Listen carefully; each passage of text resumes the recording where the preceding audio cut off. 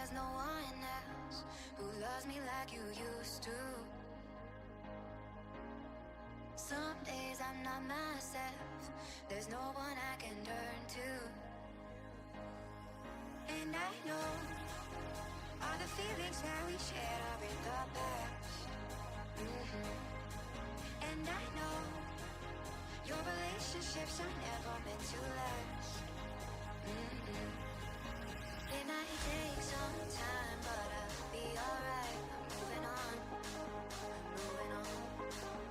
I know times are tough, but I've had enough. I'm moving on, I'm moving on.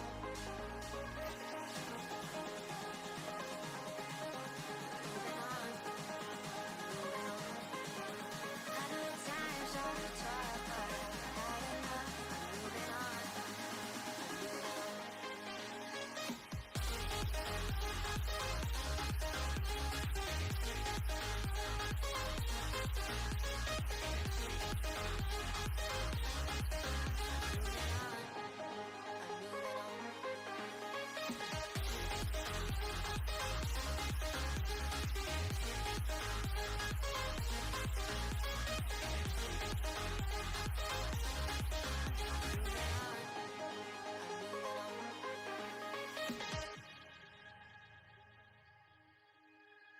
Some days there's no one else who loves me like you used to. Some days I'm not myself, there's no one I can turn to. And I know all the feelings that we shared are in the past. And I know your relationships are never meant to last.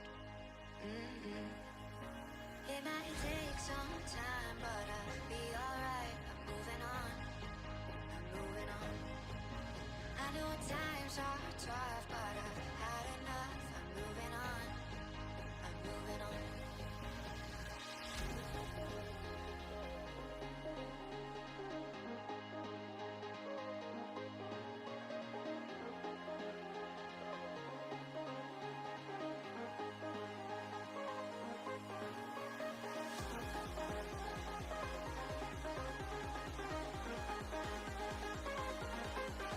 I know times are tough, but I've had enough. I'm moving on, I'm moving on.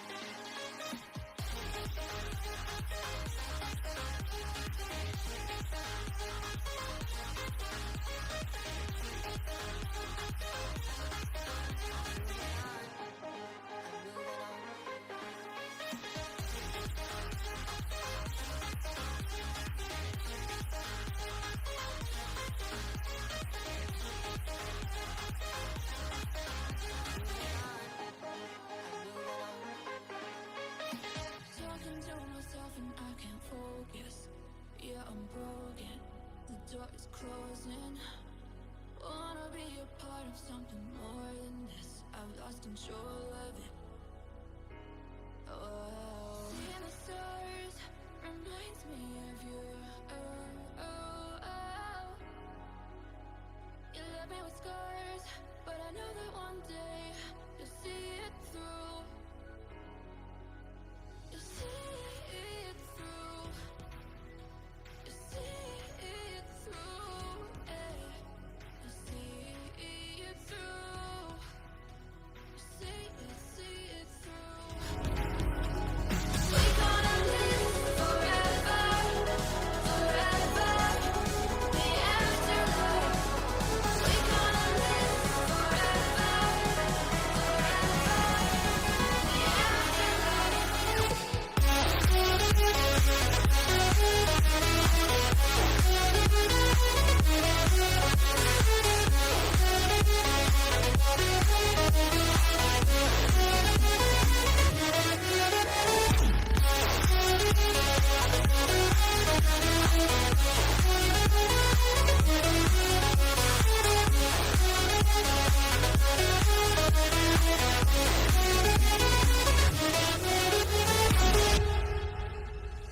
talking to myself and I can't focus.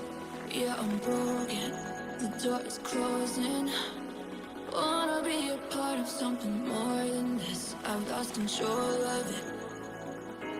Oh, seeing the stars reminds me of you. Oh, oh, oh. You left me with scars, but I know that one day you'll see it through. You see it through. You see it through. Eh.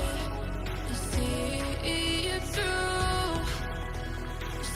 You see it through. We gonna live forever, forever. The afterlife. We gonna live forever,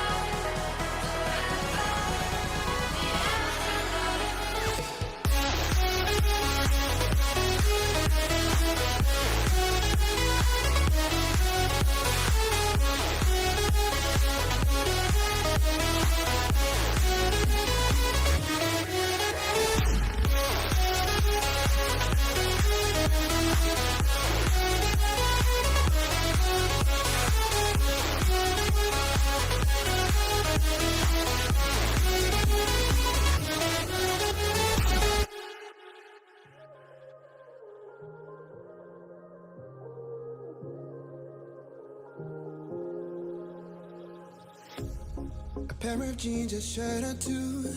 We didn't pack as if we weren't going back. It doesn't matter if it's true. I've got a feeling love will give us what we lack. The world is waiting up. The world is waiting half a step beyond our door. Yeah. And if it's not enough, I wanna see the stuff the world has got in store. I wanna take it all in, I'm falling. The cityscape by night, wanna catch in my photos. Where you go, every corner twice as bright. They'll be my treasures forever. When I can't hold you tight, I'll see the Stockholm lights. The Stockholm lights, the Stockholm lights.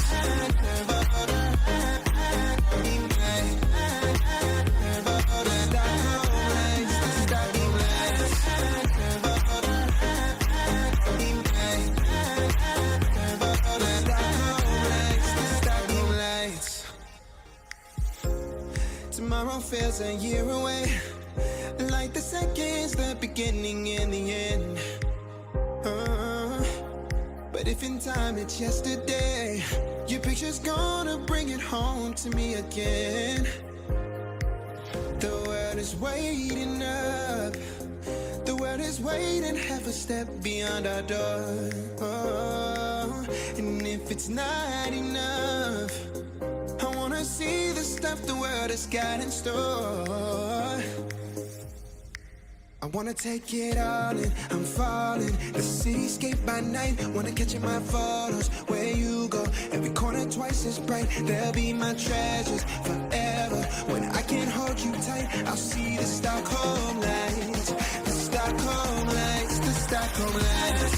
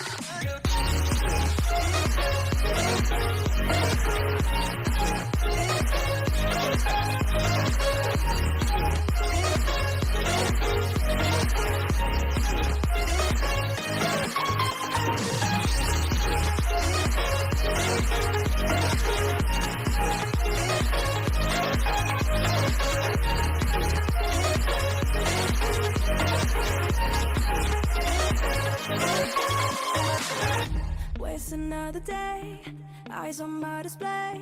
You say we need a change, and I feel that you mean it. You mean it. But you're so right, we're losing track of time, buying things online, and it's not like we need them. We don't need them. So can we just slow down? The only thing I'll do is lay here next to you. We need to slow down. Embrace the love we found. For you and I are safe and sound.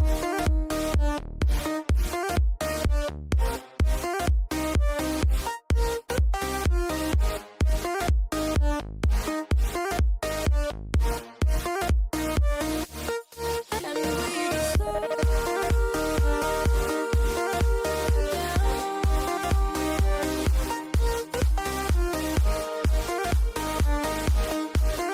For you and I are safe and sound.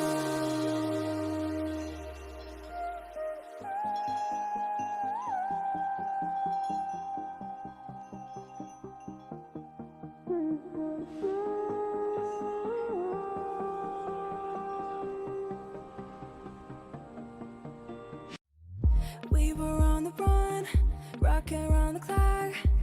Now all we need is right here in front of us. In front of us. So can we just slow down?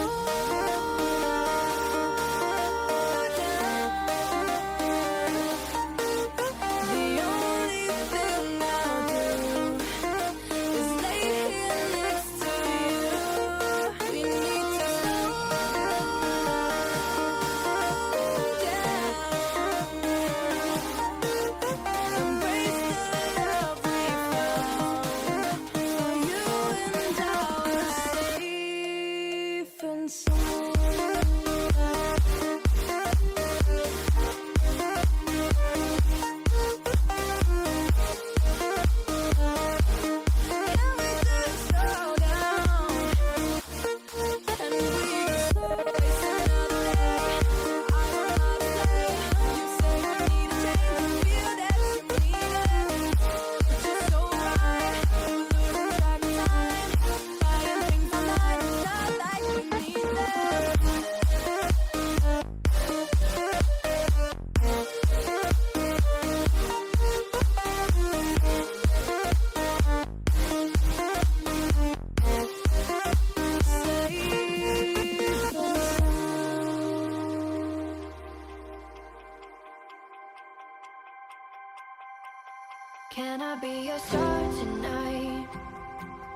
fill my soul with light the day we met.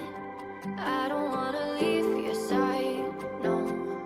Have me by your side when the sun sets. I hope you'll still want me, I hope you'll still need me a million years from now. The seasons are changing, the nights ever fading. It's time we left the ground. Let's leave for an eternity. Sail across the lights beyond the sky. I'll be with you eternally. Addict for your love that keeps me high, keeps me high.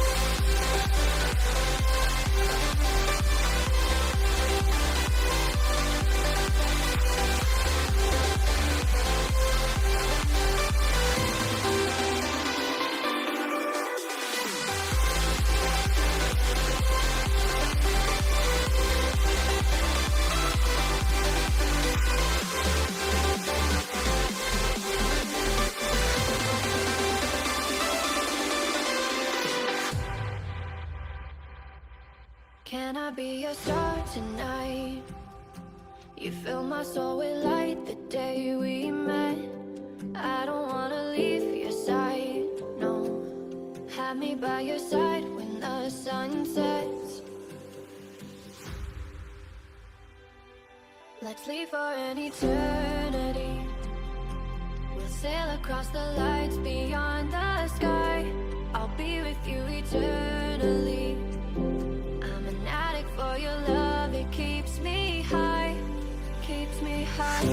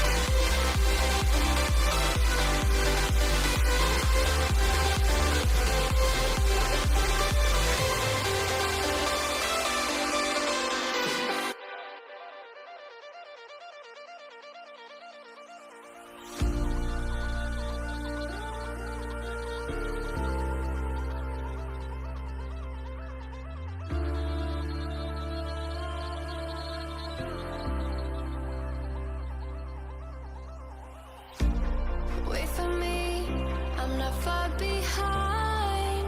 I know that I can change. Remembering all of those nights beneath the window frame. Don't know why we keep going running around in the same place.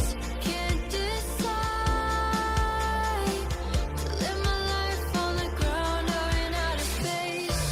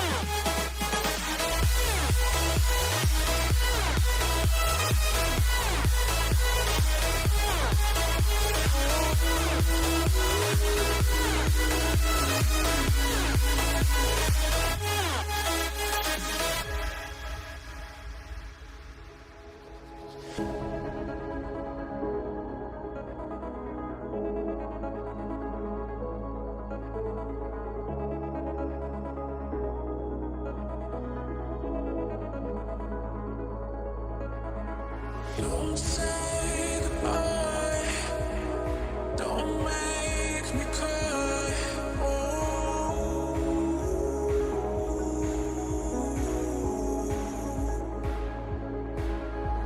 Fading again, but I won't give in to you.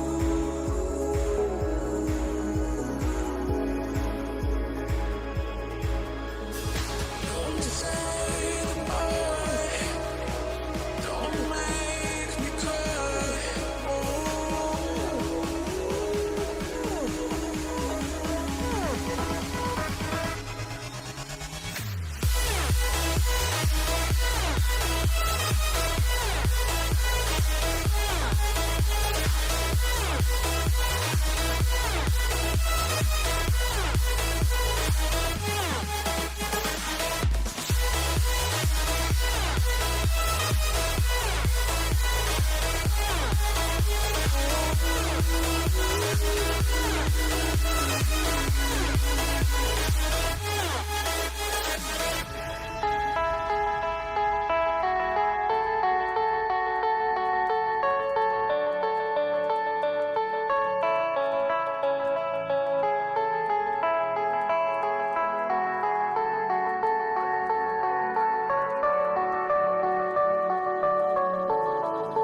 Heard them say our best days pass us by, and most long for a place that they never find. I'm afraid I wake up when I die, and it is too late to climb any mountain. Time is of the essence, the blood running through our core. It's best to not feel sorry when it's over. I will be the greatest that you've ever seen before, and I'll stay eternal.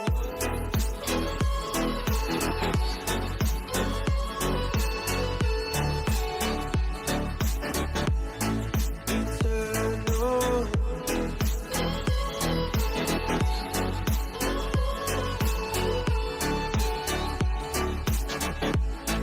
Eternal.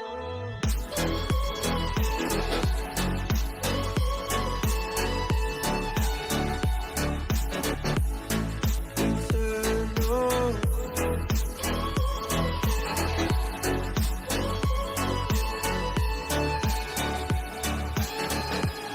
Sometimes I feel that my luck's run out.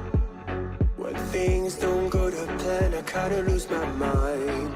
I hope it's real, this life comes around. Just keep your faith and search for the fountain. Time is of the essence, the blood running through our core. It's best to not feel sorry when it's over. I will be the greatest that you've ever seen before, and I'll stay eternal.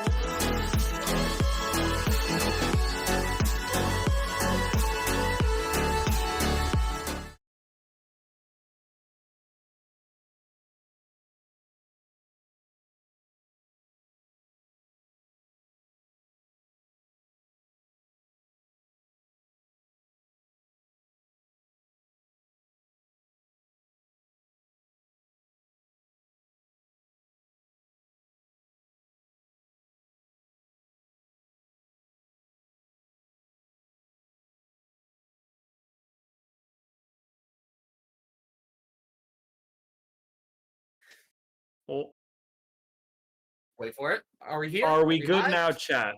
All right, ladies, gentlemen, and There everyone we in that go. wonderful technicolor rainbow in between, welcome to tonight's coverage of the Titan Esports Divinity League. We're here, it's the finals week. I'm Winston Brady, and joining me tonight, as per usual, is Sharpie. How you doing tonight, Sharpie?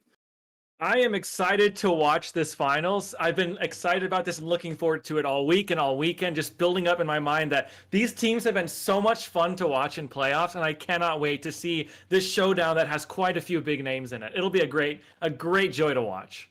Yeah, it's been a hell of a season so far. If you were here last week, you know that it was an insane best of 5 that Dorado Gaming did eventually get the best of, and now Syndicate Redacted meets them in the finals here. But before we get to the draft and before we start getting into the game, we do have a couple of announcements to go through, mainly our Divinity League Player Awards for this season.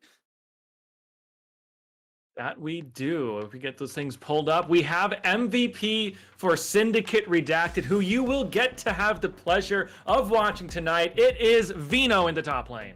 Yeah, Vino in the top lane, repping that first team spot as well. Congratulations to him for getting your MVP of the season. Other notable first team members: Guster Posey in the jungle from Elysium Omen, OTF from Sentinels, Dilly from Elysium in the bottom lane, and Jackthon from Dorado over there in support.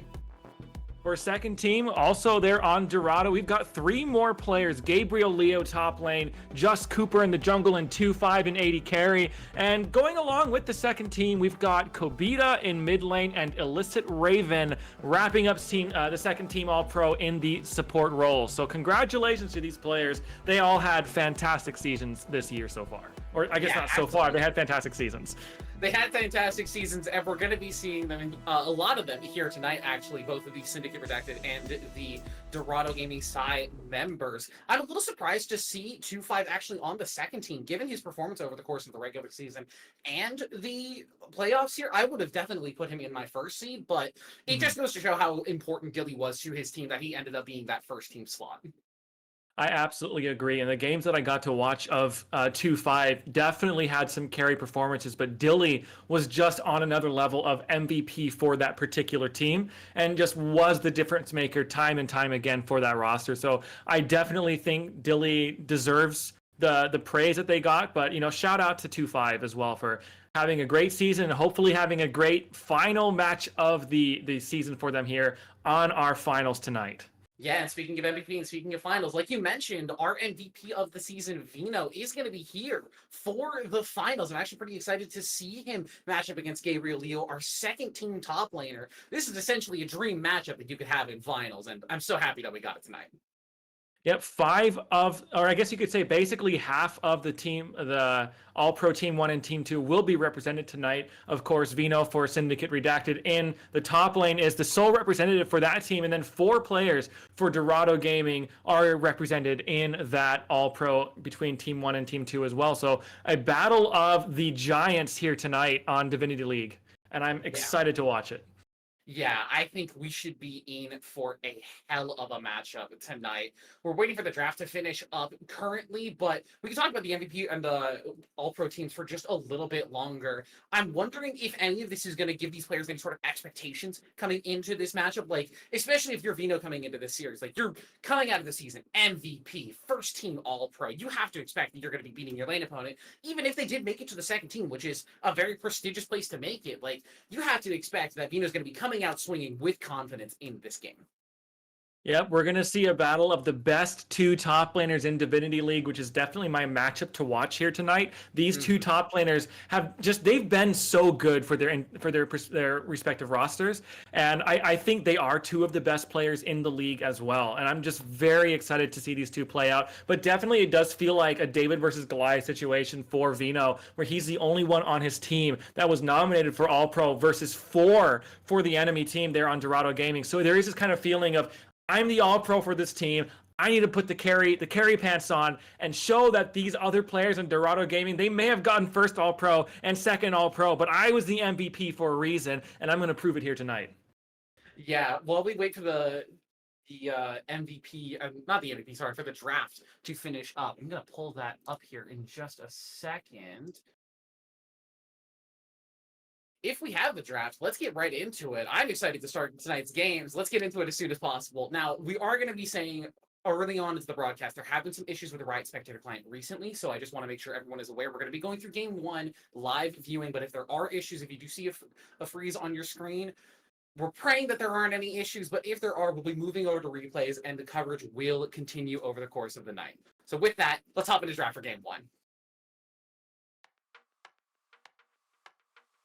Okay, we are in for the draft. Game 1 between Sinner and Dog P. I love that so much. And the first ban here in this first match of the best of 5 will be the Ashe taken away from most likely 2-5, although Ashe could go support as well, taking that away from Jackthon. Seraphine gonna be the next takeaway. So Kiora, Illicit Raven must have been playing that, unless you're like me and Vino's been playing it topside, because I do play me a little bit of Seraphine top. But I feel like every time you get on the podcast, you're just mentioning to me like every new crazy champion that you've been playing top lane for some reason. Like you just like are cooking up something special in the kitchen every time around. But so far, it's a lot of bottom lane side focus in these bans. The Seraphine, the Misfortune, the Ashe we already mentioned, and the Swing as well. A mid lane ban technically, but also a support ban, I would say, for Illicit Raven as well. Our first ban outside of what I would say is those regular bottom lane is with that Volley Bear from Syndicate Redacted. Last week we saw how good Volley Bear can be, so I'm not too shocked to see him at the ban bench. Zac going to be the final takeaway. We've seen a lot of Zac top lane. Vino, I know, can play it. Swain also, I feel like, is something that Gabriel Leo could throw down. So it's kind of a good ban across a wide variety of characters. And the first pick for Kiora is going to be that Caitlyn in the bot lane. That's kind of throwing down the gauntlet in the bottom lane near immediately. 2-5 is someone who's been having a hell of a season so far, like we mentioned in the All-Pro votes. And Caitlyn is a champion that really does need to be lane dominant in the early game, transitioning to those mid-game power spikes, that 2-3 item, big damage kind of dealer. But if she can't have that sort of domination in laning phase, she really can fall off a cliff in terms of relevancy. So we'll have to see how well Kiora can actually pilot that champion in this laning phase. And immediately, in response to the Varus and Vi for Dorado, it's the Blitzcrank for Illicit Raven. Okay. Blitzcrank is the pick. It's really good against the Vars just because he's such an immobile AD carry. Now, Caitlyn is very good against, Vi rather, is very good against the Caitlyn because she's technically a pretty immobile AD carry, doesn't have any of those self-peel tools like the Xayah can have. And so it's a good pick to kind of lock down that Caitlyn, and when you get towards the mid-late game team fights, as well as early game once you hit level 6, to lock down and make sure that this Caitlyn can't pop off in fights. The response to that Vi is the Viego for a little juice pack, and to wrap up the bot lane for Jackthon is the sun goddess herself, or whatever she is, the sun priestess, I think, Leona. Yeah, Leona, this is telling me at the very least, this bottom lane is going to be full of action. Leona and Blitzcrank are champions that, even if they're not making these happen in bottom lane themselves, they are active champions. As soon as that level 3 comes in, level 2 even for Blitzcrank, we're going to be seeing people going forward. We're going to be seeing fight after fight. I'm hoping to see a lot of these support jungle duos pair up and move across the map as we move into the second phase of the bans. Singed and the set taken away from Vino there on the top side again, focusing down these top laners with the Alawi and the Trundle as well from Syndicate Redacted. Nobody wants either of these top laners getting their comfort picks. Now, I'm just thinking back to the last time we got to spectate Syndicate Redacted here, when Lil Juice Pack got Viego, and I think he got Viego twice.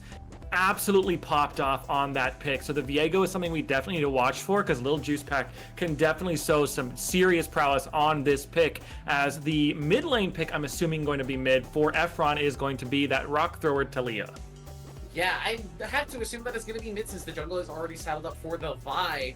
And Darius in going to be showing off a little bit of skill of his own with the Hwei. This is a champion I haven't been seeing too much in the, what I'm going to call the amateur leagues, the leagues below those challenger levels, because Hwei is one of those more difficult champions. We like to call him the Aphelios of mid lane, but he is incredibly strong right now. He's probably one of the best control mages in the game, currently up there with people like Orianna, like that Azir that's seeing a lot of play right now. So I'm expecting to see a lot of prowess coming out of Darazin. And as a response to this Gnar blind pick from Vino, it's gonna be Gabriel Leo on his Malphite. Now, I want to call you back last week because we saw something special happen with the Malphite versus a Gnar, and it was Gabriel Leo on that Malphite in this matchup. Malphite versus Gnar is a really fun one to watch, because they're just, you know, you can see solo kills going back and forth quite a bit on these two champions. It's very much a skill matchup to see how you play it out. Me personally, I just slam Malphite full AP. I doubt we're going to see that from Gabriel Leo, but you never know. So shout out to these two top laners throwing down the Gnar Malphite matchup, I think Malphite here is especially very good because you've got the Caitlyn, you've got the Viego, and you have the Gnar. So you're not really going to worry too much about a Hwei roaming on you, especially up against Talia, because Talia can match that wave clear so well and not give Hwei many opportunities to roam topside. So realistically, all you're going to be looking at is a double AD top jungle, and Malphite with all that just natural built-in armor and that desire to build and stack armor is going to have a very comfortable laning phase here. Yeah, as much as I think Syndicate really did get a lot of their comfort picks in this game, that Viego for Juice Pack like you were talking about before, the Gnar for Vino, that Kiora Caitlyn that is so well known in a lot of these leagues, the Malphite feels so good into all of these picks. It's a heavy AD composition. Your only AP really is going to be Darazin on this play, who, unless you're going to be seeing that sort of Leandry style build where they are going for a little bit less burst and a little bit more poke and consistent damage, they're not going to be doing a ton to the Malphite. And Hwei, in all honesty, doesn't really want to be hitting Malphite that much anyway. You want to be looking for those spiraling despair one-shots with a severed bolt on that backliner and just delete them from the game. So I'm a little curious to see who on this Syndicate roster is actually going to be able to deal damage to Gabriel Leo if he's not set incredibly far behind in the early game.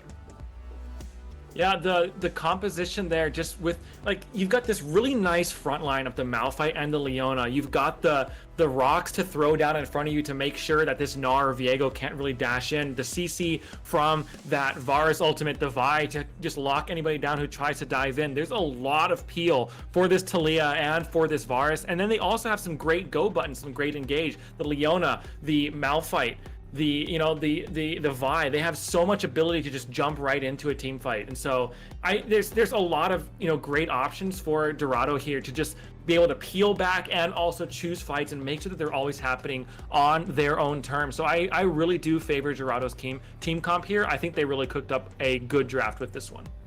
We've got a lot of faith in the Dorado composition here on the desk. We're going to take a short break while we wait to hop into game 1 of Syndicate Redacted versus Dorado side here in the finals. Don't go anywhere. We'll be right back.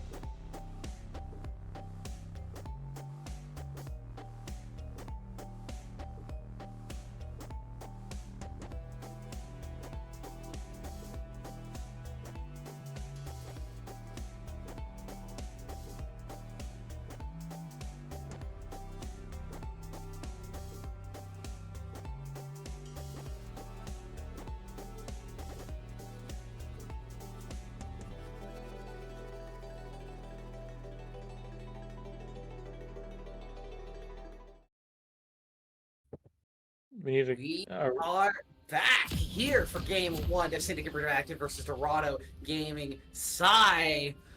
Oh man, Sharpie, I could not wait for this matchup. I'm so hyped to see these teams here in the finals. Me too. I am so excited to watch this matchup between these two. There's so many big names, like you were saying, in this match here. As I was getting my own client lined up here, and I clicked it to the exact same time as what was on Spectator, so I'm a little bit happy about that. Anyways, that's a moot point there. We've got a 5-man invade here with the Blitzcrank going into the bot side. Watch out, everybody. This is going to get spicy here potentially. Jackdawn's got to be careful. Going to get slowed up by that quiver from 2-5, so the invade will not get too much done. A little bit of information for the members of Dorado, just seeing all 5 of those members, but no summoners blown, no wards thrown down, just a little bit of information, nothing too major. Now, if you're Varus and you throw down that, like, all those arrows from the sky, if this was like a real game, you would probably die from that, because that's a lot of arrows falling into the sky. But it's a lot of arrows, but not a lot of them are actually hitting in one spot, so I feel like you only get hit by like 2 or 3. And people have survived getting shot with an arrow before, so you're probably fine. This is true. This is true. And we've seen from Arcane that Caitlyn does know a way around bandaging up a wound. So You know, you've got Caitlyn on the team, you're probably just fine. And like, what's an arrow gonna do to a Blitzcrank anyways? It's metal. You'll be just Yeah, fine. that means a robot. He's gonna be totally fine. I do want to point out a couple of interesting summoner choices here. Kiora on the Caitlyn, with the cleanse, which is pretty much necessary into a lane like Varus and Leona, but also with the first strike as well. It's not something like a fleet footwork to counteract the poke or a lethal tempo for longer trades. First strike tells me that they want to go for a much burstier kind of build, as well as Darison in the mid lane opting for the ghost instead of the teleport. I think will sort of hinder their roam attempts a little bit. Efron on this Talia having that teleport, especially with the Weaver's Wall, means that is going to be so mobile on the map and is able to play pretty much wherever they want. But the Hui is going to be a little bit more limited on where they can go in this early and mid game. Yeah, no TP for Darison is definitely going to mean a lot of lane control ceded over to Efron. Topside, meanwhile, is going to be early game is typically pretty favored to the Gnar just because you have the range. Then once the Mega Gnar does come out, which should be coming out in about 20 seconds or 10 seconds even, then Malphite can feel a bit more comfortable about stepping up and taking some of that CS back, and so it's not going to be too problematic for Mr. Rock there in the top lane. Yeah, early word there from Dino, just spotting out the potential attempt to gank from Just Cooper is, like you said, that Mega Gnar popping the top side, but these junglers clearing opposite ways, both of them starting on that blue buff and pathing towards their respective side lanes. I'm wondering what this means for the Vi, especially, who has skipped both the Raptors and their Krugs and is actually maybe looking for something either in mid or in top here as they're pathing to the river. Yeah, top lane could be an angle here for the Vi to head up. She's actually walking up there right now. Vino's putting on a great chunk on, or getting chunked out. Are we going to see this top side? Oh, a hook. Hook in the bottom side as well onto Jackon, so that first strike is going to do plenty of damage. They did force the flash out of Vino up there in the top lane. This little flick back there in mid lane onto Darison as well, but no flash on that Gnar on the top lane means that a return gank is definitely possible, and great pathing from Just Cooper. The ward was pinged out pretty much immediately from Gabriel Leo, so knew exactly where that ward was going to be, knew how to path around it, and was going to be able to net themselves this topside Scuttlecraft as well. Yep, topside Scuttle going over to Vi. Bot side taken around the same time by a little Juice Pack, who does have a bit of a CS lead, and here's a gank from the Vi. Yep, we're looking bot side. That ghost and walk away as the Juice Pack is spotted here on the bottom side, clearing out that ward. Is going to look to see if there's any bottom side camps that Vi has left up. They know that Vi has only 20 CS as opposed to the 28 or 29 that Diego has, so they know that she's about 2 camps behind, but now they should know that it's the 2 top side camps instead of the 2 bottom side ones. Yep. Continue to see these trades going. The Caitlyn has a pretty nice CS lead there, bottom already. Mid lane going slightly in favor of the Talia, which is not too surprising early on, and Malphite actually has a nice CS lead topside, which is very surprising. An early CS lead for Malphite is usually a really good thing, especially in the early game like this, because Malphite, like you said, is only going to get more armor and is only going to get tankier, so will only become more difficult to push out of this lane. So the fact that even at this point, like Gnar picking up that last mid remnants of the wave under tower is only about 2 or 3 CS ahead is really not the best spot for this champion to be. You want to be much more aggressive, especially with fleet footwork. You want to be taking aggressive trades, forcing Malphite off his wave, pushing him back underneath his tower, but it seems like Gabriel Leo is just fine and happy farming up right now. Yep, just wants to farm up. I'm assuming, I'm going to do a check really quick. I'm assuming that Malphite went for the mana flow ban. Yep, he did, so just wants to stack up those mana flow band stacks, use the arcane comment to just do little bits of extra chunks of damage on that. I believe the Q is called Seismic Shard, and so just throwing those Qs out and using the arcane comment and just kind of, you know, stacking that mana flow band and, you know, as John Cena would say, Bing chilling in topside. And, you know, they've been doing just fine at that, as the rest of the team's going to take a Baron away unless Darison gets a lucky chunk. Nope. Yep, that is going to be the Dragon smited away for Just Cooper. Not even smited away, he just managed to nab that one down. And as per usual in the early game, first Dragon traded for the first realm of the Grubs. It's 3 for 1. It's, you know, the normal trade nowadays. It's kind of just what happens. And Grubs are actually getting buffed in the near future as well. I believe is going to be a little bit more true damage per stack, and you get the extra singular Void Light on 4 instead of 5, which should make that objective a little bit more desirable in the early game, especially. I do hope to see Vino on this top side here going for an early Black Fever. I know very often Triforce is the way to go on Gnar. They really do abuse those Sheen procs. very, very nicely, but I think if you've got so much AD on your team, and especially if your Caitlyn is going to be this first strike, a little bit more bursty kind of build, you're going to need some consistent damage on this front line from the Vi, the Leona, and the Malphite. Yeah, I'm still trying to figure out. I've been thinking about us. Maybe I'll have to be quiet because we see Just Cooper hanging out there, but I'm not really sure what the full idea behind the first strike Caitlyn is. Maybe your idea is you just want to use that that ace in the hole and just kind of pop gold regularly, and or try to get a bunch of gold with your Q and stuff like that on laning phase, but it doesn't do a lot for you in the actual team fight situation. So I want to know what the plan is. Maybe Kiora is cooking up some spicy lethality build or something, but I'm not sure what I think about this. Kiora in these leagues before, whenever he's playing Caitlyn, he does often go the lethality build. He does it very much like this build on Caitlyn, where you go in early Yomus or sometimes an early opportunity with the new item sets as well. But I don't know. In this game, it feels especially it's going to be probably early opportunity or early Yomus for the Caitlyn, and I just don't know how I feel about it in this particular game. You're up against Leona, Malphite, the Vi is going to be pretty healthy, as well as Gabriel Leo is getting a little aggressive here on the top side. This is what we were talking about with the Malphite early on in the game. Can get some poke down on the Gnar, but I just don't know how I feel about the lethality Caitlyn. It will help to match the poke from 2-5 on this poke Varus, but at the same time, you're going to be losing a lot of that mid and late game power that Caitlyn does have, especially with the buffed Infinity Edge. Yeah, it's an interesting build. We'll have to see if it works out. Like you're saying, Kiora does have practice playing this build in the past. So we'll have to see if it works out for them. But you have that problem. Like you're saying, the Malphite and the Leona are just going to be so tanky, and they're going to love seeing that, because like when you stack a bunch of armor, you're pretty happy up against lethality users. It's the crit that you get worried about. And when you look at this team and you've got no crit now for these 380 users, you can stack armor and just feel pretty okay about it. There is actually going to be one crit here, as Little Juice Pack is not opting for a more bruiser-ish style of Diego that we've often seen. This is looking like a Kraken Slayer first item here. And this is something that I've been hoping to see for a while, ever since the item has been changed, is it doesn't have AD scaling on it anymore. It is just a flat number that scales with your level. So if you are a solo laner or jungler that can use Kraken Slayer, it's a much better item now for you. Even if you're not going to be using the crit as much, the fact that the on-hit damage now has extra stacking power and doesn't have to scale with any AD, you can buy it as a first damage item and then move towards some more bruisery and health-based items if you really need.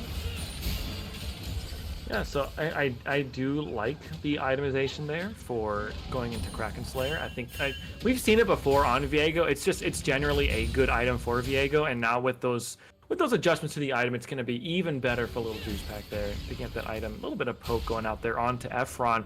Top Scuttle's probably going to go over to Just Cooper, and then we start setting up for that second round of grubs. Bot lane of Kiora and Illicit Raven know this, and they're resetting, and they're pathing straight up. You can see on your minimap, Leona is just coming into the corner of your screen to start prepping to meet for those grubbies as well, because Syndicate, Redacted already have 3, and if you're Dorado, you don't want to give those last 3 over, especially as Gnar gets more items to start split pushing. So Little Juice Pack, though, might be caught here. Cooper are going to trade. Nice and stoppable to get away from that Blitzcrank code. That's Violent Despair is going to do a lot of damage, but the damage is down to Little Juice Pack first! Jackson dies with his first blood! Going to Dorado! Efron now has to flash away, but now might still be in trouble as Dino is on the rotate. Darrison will pick that one up, the hop and the flash coming through. They're going to be able to find Just Cooper. The Severing Bolt is going to gift over a double kill to Darrison. Now Gabriel Leo trying to trade back and a little bit more damage. Down onto Kiora. The Caitlyn is not going to do a lot of damage to him, but it's the rest of the members that you got to worry about. He will manage to find one, but with no health, no mana, no health arriving, it should just be another one given over to whoever they damn well please.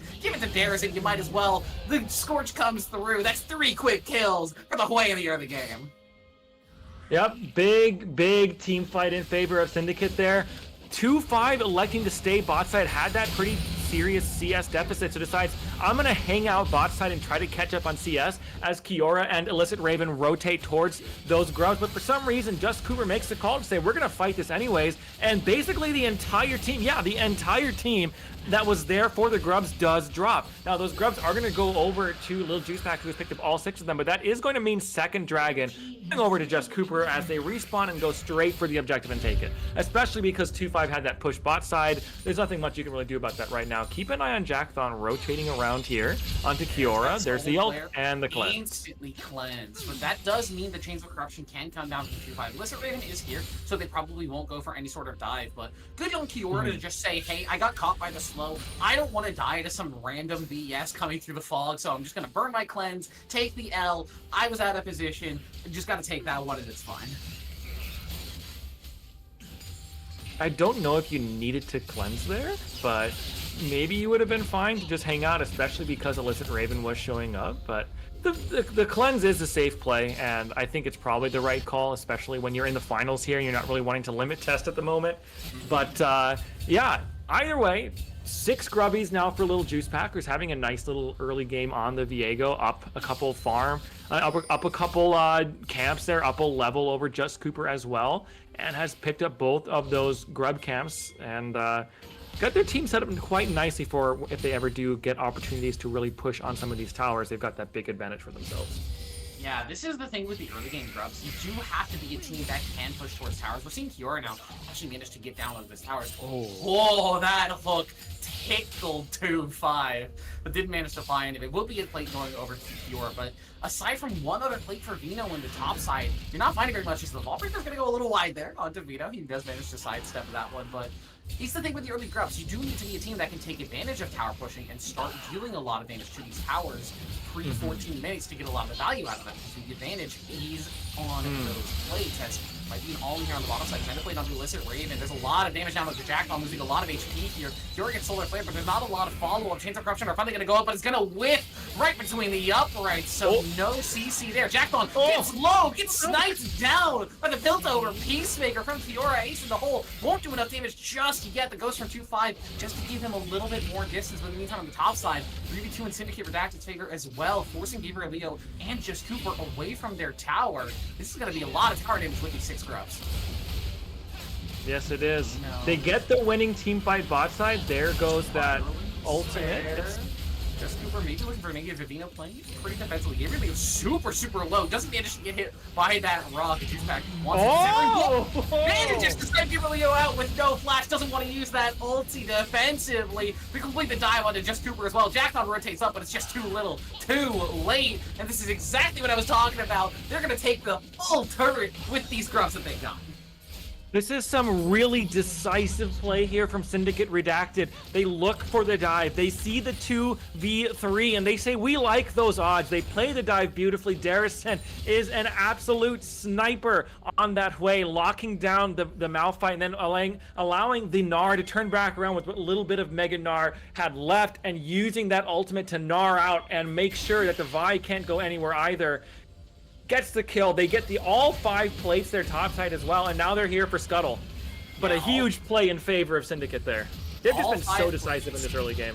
All 5 plates and first turret is such a big boon for the team that got those early drops. This is what you need with this early objective. It's not like the Dragon, where you can just sit on it and say, hey, we've got the objective, we're good to go. You have to play aggressively for it. And Syndicate Redacted showing us exactly how it's done. They do manage to lose out on this Rift Herald here with their recall timers, but they get a huge advantage for their team. We were talking early on into the game about Efron potentially being able to outroam Dares and get on the map a little bit better with the Weaver's Wall plus the teleport for this Talia. It shouldn't be too difficult for her to make it happen, but Daresman has been across the map day in and day out here, just making the plays happen for his team. Near 100% KP already on this way.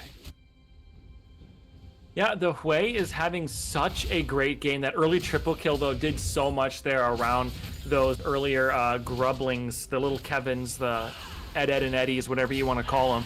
And so, yeah, Darrison, we weren't sure how this was going to work out for them as the only AP member. Now, think about this, though. You're the only person who has AP, and you've got 4 kills. So now, if you're Gabriel Leo, if you're Jackdaw, you're starting to think twice about, can we just stack a armor and ignore the Way? This Way is incredibly snowballed in this game. I'm just going to do a quick check on it. Is up 700 gold over the Talia, which is kind of surprising it's not more, but has the most gold in the game by 100 over Kiora, and then over about 500 or 600 gold over anybody else in the game besides that 80 carry who's picked up a bunch of plates down there in the bot side as well. So see a fight. Flare coming down. Illicit Raven is going to get hit by that cease and desist as well. This split screen should just be picked up by Vino. Oh, the Gnar! Backline, they'll manage to trade for the support, but how many will they lose for? Gabriel Leo gets the ult on the backline, but it's just under Kiora, and then Malphite alone does not do enough damage. Jackdaw catches the 1 for 2-5, so he will not die. Has to flash away from that Heartbreaker, but the Samurai once again! Darius is the sniper elite in this game. Jackdaw should get caught down as well. Juiceback goes on a killing spree, and it's all Syndicate Redacted in this early game. Vino hits that teleport button, pops the Mega Gnar, and says, watch this, I'm the MVP. Let me slam your entire team against the wall and win a team fight. Executes brilliantly on this Gnar, and they clean it up after that. Darrison again with another beautiful snipe. That's going to end the dragon stacking for Dorado. That's going to get the first Chemtech drag over to Syndicate Redacted. That's going to snowball them up to a over 5,000 gold lead. But man, what a teleport from Vino, your MVP of the split. I saw the first 10 minutes of this game and I was like, okay, we're going to have a very slow game. It's going to be very little fighting. We're going to see barely some action here and there, maybe some like tower dives maybe later into the game, but that's like asking for a lot. But suddenly the game has just exploded open as Syndicate Redacted has said, hey, we got our early game objective. We're ready to fight. We've got our Fed Wei. We've got our Fed Viego. We've got our Fed Caitlyn. We have the gold on the members. And like you said, Vino, the MVP performance you were expecting out of this man, popping into that team fight, hitting that massive dart to the back line. It was just chef's kiss, beautiful. Exactly what you need to see from this team. Beautifully done there from Vino. Man, what that's some MVP play right there from your Gnar. I love to see it. We're up to, what is it? Let's see. Yeah, we're still at around a 5,000 gold lead for Syndicate Redacted as they're continuously starting to get more and more control over this map. They've got Oh no.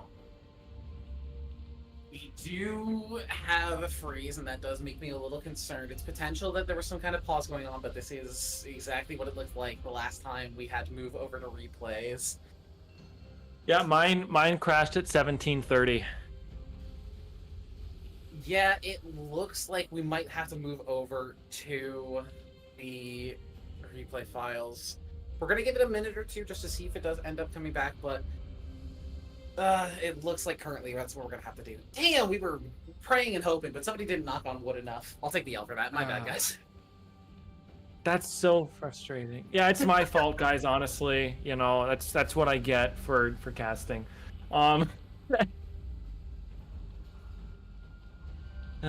But all right, we're gonna just hang on here for just a second, because sometimes it's just a pause, right? Or someone pause and we get that stupid little delay in there. But I don't think that's the case because usually we get the pause indicator first. So if we don't see this click back up in the next minute or so, we'll probably go to a break and wait for the spectate link, the replay file, and we'll start casting from there. Again, I am working with their lead of game design, Froxon.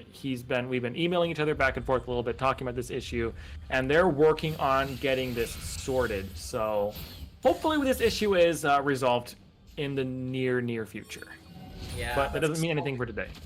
That's all we can truly hope for as we hit that 18-minute mark. Is it going to keep going, or no? That's freeze. Yeah, that means that the spectator client is going to be bugged for the course of tonight. So we are going to be waiting for game 1 to complete. I'm not sure if we'll hop into game 1 or game 2. I'm sure that's going to be something we decide in the meantime while we wait for the teams to finish up. I think we should be able to hop back into game 1 once we pick up the replay file from the teams once the game is done, but it does mean that for now, we're going to hop into a break, wait for this game to finish up, and we'll be back with you guys once we get that replay file, once this game is completed, and we'll be back to cover the entirety of the finals tonight. Don't go anywhere. Keep us in your prayers. We'll be right back.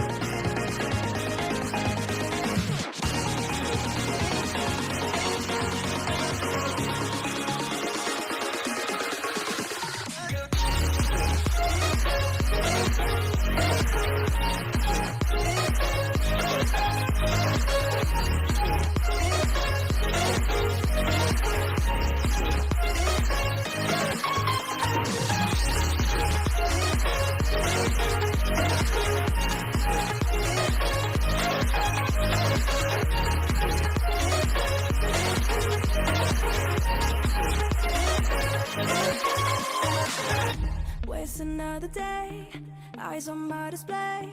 You say we need a change, and I feel that you mean it. You mean it. But you're so right, we're losing track of time, buying things online, and it's not like we need them. We don't need them. So can we just slow down? The only thing I'll do is lay here next to you. We need to slow down. Embrace the love we found. For you and I are safe and sound.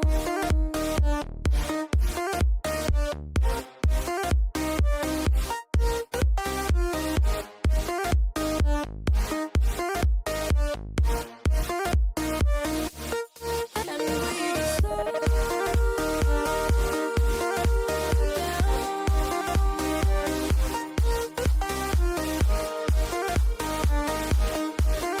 For you and I are safe and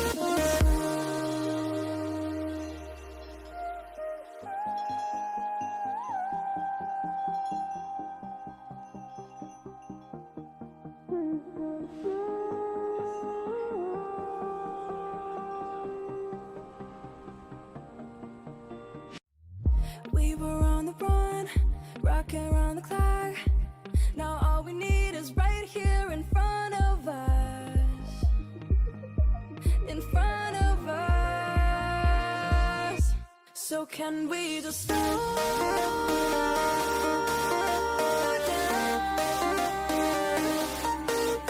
The only thing I'll do is lay here next to you. We need to slow down. Embrace the love we found. For you and I are safe and sound.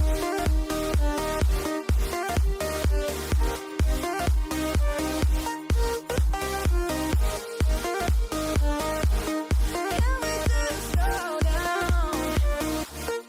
And we just slow waste another day.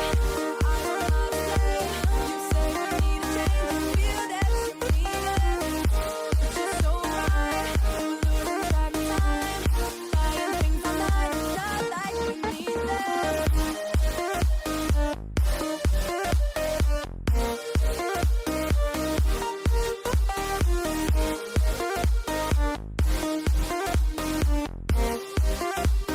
Safe and sound.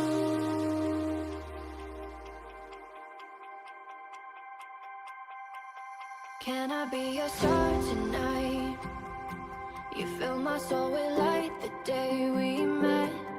I don't wanna leave your side, no. Have me by your side when the sun sets. I hope you'll still want me, I hope you'll still need me a million years from now. The seasons are changing, the nights ever fading. It's time we left the ground. Let's leave for an eternity. Sail across the lights beyond the sky. I'll be with you eternally. That is for your love that keeps me high. Keeps me high.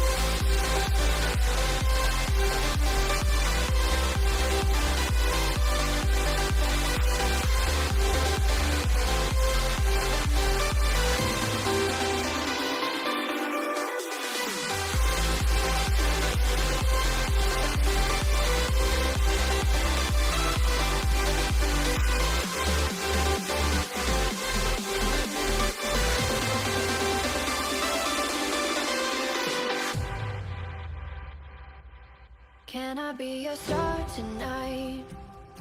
You fill my soul with light the day we met. I don't wanna leave your side, no. Have me by your side when the the sun sets. Let's leave for an eternity. We'll sail across the lights beyond the sky. I'll be with you eternally. I'm an addict for your love. It keeps me high. Keeps me high.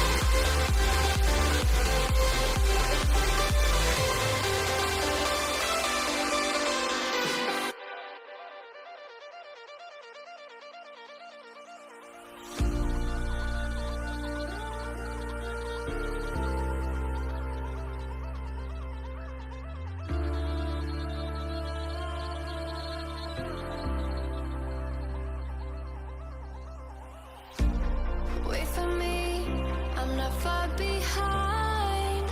I know that I can change. Remembering all of those nights beneath the window frame. Don't know why we keep going round in the same place. Can't decide to live my life on the ground or in outer space.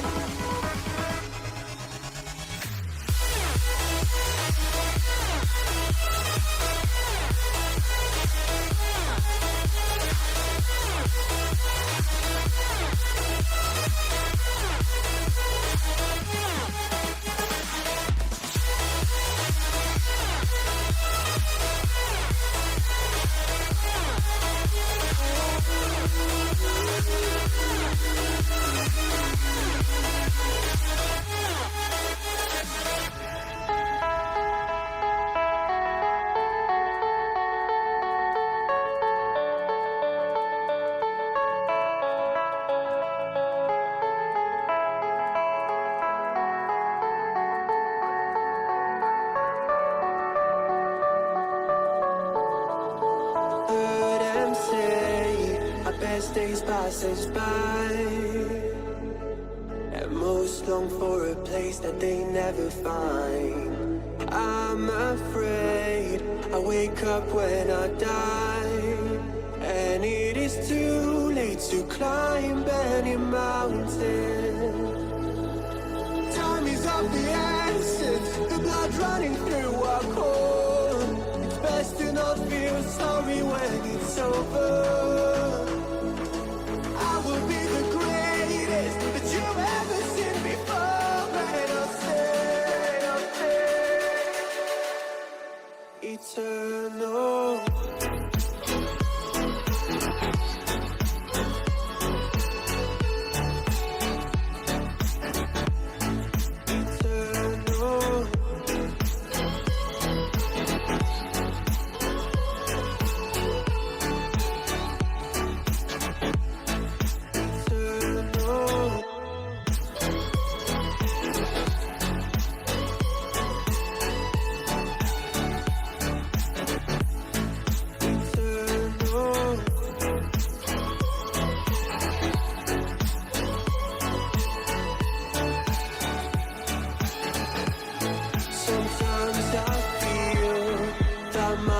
Run out when things don't go to plan. I kinda lose my mind. I hope it's real. This life comes around. Just keep your faith and search for the fountain. Time is of the essence, the blood running through our core. It's best to not feel sorry when it's over. I will be the greatest that you've ever seen before, and I'll stay eternal.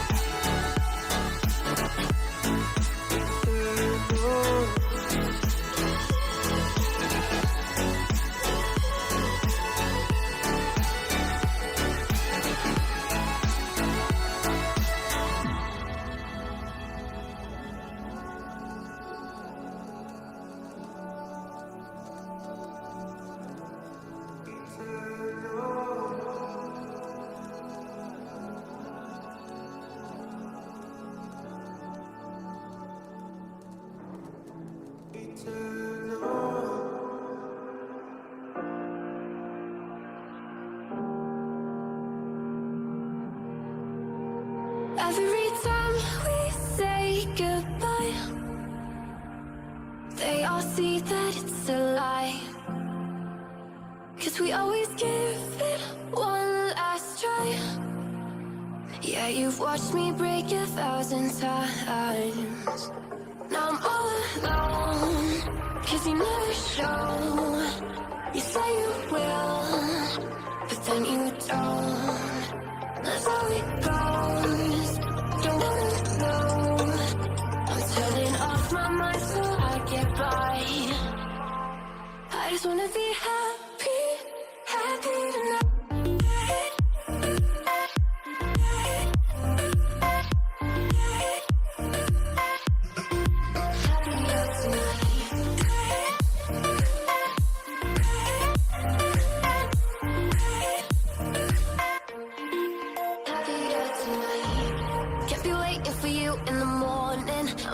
Without giving a warning, I'ma leave without giving a. But every time we say goodbye, we all know that it's a lie. Now I'm all alone, 'cause you never show. You say you will, but then you don't. That's how it goes. Don't wanna know. I'm turning off my mind so I get by. I just wanna be happy, happy tonight.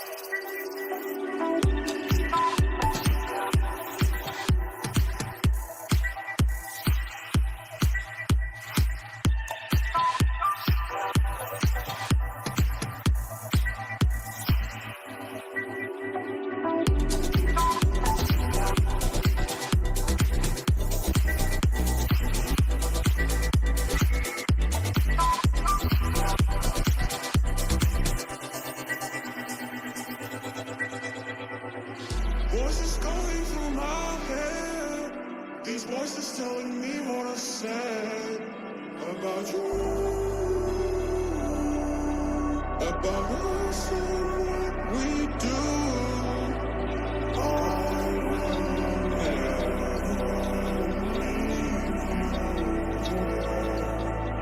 I will get your heart somewhere.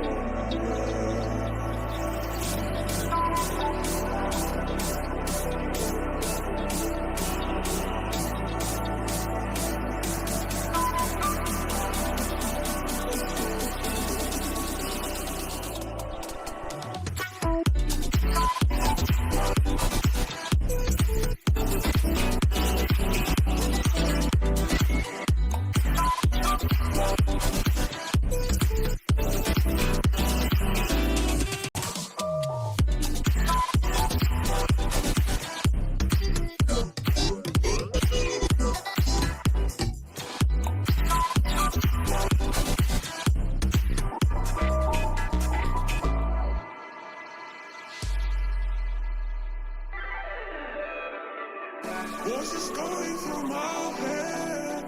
These voices telling me what I said about you, about us and what we do.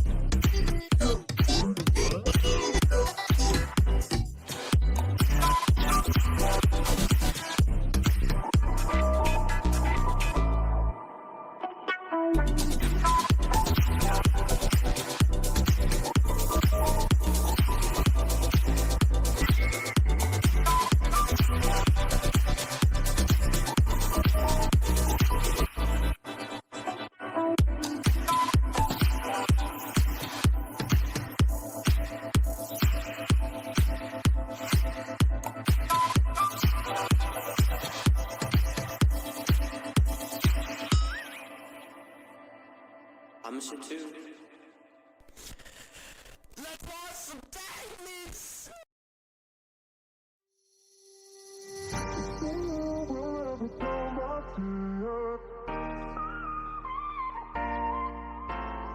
I will free myself from you, yeah.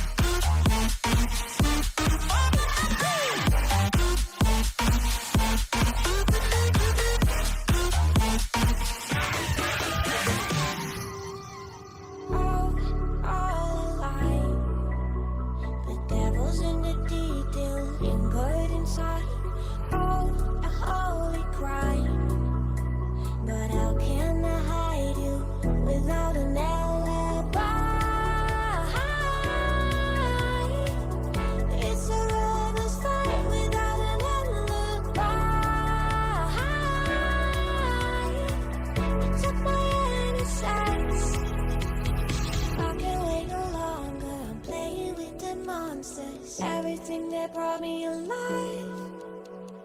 Going wrong like monsters, playing with the monsters. They brought me alive, but got no alibi. It's a lover's fight without an alibi. Took my innocence without an alibi.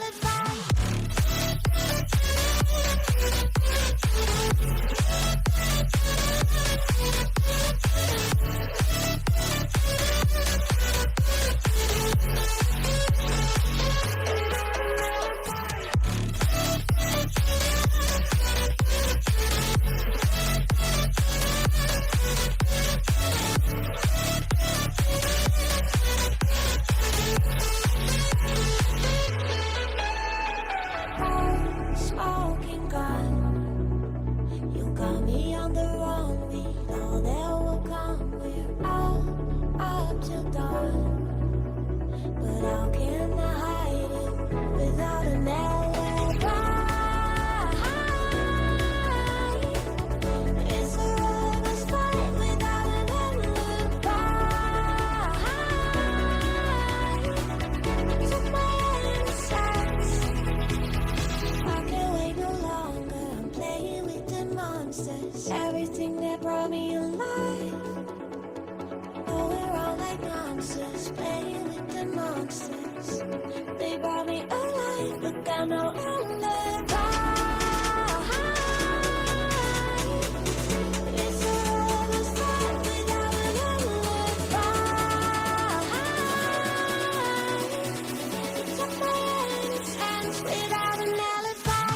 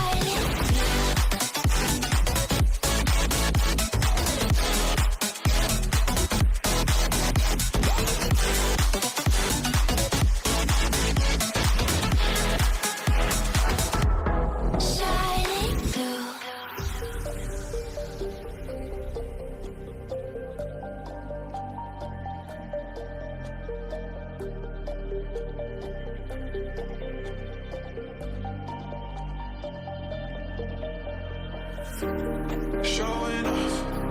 Don't wanna have to wait tonight. Wait tonight.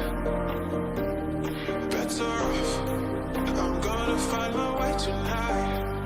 Wait tonight. Won't you talk to me? I wanna heal your sorrow. Won't you talk to me? We'll make a new tomorrow. Won't you talk to me? We'll make this happen.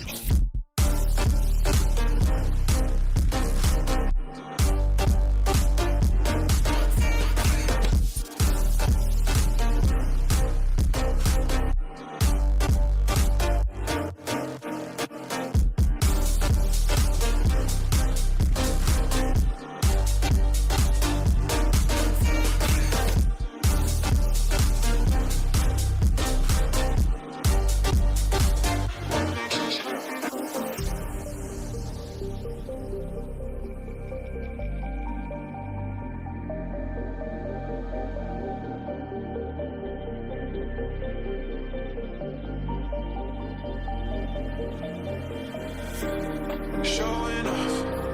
Don't wanna have to wait tonight. Wait tonight. Better off. I'm gonna find my way tonight. Wait tonight. Won't you talk to me? I wanna heal your sorrow. Won't you talk to me? We'll make a new tomorrow. Won't you talk to me?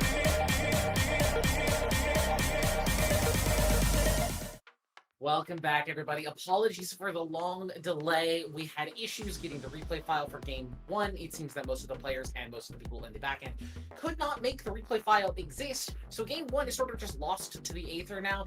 We do know at the end result that Syndicate Redacted did end up winning that game, which was sort of the expected result from that Game 1. There was quite a large goal lead for them in that early game. When we ended at around 18 minutes, they were about 5,000 ahead. And we can assume they continued on in very clean fashion to go ahead and just carry the game on and win it in the end. But we are going to be here for Game 2, trying once again from the live client, as we do not have the replay file for Game 1. Can't go back and rewatch that, so we're going to be jumping straight into Game 2. We're already here in the draft. Yep, already into draft so far. Not seeing really much of any pivots so far, which is kind of surprising. I would like to see maybe a Viego or a Hui ban here, just because, or maybe even a Gnar, because Vino was just so good on that pick. We'll have to see at the last. Nope, they're just keeping it the exact same, and they're all staying the same side. So we might just straight up have a salty run back here. I mean, it's definitely possible. I think Viego could just be a really easy grab here for Syndicate Redacted. I don't think it would be outside the realm of possibility, but they want Heroes Caitlyn again. Again, one of those things that went unbanned from Game 1. So Fiora will have that one in his hands again. I assume that we're probably going to be seeing lethality again, depending on the Dorado composition, as they're going to respond with the Varus again. We might just get the straight salty run back. The salty run back would be fun, because then we could actually see how this team fight plays out. And just as we do that, my dreams are shattered as they pivot away from the Vi and take the Xin Zhao instead for just Cooper. A much more aggressive jungler, I would say, in the early game, one who can be a little bit more invadey, be a little bit more aggressive, and again, pivoting away from things. Instead of the Blitzcrank now for Illicit Raven, it's going to be the Alistar, which is a surprising pickup, but again, pairs really well with Caitlyn. Any champion with a lot of crowd control who can keep a champion in place for a short amount of time works well with the trap setup, as that's a Lilia lock-in, who I have to assume is going to be for Little Juice Pack. So even with the Viego up, they're going to opt to grab the Lilia instead. I'm kind of surprised. Lilia is always fun to watch, just because, you know, how much she can just weave in and out of a fight. It's always fun to watch how Lilia plays. Final pick there to go against the Alistar is going to be Thresh for Jack Thon. So a bit of pick there to pair along with that Varus. The Alistar is an interesting one because it gives you a bit more peel away from the for the Caitlyn rather. So Xin Zhao, it tries to go in. Alistar just hits you with that headbutt or that pulverize, whatever. I forget which one is which. But just knocks you away. I think it's the headbutt is the knock away, and just Headbutt knocks you away. Pulverize knocks up. Okay, perfect. Yeah, so the headbutt just tells Xin Zhao, no, thank you. This is cow zone. You don't get to exist here. So, yep, we've got the picks so far, though. I think the last 4 picks there, or bans rather, are pretty similar there as well. Yeah, so we'll just have to see. From Game 1. Yeah, that is true. They're choosing for the Olaf instead. So Alawi is up if Gabriel Leo wants to pick that here. We'll have to see if that's maybe something they pivot towards taking. Nope, the pick's going to be Syndra. Syndra, okay, going for the blind mid lane. You're saving that counter pick for Gabriel Leo. I like it in the first game. Despite the lane phase going really well, in his favor, the team fights just didn't end up working out for Gabriel Leo, but the Malphite into Gnar was a great choice. It worked out well for him in the laning phase. He was managing to keep even in CS and have a decent team fight as well. Ahri locked in for Darazin, so Syndra Ahri, fairly standard mid lane matchup, one that we've seen probably about 100 times now. Both these champions want to hit level 6, and then they want to start trading more aggressively, getting on the map, roaming as... Hang on, that's a Viego lock in. Is that Lilia top for Vino? I think that's a Lilia top for Vino. Lilia is such an interesting champion because of how she can be played topside. That's going to be an Akali for Gabriel Leo to go against what we believe is going to be Vino's Lilia. So a bit of assassin threat onto this deer who can put you to sleep. So hopefully Jackthon packed some anti-NyQuil, or not, Gabriel Leo packed whatever the opposite of NyQuil is to stay away. I guess some caffeine pills are we going with? Energy? 5-hour energy, some caffeine pills, some Red Bulls or whatever you've got going, and because she does have that little pouch thing on her back that's about the right shape for a large can, so it could have that maybe it's the hookup of some Graggy Ice from Gragas back there in that pouch. Maybe. Stay flowing. I am a little surprised to see Dorado go so heavily into what I want to call a pseudo-salty run back. They have pretty much the same bans from game 1. They're staying on the same side.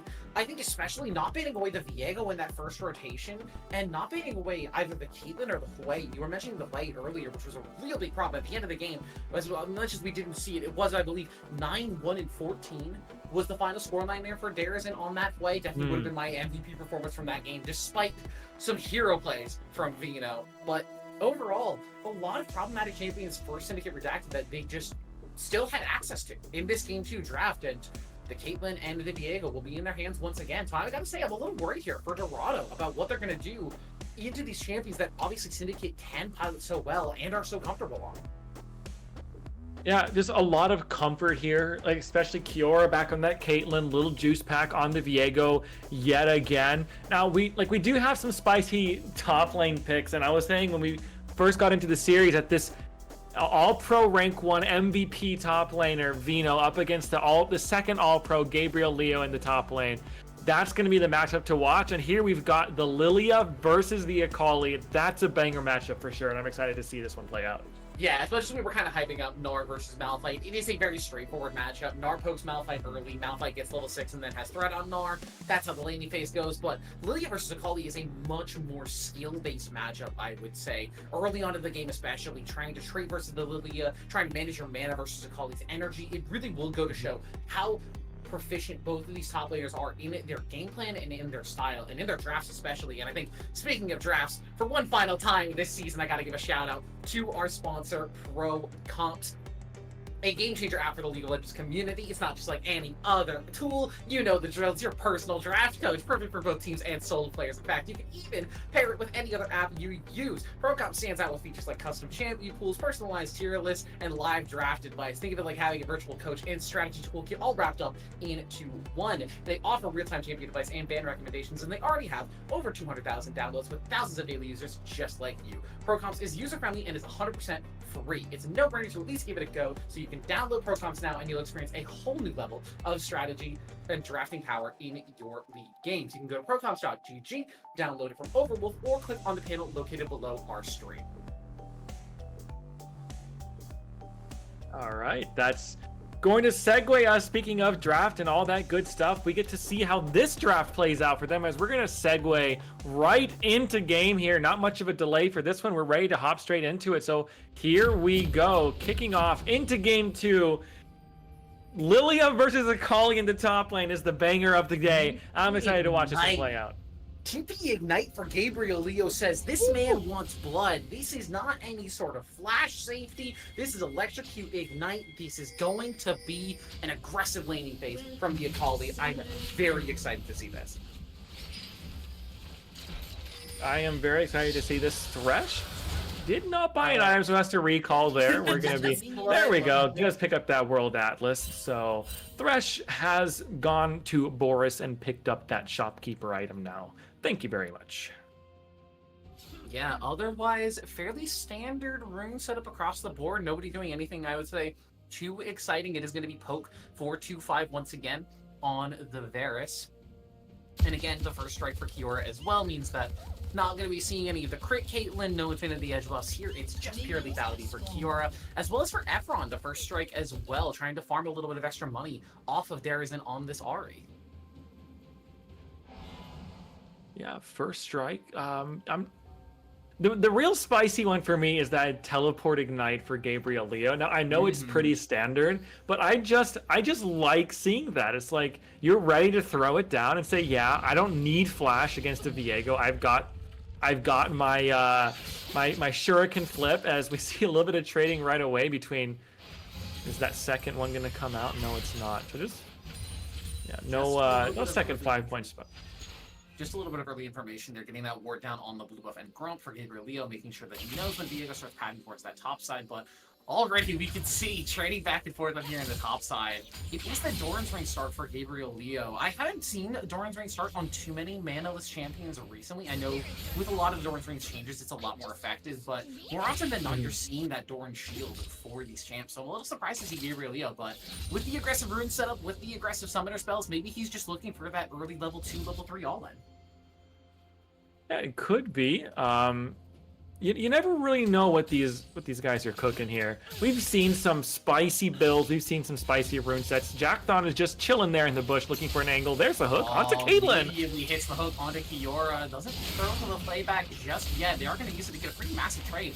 But Juice Pack is down here on the bottom side. This might actually spell trouble. Oh boy. Listen, Raven is not level 2 just yet, so doesn't have any extra follow-up. But Juice Pack lands that grasping maw, and that is going to be first blood going over to the Viego on the bottom side. Gabriel Leo will force the flash out of Viego up there on the top side, burning his own ignite. But great showing for Syndicate Redacted early on into the game. Yeah, that's a nice timer there from Little Juice Pack. Now, if you take a look at your mini-map, you can see that Xin Zhao is stealing away that blue buff. So Just Cooper is going to 3-buff Little Juice Pack, but I think you say worth for that one because you got first blood for yourself. You kill the Thresh. You're going to shut down that push that 2-5 had into the bot side. Your top lane survives the aggression from Gabriel Leo, but here's Just Cooper looking for a roam onto Darizen. Charm from Darizen, but it might not be enough. The wind becomes lightning. Is still going to be contact. Force that flash out of the Ahri. Deflated. A flash response from Gabriel Lee. He's got the Conquer stack. Now he's got the auto attacks. Just one more needed as that dash pops right in. Darizen falls, and Just Cooper picks up his first. Yeah, Darizen, you need to flash the wind becomes lightning. If you do allow the Xin Zhao to get onto you for free, you gotta just flash that one, man. Don't hold the flash. Just go ahead and take the L and move on with the lane, but decides to hold on to the flash a little bit and pays for it because Just Cooper is just more than happy to go in for the engage. Speaking of engage, Just Cooper's here again. Listen, Raven does get that headbutt pulled into Just Cooper. The Ignite's ticking down. They're going to trade back. Listen, Raven finds the kill. And 2-5 and Jackthon can't find enough damage back. The focus on the Kiora is not enough damage, which means that in the 2v3, hang on again. What's more? Flash headbutt pulls. They're looking for the damage down on it to Jackthon. He's got a little bit of extra damage ticking down. There's the crit. One last auto comes through. No, he doesn't get it. On to 2-5. Survives on the sliver of HP. Just barely manages to make it out of the trade. Man, and 3v2, you see how the Alistar positioned in that fight got around behind Just Cooper and then headbutts him way out of position so far forward, forcing Jackthon to use the exhaust, but at that point it's just too late. That is a red buff on the Viego. Immediately he's going to hop out of his top side. But that means the red buff is gone. That probably means the Krugs are gone as well. Unless the Juice Pack is going to just walk out of this one instead. Looks like he wants to prioritize the grubs instead of going for those extra Krugs. He's not being too greedy. He's just going to prioritize the objective for his squad. Yep, they're going to use that pressure that Little Juice Pack had to pick up these first 3 grubs like they got last time. But shout out to Illicit Raven in that 3v2, gets behind the Xin Zhao, knocks the Xin Zhao way far away from the rest of the team, and with that damage from Caitlyn and the Ignite, they take down the Xin Zhao, and flashing forward is Kiora and almost gets that second kill, but it wasn't quite enough. So much aggression from Kiora and Illicit Raven, and it almost pays off like triply so, but they still at least get a kill in the 3-for-2 engage from Just Cooper. So that's a big lead over to the bot side.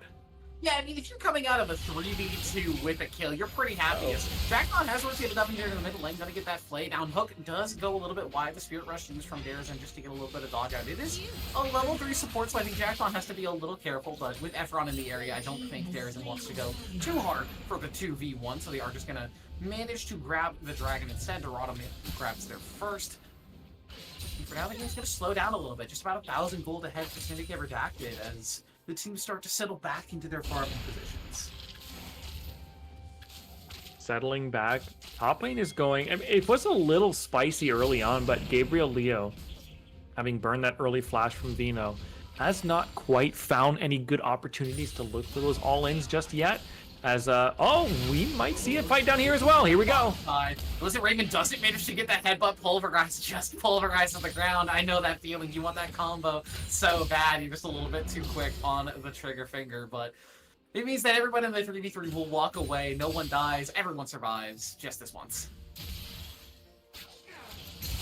The hook does land onto the cow, but he's going to level up and he'll be just fine. So that's nothing too major there. They all go for the little scrap down in the bot side. Nothing really comes of it. And the junglers retreat back to taking their respective red and blue buffs. Meanwhile, Akali has roamed down. Ahri might be in trouble. Stun does land, but Gabriel Leo had already walked away from the play, so I don't think they're going to be able to get too much more. Efron actually loses more of his HP on the back half of that trade. But coming back to that bottom lane play, I'm not 100% certain how well that would have worked out if the headbutt pulverize had landed for illicit Raiden. I think Syndicate Redacted is almost always winning that exchange, and it makes me a little concerned with how willing and ready that Dorado was going to take that exchange. Like, you know the Caitlyn is already ahead. You're pretty much, you know that Diego's in the area because he's the one that you're trying to collapse on it. I think as soon as you see that black mist, you probably just need to back it up and say, hey, we got to call off the play. Yeah, I mean, take a look at the CS difference bot side. Caitlyn is up nearly 20 CS. Now, 2-5 is going to collect a bunch of this. That's a nice little chunk onto Jackson. That's that bonus damage you get onto the first item you hit with, or to the first enemy you hit with that Piltover Peacemaker. Kiora is having a really nice set of laning phases here in Game 1 and Game 2. Lead. Time in the middle lane. Stun does not manage to land. A charm under the tower. Stunned as well. Juicepack autos the tower for a little bit of BM. Will manage to survive. Juicepack does have to escape with his life. With his flash to get out of there just in time. But an well-executed dive from the members of Syndicate Redacted. A good punish on that mid laner. Yep, you burn your flash, but once again, you got to say worth for that one because, you know, the hook too. Nice hook timing from Jackthon. Kiora just a little bit too far away to capitalize, but you can already see the XP differential here. Even at the bottom side with how much Jackthon has been on the map and attempting to roam. It means that Raven has just been down here absorbing XP, and despite the fact that Jackthon has been out of lane so much, 2-5 isn't up in XP over the members of Syndicate on this bottom lane. It is still level 6s to level 6s as there's that Chains of Corruption. And it will land! No. You can't dash away in a straight line. 2-5 will pick up the kill. Flash forward from Jackthon to make sure that that play lands. Jackthon being taken down, but it won't manage to pick him off. It's a double kill for 2-5. Dorado strike back on the bottom side. Kiora held on to the flash and pays for it. Gets barely just the edge of range on that Chain of Corruption.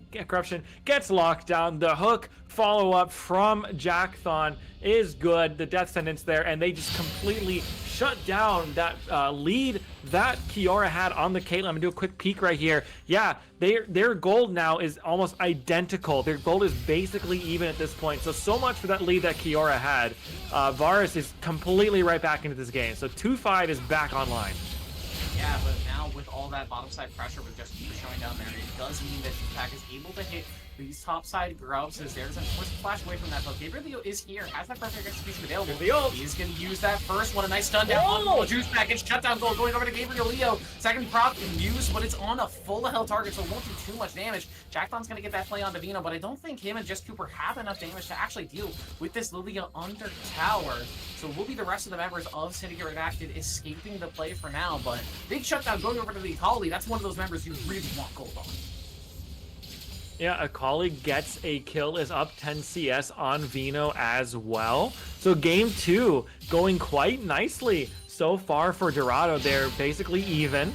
They've taken back some control and some gold from that early little deficit that they had. and especially with that nice double kill, that's a lot of damage. Yeah, that's the lethality Caitlyn right there. That opportunity putting in work for Kiora. And this is sort of the issue that you have when you have a roaming support up against a lane like this Caitlyn Alistar. And now, even with Jackson coming back, there's still a dive threat on this Varus. So 2-5 is going to be forced to recall, and Jackson might be able to collect some of this XP on your tower, but you can see that CS lead to bottom lane is just going to grow further and further. It's about 30 CS in Kiora's favor now. Careful, Ari.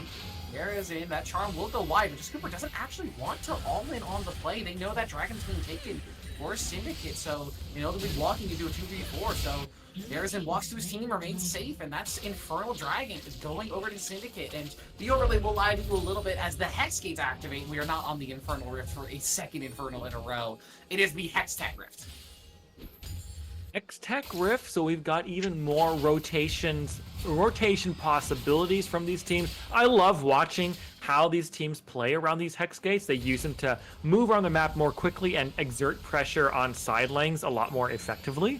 And so I'm excited to see how they're going to play around those. The Dragons are completely even, so it is a bit better of an early game, you could say, for Syndicate Redacted, as in the game 1 they had traded 6 Grubbies for 2 Dragons. This time they get 6 Grubbies and a Dragon for themselves for just a Dragon over to Dorado. Now the gold is basically identical, and so this really is anyone's game, but those 6 Grubbies are going to help you out quite a bit, especially because of all that shove that Caitlyn has in the bot side. So she can continue to push forward with even more confidence, knowing she's got those extra little crumblings helping her out when they get to the tower, which she inevitably will. Yeah, and now with the extra Dragon in the inventory, the objectives are better, but the kills are even. This game did explode just past that 14, or just around that 14-minute mark with a topside play from Syndicate. Is really, oh boy, they have to trade on Divino. This Kali top working wonders, but now 2-5 potentially a target of a dive here. But with Jacqueline showing up, I don't think they're going to go for anything too aggressive. They'll just get a ward down, spot out this Viego. They'll manage to walk away from the play with their lives, but yeah, this Varus is just struggling over the course of this game. While the gold is even and Varus does have these 2 kills, I think if they can't get 2-5 out of this laning phase and away from the abuse that is Illicit Raven and Juice Pack being down here so frequently, they are going to start to struggle in that mid and late game when Varus is supposed to be power spiking on those 2 items, on those 3 items. Potentially a dive on Divino. There's that sleepy time, the looking lullaby on to Gabriel Leo. They are potentially still looking for that dive. They're hovering around it, but now without the mini wave, Vino clears it out beautifully, and the Burgundy execution is just used to get away from the tower. Nicely played by Vino. Yep, Vino survived the dive. They might try to re-dive this, though. The Shuriken flip is going to land, but you're safe in the tower. Low. Yeah, they can't go for the dive. Gabriel just taking a little bit too much damage. Even with just Cooper tanking, I think Vino has enough damage to just ward off the play, and with a dive dissuaded, I think Gabriel might actually be Juice Pack is going to find out Just Cooper. They're going to trade back and forth a little bit here, but Just Cooper has a lot of damage on this. With a beautiful charm under the back line. The heartbreak. Juice Pack gets his first reset. Efron has teleported into the play. Just Cooper trying to trade back. He's got a little bit of healing, but it's just not enough. Efron but there is a Spirit Rush over the wall for another beautiful charm snipe. This man is standing on his business and coming out on top. That was a 3-for-3 in favor of Syndicate. They go up 3-1 in the kills there. That was a teleport. The teleport was nice there from Efron to get the flank, but just kind of teleports in for death as this combo of the Ahri and like the resets that Ahri gets plus the resets that Viego gets completely take over the fight as Xin Zhao and Viego early on kind of walked right past each other and saw each other and said, guys, it's on site. It's on site. It's time to fight. And they throw down a very scrappy fight, and Syndicate Redacted just play it out better. And bot side as well, it's just going better and better for Kiora as well. Has a 40 CS lead at this point, taken all 5 of, or I think got 4 of the plates, and now has taken first brick for Caitlyn as well. So that's a 1,500 gold lead now in favor of Syndicate Redacted, and I'm just getting a little bit concerned because this is kind of the trend that was happening in game 1. They hit that 15-minute fight, 15-minute point, and a fight breaks out, and they just pull away massively ahead, and we might see that be happening here again. Leo still has that perfect execution and the shroud, so should just be able to dash away from his problems. There's a tries to flash forward for the charm, but yeah, that perfect execution will get Gabriel away in time. I respect the attempt from Darazin, but just a little bit too far away. But with these top lane exchanges and these skirmishes, especially on that last play we saw, there was an item advantage for Juice Pack. Juice Cooper happy to like stick his head into the fray and try and make a fight happen, but that was a full Kraken Slayer on this Viego as Efron maybe caught out, but it might actually be members of Syndicate caught out, flash forced away from Kiora, but Lizard Raven doing a great job of peeling away with that unstoppable force. The Brown Pounds, this Alistar is such a great a teleport. Will manage to give his life as they're collapsing. Has that Spirit Rush, Efron is going to get over the wall. Nice charm, does land on the Cooper, but is going to just force that flash away. Vino finds the 3-man sleep. 2-5's caught out. There goes Efron, and all the rest of the members of Dorado tumble like dominoes. It's a double kill for Kiora. The play started great for Dorado, but Syndicate clapped back hard.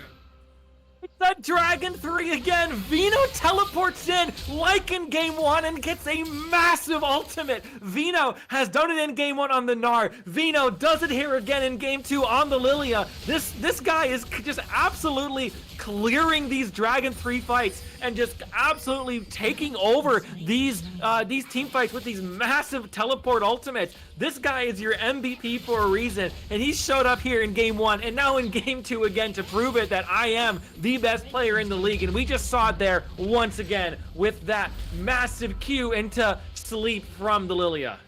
Yeah, a huge ulti, but I do also have to give massive credit to Illicit Raven as well. The amount of time that Alistar saved, and the fact that Kiora was able to walk away from that play unscathed on the Caitlyn as well, it just goes to show that a good support really can get it done for you, as Illicit Raven with the Zeke's conversions and inventory just made it so nobody could get past it and get onto the Caitlyn, even with a masterful hook from Jackthon finding the Caitlyn, getting her onto the backline access. Illicit Raven just said, hey, you can't touch my ADC, you're gonna have to go through me, and despite giving his life, his team comes out ahead on the play. Team comes out ahead, and yeah, you are right. It was some fantastic peel kind of working together, Kiora and Illicit Raven. Just played that kiting backwards while also putting out damage so well. Blew a ton of ultimates, like blew the big Vars ultimate, which would have been quite critical. Also, just shout out to Darrison for weaving in and out around that red buff wall. Just kind of go in, then jump back out again, and be looping around the back, never really letting Dorado sneak out of the fight there. So just the whole team just played that collapse so well, and they secure a nice 4,000 gold lead and then second dragon for themselves there as well. Yeah, there's a reason why this team went undefeated in the regular season. The game score of 18-3. 1 game ahead of Dorado in the regular season as Ace in the hole, and Gabriel Leo will do a decent chunk of damage. Juice Pack finds the stun, but Gabriel Leo's still in the shroud. They might be in trouble here. Here comes the collapse from the members of Dorado. Juice Pack is forced away as that lighted quiver does manage to land on to Juice Pack, but Efron's actually the first to die. Darrison finds Gabriel Leo as well. The collapse was great for Dorado, but once again, sitting at Redacted, just snapping back again and again. Darrison has that Spirit Rush, so we'll be able to get away. Nice charm to just Cooper on the way out just to make sure that you don't get engaged on. And what felt like an overextension just turns into a winning play. I have no idea how every single member of Syndicate Redacted escaped with their lives. Vino getting out of the play with about 100 HP left. They might die here, though. That is broken too soon. Kiora overstaying his welcome. Shutdown gold will go over to 2-5. Darrison is smited. 2-5 flashes forward to land that slow. Has the red buff on. They'll give another shutdown gold over. Just Cooper takes that lane out from the tower. And they managed to get 2 kills off the back half of that play, and it might net them the Rift Herald as well, alongside an objective bounty that has just spawned. Juice Pack is still in the area, though, so I think with the low health bars, they actually don't want to risk it. They're going to not opt for the play. You have to be careful. This Viego for Juice Pack was really strong in game 1 and here in game 2 as well. 4-2-5 so far. That is a KDA of 4.5 at the moment, and it's only upwards from here for a little Juice Pack who has played this Viego very well in previous games and is showing some absolute mastery on the pick here as well in game 2. And you just have to be really careful with that Viego because you can give over resets and that champion can straight up 1v5 any sort of fight. So especially if you're low right there and you give that Viego a chance to get a reset, you can just completely throw the game away at that point. Yeah, one reset can truly win or lose a team fight, but I think the other important member to note here in this game is this Akali for Gabriel Leo on the top side. What's started off so well in the laning phase, and even now, still about a 20-30 CS lead in favor of this Akali, but Vino has just been that much more impactful in the team fights. That Lilting Lullaby has put in work again and again, and we just haven't been able to see those backline executions, that true one-shot assassin from this Akali yet in the team fight. Still just sitting on that Lich Bane, and while it's a great item, it does a lot of work, it's not gonna 1v9 you a game. It's not gonna allow you to one-shot the enemy ADC and mid laner at the same time. So until we see Gabriel Leo actually online, I'm a little concerned for this pick, as Lilia is starting to build up some tank items as well, and is only gonna get more difficult to handle from here. Oh, Darison's not going to get that top tower, it looks like.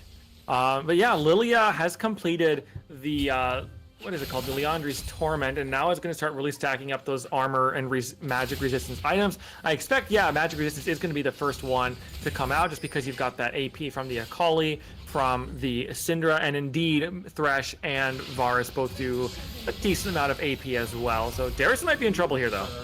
Might be a little bit overstepping. Darison is going to Spear Crush to get away. Flashes and dashes over the wall just to manage to get to safety. There's that teleport in from Vino on the bottom side of the map, but Flash and a Lantern is going to get just Cooper to safety. The bowling ball just gets caught on the Baron wall. Doesn't manage to land, because that could have been an easy two-man ultimate and a huge Baron swing for Syndicate, but teleports and Flashes burned, but in the end, no one dies.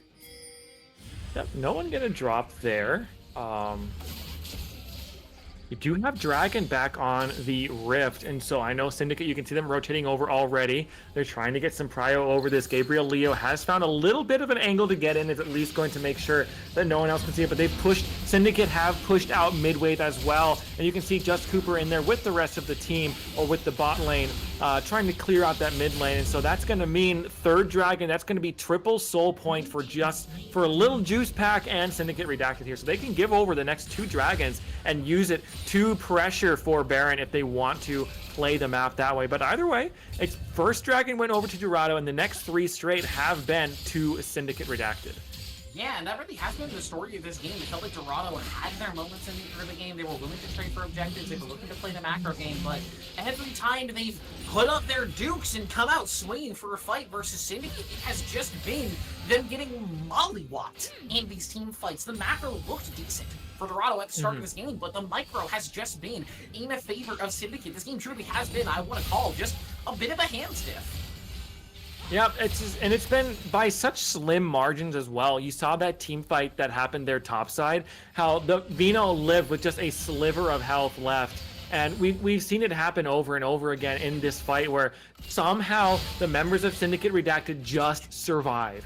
And they do it again and again and again. And it's definitely been one of those hands difference in those team fights, but I don't want to say it's been like a huge gap. It's been very, very slim margins, and that's what you expect to see from our top two teams here in Divinity League. Yeah, I mean, this is truly just the difference between these two teams. Dorado, we've seen them over the course of this season. They've looked so good on their champions. They've been able to hand stamp other teams, but Syndicate Redacted is that one team that they just can't do the same with, as a bit of board clearing action here on the top side of the Rift, but now it's a Raven. Wants to find that headbutt pulverize on Just Cooper. Gonna force out the Crescent Guard. They're gonna still look for the engage. Finds the CC down onto this Xin Zhao. Lantern goes out, but Alyssa Raven still has that ignite ticking and will still find that kill. Gabriel, you know, looking for some access to the backline, but it's just absolutely deleted. Headshot from Fiora says goodbye. And again, Dorado looked to swing, but Syndicate just swing a little bit harder. Jackthon finds a hook up onto Vino. The unleash power, but it's just not enough damage. That force of nature, the Mercury treads. Vino's just too damn tanky on this Lilia. Vino is just a little bit too strong. Now, here's the thing. Jungler is down, Akali is down, and that's going to be the call to rotate right over to Baron. Little Juice Pack does have the smite available. Illicit Raven is going to try to do some peel to get away, but Efron has gotten in, and that's going to mean they have to turn away from it. And Illicit Raven might just be dead for this. Yeah, he's got the Unbreakable Will on, but Unbreakable not for long. It's 2-5 will snipe him down there. It will force the members of Syndicate Redacted off of the Baron. The respawn timer on Just Cooper just a little too short. They're a little worried about committing to that play fully. But it is still a continued gold league advantage for Syndicate Redacted. Just about 4,000 in their favor now, like you said earlier. Still sitting on that soul point. They can just play for this Hextech Dragon in 2 minutes, or even look to just trade it Dragon for Baron if they really feel like it. Yeah, there's multiple options here. If you're Syndicate, you're feeling very, very good at this point in the game. Now you have to be careful because a Varus and a Kali and a Syndra, they can all just randomly take over a team fight late. It's happened before. I've certainly had my moments where late game on a Syndra, you just randomly like 1v5 a team fight and turn the game around. So you have to be careful. But then again, Lilia can do the same thing. Ari can do the same thing with the resets. Viego can do the same thing with the resets. Caitlyn, like we saw in that one team fight, got that headshot with that collector burst bonus to get that extra execute and the extra little bit of 25 gold, which is about 2 minions worth, so it's negligible. But you know, hey, gold is gold. So big back to about a 4,000 gold lead in favor of Syndicate. Yeah, you know, you do lose Illicit Raven, which I think that Baron attempt was a bit of an overreach, but you know, it is what it is. You know, just casually hanging out in the 1v3 here, harassing just Cooper on that move up. Big platform from Juice Pack, but there's the sleep from Vino. Juice does have the cleanse, won't be able to get away from him. The Jackdaw forced to flash it away as well. Lots of summoner spells burned here. Gabriel is the charm! It's a charm! Delcy does not miss on this Ori on the way in game one. Darison again and again just finds these as soon as I say it. Of course, he whiffs onto Gabriel Leo in this round, but has just been a monster in both of these games so far in the series. Now, here's the one problem with that.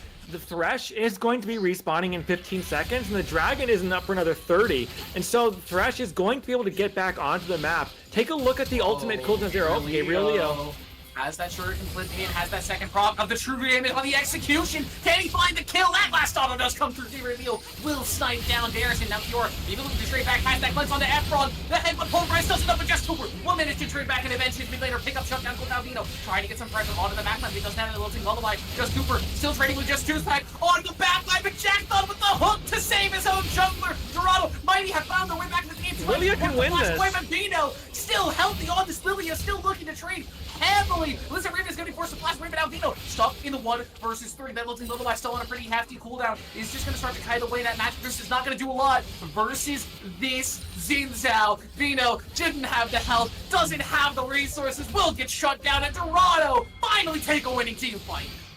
And that's exactly what I wanted to talk about. You burn multiple ultimates. The Viego ultimate is down. The Caitlyn ultimate is down. The Alistair ultimate is down. The Ari ultimate is down. And you only get the support for it. And that means Dorado can turn back around with the fight. The Dragon isn't spawning for another 30 seconds. They can come right back. They can use their ultimates in turn. Knowing that Syndicate's ultimates are basically all down, they can hop in. Darison might look for a Q over the wall here. You gonna get it? Have the smite, so it will be an objective out of lane before just Cooper. No steals coming through today. Juice Pack just a little too far away to get into the pit, but that will stop Masol for another 5 minutes for Dorado. They'll manage to keep themselves alive in this game. And a fight like that was explosive, I think, to say the least, from the start of it. Just looking for the absolute hell of a dive on the 2. Good. Yeah, it was a great turn there. Like I really like that Gabriel Leo elected to take that fight there. Just, you know, great game sense to look at that and say, hey, we have an opportunity to turn for this fight. Thresh is going to be respawning, can take the Hex Gate and jump right back into this fight whenever they respawn. They take that fight, they win it out, get a Dragon for themselves, which should have been, if Syndicate had just played back a little bit safer, that should have been Dragon over to Syndicate, and that should have been Hextech Soul for them, but they stepped too far forward with that ultimates and just throw away that 4,000 gold lead and all the Dragon pressure in the world that they had there. It's a bit of an open. It just felt like a bit of overexcitement from them. It's worth mentioning that we are playing in the finals. This is, for some of these players, their last game of the season. It's going to be maybe the last competitive league that they play for a little bit of time, so these players are excited to come to the series and win. As Thong's going to get charged over the wall. The headshot as well. The damage from this Kate lane! We were questioning the lethality from Kiora, but he is showing us why we were wrong. Darison is going to come in and clean up and now has that Spirit Rush looking for a charge. Oh, the charm landed! Again! The man does not miss! Crescent Guard to keep just Cooper alive. The Snare Gauge as well. He will manage to survive. Ace in the hole. Oh, the execute! Kill him with the Collector, Brock! Darison now in trouble, but Akali just came through with damage. The members of Dorado falling apart, and Syndicate Redacted are going to turn to the Baron. Darison beauty. And gets that first charm there, gets the second charm, and then Akali comes flying in with that perfect execution. And guess what Darrison does? Darrison lands the charm on the Akali mid-dash, slicing through the team fight. A perfect charm prevents this Akali from cleaning up the fight, and just that's going to secure them a Baron. That's going to secure them a ton of gold. That's secured them a 6,000 gold lead for themselves as well. 2 minutes and 30 seconds on stall for them, and they have all the time in the world to push this Baron forwards to get starting towards cracking the base open, because you can see 4 towers are already down. That mid lane is pushed up to the inhibitor tower, so they can use a ton of this map pressure they've already set up earlier to really start doing some damage to Dorado's base here. Yeah, that's a massive team fight win for Syndicate, and this is that now buffed Infinity Edge Caitlyn for Kiora. I guess this is the build that he was cooking that we didn't manage to get to see off of that game 1. Opportunity first item, then you grab Collector and just transition this build into at least 60% crit, maybe full crit. He's got a Serrated Dirk in inventory. I don't know, but he's going last item, maybe an Edge of Night just for a little bit more safety. But with the Infinity Edge buffs, these headshot, these crits are going to do so much damage. And with the lethality, that ace in the hole, that ultimate puts in a hell of a lot of work too, as now Syndicate Redacted are going to continue to force down this bottom lane wave. They grab that inner tower. 5 men strong down here. Dorado, maybe looking for a defense stack on, can't find the hook on that backside. A nice stun on the stairs, and they're going to force a Spirit Rush actually. Efron is still his HP to the ace in the hole. Force him back to base. And hang on, where was the Akali? I'm gonna be real, I didn't even see her in that fight. I think she just popped. There's a now flashing forward, finds that charm, the Crescent Guard from Just Cooper. Gonna force him away. He'll manage to survive. It's a great stun from Efron to keep his jungler alive. The bomb! Will not do enough damage. Just Cooper gets into the base in time. But Syndicate Redacted says, Hextech, soul be damned. We've got a Baron buff. We want to end this game. Listen, Raven finds a 2-man hit like Pulverize. Jackdaw is losing all of his HP. 2 lives forced to cleanse inside his own Nexus just to try and defend his base for a little bit longer. It's another headbutt pull from the Alistar. Gets pulled into the base. But if he can win his team the game, he says, damn, hashtag words. Syndicate Redacted will take us to match point. What a game there from this squad of Syndicate Redacted. Darrison played that Ahri absolutely brilliantly, and then the late game damage there from Kiora on that just absolute.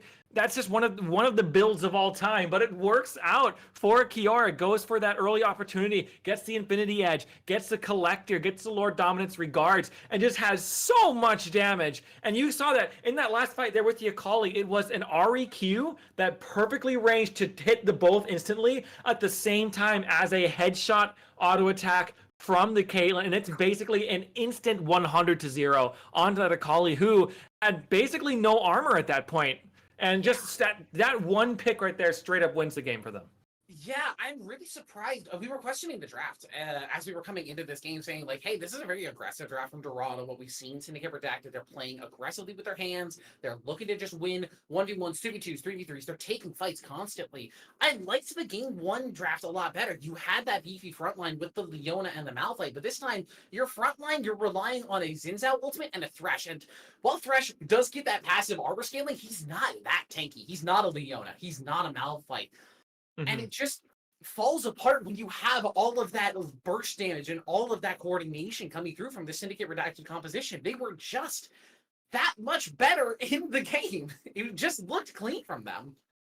Yeah, they played that game so clean, like you said, and they had multiple tower dives that worked out so well for them, surviving with slivers of health. And then those final team fights, that Caitlyn really came online. The Ahri doing so much damage there as well. Beautiful charms there in the team fights. Everything worked out well for them in that game.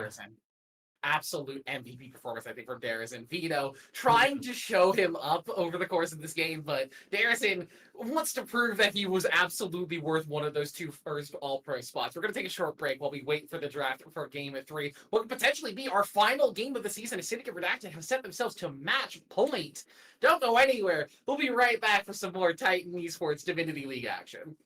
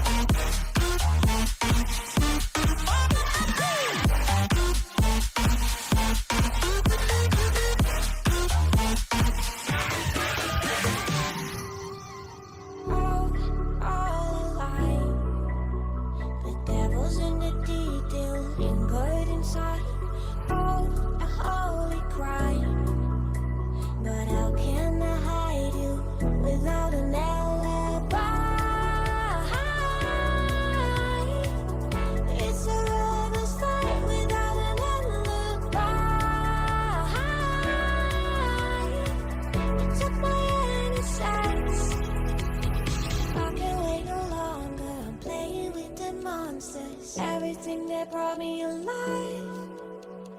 Going around like monsters, playing with the monsters. They brought me alive, but got no alibi. It's a lover's fight without an alibi. Took my hands without an alibi.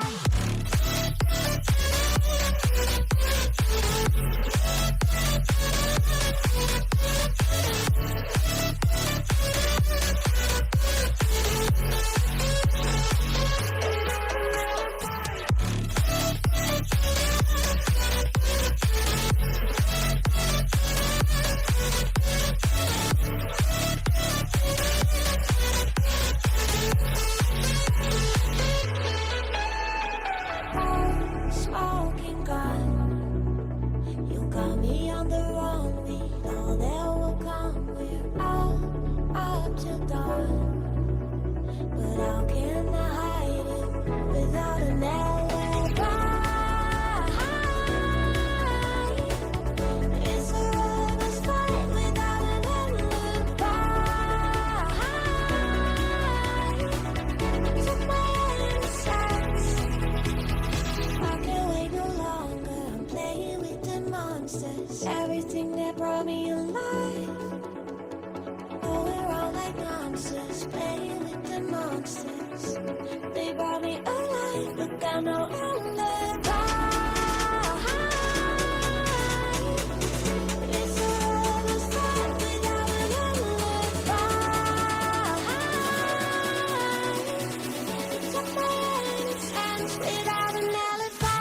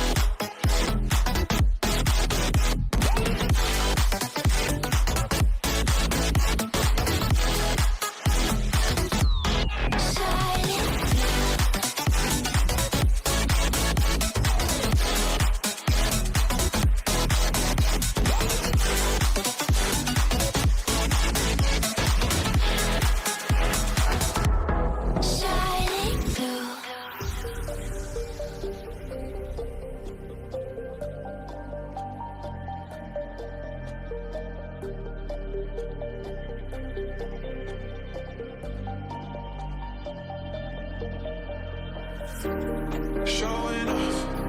Don't wanna have to wait tonight. Wait tonight. Better off. I'm gonna find my way tonight. Wait tonight. Won't you talk to me? I wanna heal your sorrow. Won't you talk to me? We'll make a new tomorrow. Won't you talk to me?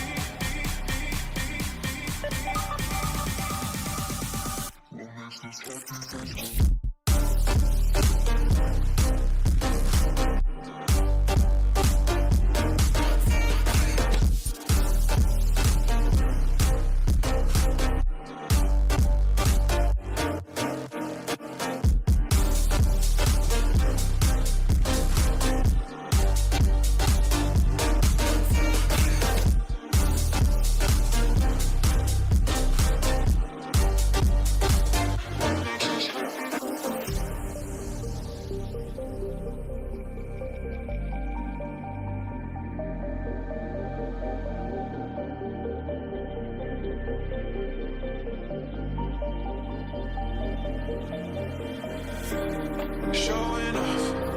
Don't wanna have to wait tonight. Wait tonight. Better off. I'm gonna find my way tonight. Wait tonight. Won't you talk to me? I wanna heal your sorrow. Won't you talk to me? We'll make a new tomorrow. Won't you talk to me?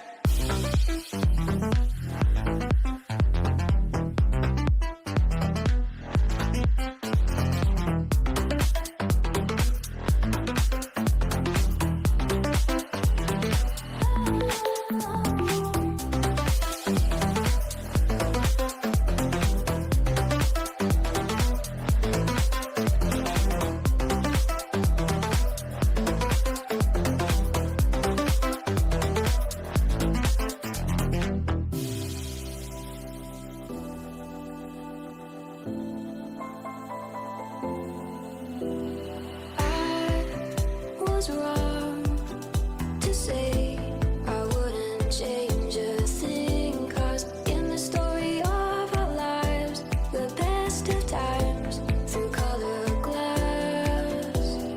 Time rolls on enough to let me move on past, but every little now and then it creeps on back to shade my smile.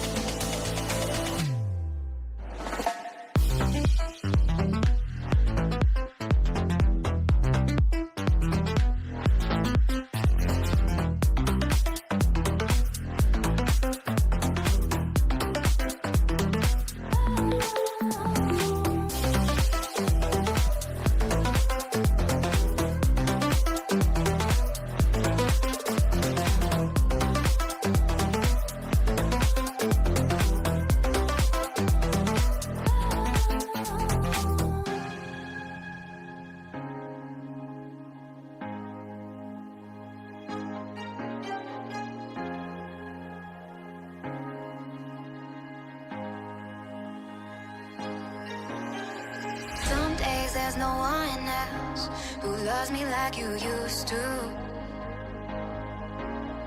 Some days I'm not myself, there's no one I can turn to. And I know all the feelings that we shared are in the past. And I know your relationships are never meant to last. It might take some time, but I'll be alright. I'm moving on, I'm moving on. I know times are tough, but I've had enough. I'm moving on, I'm moving on.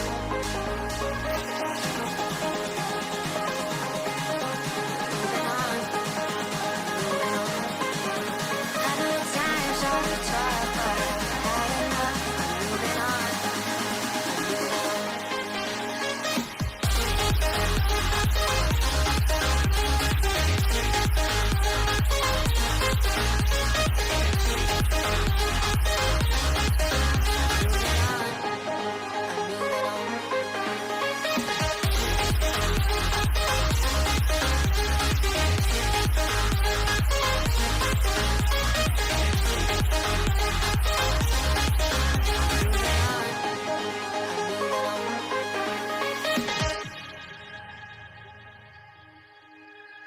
Some days there's no one else who loves me like you used to.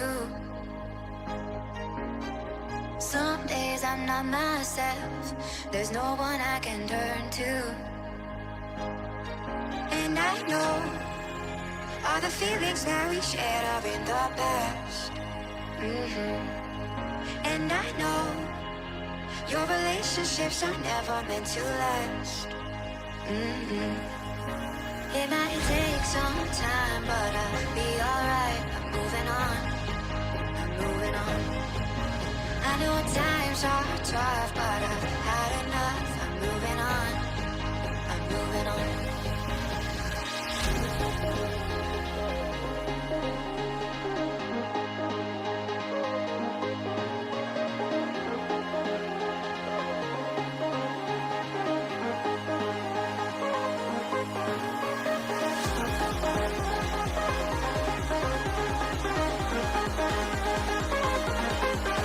I know times are tough, but I've had enough. I'm moving on, I'm moving on.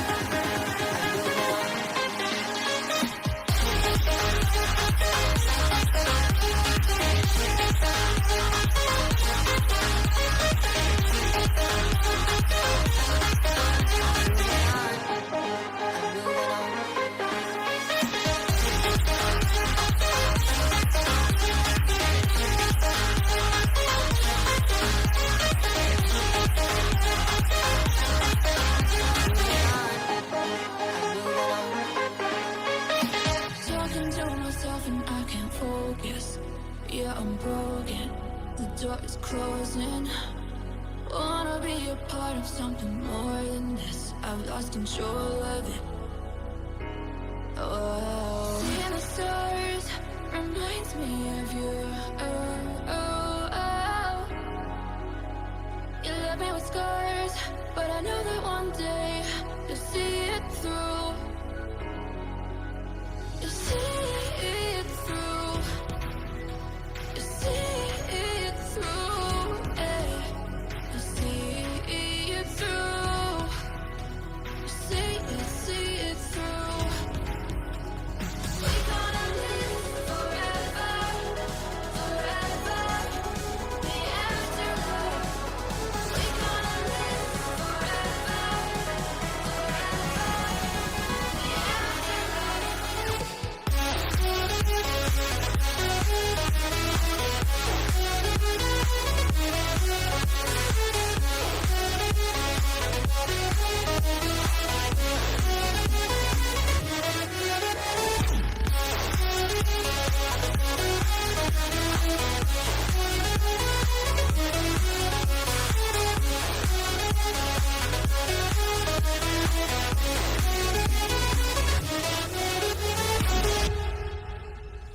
The talking to myself and I can't focus. Yeah, I'm broken. The door is closing.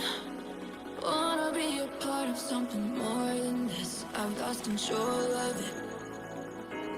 Oh, seeing the stars reminds me of you. Oh, oh, oh. You left me with scars, but I know that one day you'll see it through. You see it through. You see it through.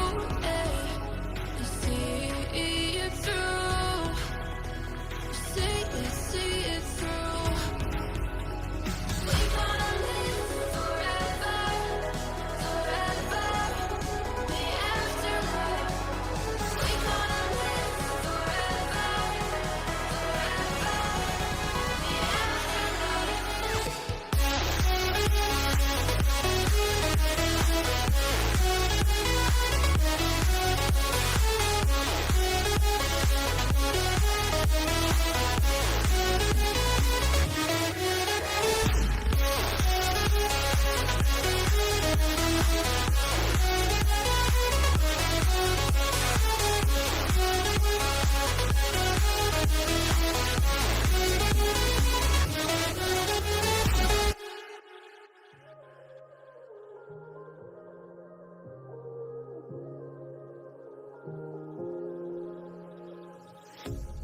A pair of jeans, a shirt or two.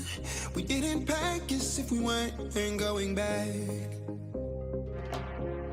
It doesn't matter if it's true. I've got a feeling love will give us what we lack. The world is waiting up. The world is waiting half a step beyond our door. Yeah. And if it's not enough, I wanna see the stuff the world has got in store. I wanna take it all in, I'm falling. The cityscape by night, wanna catch in my photos. Where you go, every corner twice as bright. They'll be my treasures forever. When I can't hold you tight, I'll see the Stockholm lights. The Stockholm lights, the Stockholm lights.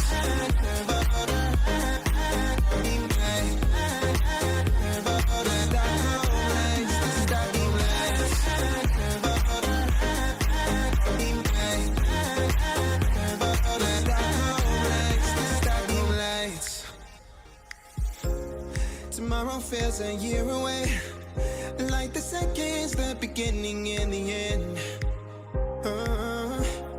But if in time it's yesterday, your picture's gonna bring it home to me again. The world is waiting up. The world is waiting half a step beyond our door. And if it's not enough, I wanna see the stuff the world has got in store. I wanna take it all in, I'm falling. The cityscape by night, wanna catch in my photos. Where you go, every corner twice as bright. They'll be my treasures forever. When I can't hold you tight, I'll see the Stockholm lights. The Stockholm lights, the Stockholm lights.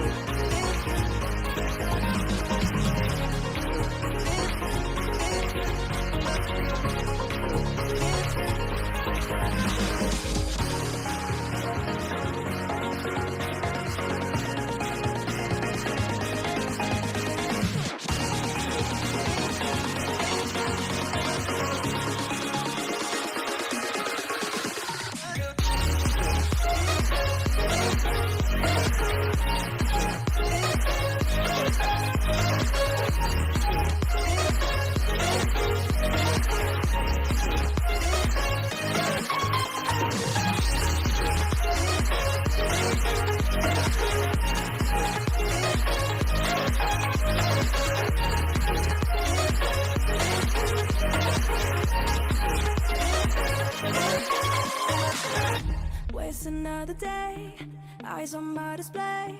You say we need a change, and I feel that you mean it. You mean it. But you're so right, we're losing track of time, buying things online, and it's not like we need them. We don't need them. So can we just slow down? The only thing I'll do is lay here next to you. We need to slow down. Embrace the love we found for you and our safe and sound.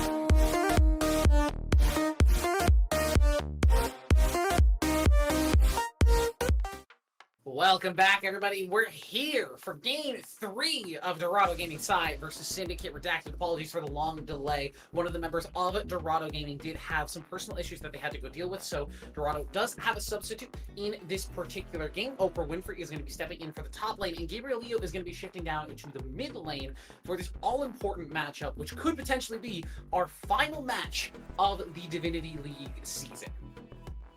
Yep, it could be the last one. We've got some spicy little lane swaps going on for Dorado, down 0-2 in the series. Syndicate has been playing these, it's always right there around that third dragon, where Syndicate just wins a big fight off of a big Vino teleport and just absolutely take over the game from that point moving forward. So we'll have to see if that story is going to go for a three-peat, or if Dorado can claw themselves back into the series and start looking for some wins on that scoreboard there in the top of your screen. Yeah, at this point, it is reverse sweep or die for the members of Dorado. Moving over to the blue side as well, they are not going to ban away any of the problem champions that I think we've been calling out over these past couple of games, but the Caitlyn first pick is going to come through for them. Although with these bans, I think we may actually be looking at a previous game's draft. Yeah, I think this is a previous game draft. Our production in the back, Loki Bear, is going to make sure that we get that taken care of. But in the meantime, not too much. There we go. There we go. All right, Dorado on the blue side. They are still going to first pick away that Caitlyn from Kiora, but it's the instant response of the Senna and the Blitzcrank from Syndicate Redacted and the Leona to respond. So immediately, both bot lanes face up on the table. 2-5 is going to lock into Caitlyn and take it away from Kiora, who's played it twice now. And so Caitlyn is going to be the first big pivot there for that bot side. They go to this, it's a Blitzcrank, so it's going to be that newly buffed farming Senna to get that extra stack rate that you can get from those buffs for the passive. Maokai going to be locked in as well. There's not going to be any flex with that unless it's something crazy like a Leona top lane. And it's going to be, which I have done before, but to very little success. Maokai going to be, though, going almost certainly for the jungle, and a Mordekaiser going to be locked in, most likely for Vino there. Okay, a blind top lane for Vino. I think it's a little surprising here, but it does make sure that I guess it kind of gives the advantage to Dorado here, because now they don't have to worry about banning out any sort of top laners here in this second round of picks. They can just say, hey, we know that Juice Pack's pool has that Viego in it, so we're going to knock that one down immediately, and they don't want Darrison on the way either, so they're going to take that one away too. Yep, Darrison's way going to be taken away. Little Juice Pack played Viego the first two games. That one's going to be taken away from them as well. So a lot of those previous games, Lilia banned away as well from Vino there, you can see in the first set of bans. So a lot of those comfort champions, or champions that they had found success on in the past, are gone. And so Syndicate are going to have to show, especially with this Senna and this Blitzcrank, are going to have to show a new style of gameplay here and see how they can play around that, as Little Juice Pack is going to secure the Xin Zhao for the jungle. So it will be a Mordekaiser top lane. Yeah, Mordekaiser and top Xin Zhao in jungle for Juice Pack. Played against him in the previous game by just Cooper, not to the most success, but had a couple of shining moments there, I will say, so it'll be interesting to see how Juice Pack pilots that one. And the blind mid lane for Dorado is actually the Vigar. I'm a little surprised to see this, because Dorado's composition is already, we're going to talk about that Kled in a second, but the Dorado's composition is already so heavily indexed on magic damage and crowd control. Seeing a Vigar here on top of it is a little surprising to me. I feel like every member of Syndicate that can get Mercury Treads will build it.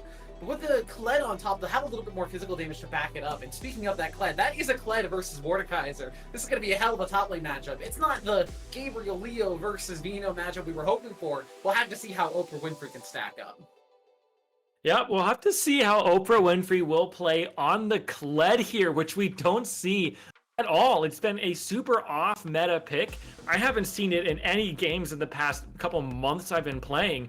And so Kled is definitely going to be a spicy one to watch out for. The R5 kind of oddly is the Syndra. I think maybe Ahri would have been better, because I think Ahri was available, just to give you a bit more mobility to play around that Veigar cage. And Darrison, we've seen there in the previous game, is just very competent on that Ahri pick. And so I would have liked to see the Ahri, but Syndra can do very similar things, I think, just a little bit less immobily so, and has that gameplay button there with the R key to just shut somebody down. So that could work out for them. They've got a bit more pick, especially with the Blitzcrank, so maybe it does work out well for them. Yeah, I think the big story of this game is going to be Mordekaiser ultimates in these objective fights. There was just a tweet recently from Riot Froxon that apparently Mordekaiser ult is going to be changed. This is going to be big news for some of you, but in the upcoming patches, that ult is no longer going to be QSSable. But we're playing on 14.7. That ult still can be countered by QSS, so we'll see if any members of Dorado do in fact pay their taxes. But it is an interesting pickup for this game 3. I think it's a bit of a shocking sort of blind pick for them to just say, hey, we know what Vino wants in this matchup. No matter what you can bring to the table, we're just going to slam the Mordekaiser and allow our mid laner and jungle to get counterpick. I like the confidence for it too.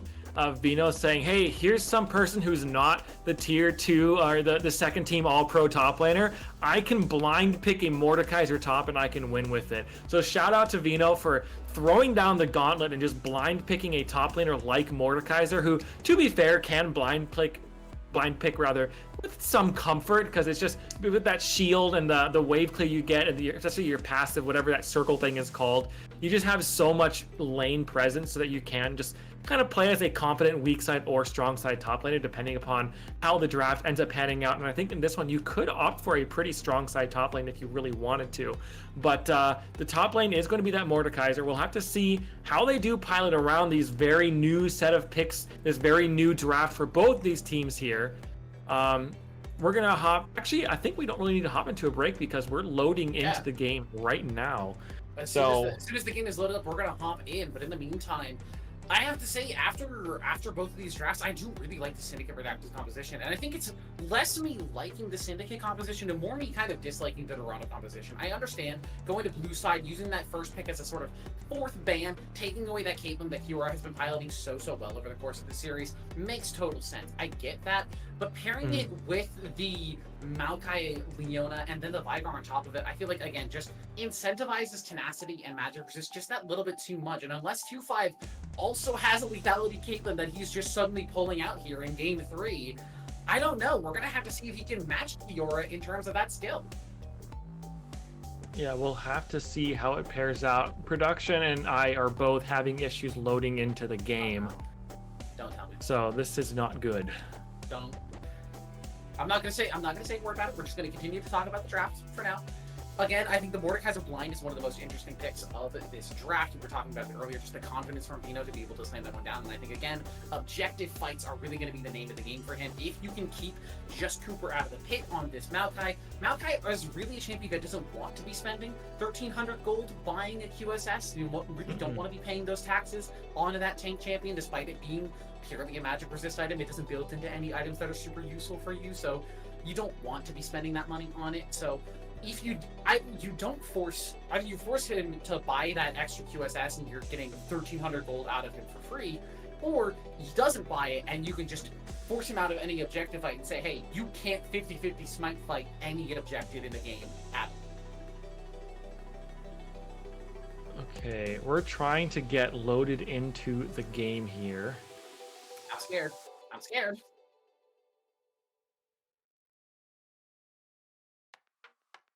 I think we're going to try and take a short break while we get ourselves loaded into the game here. So we're just going to send you all to a short break, and hopefully we bring you back with good news and us loaded onto the Rift for Game 3 of Dorado Gaming side versus Syndicate Redacted. Don't go anywhere. We'll be right back.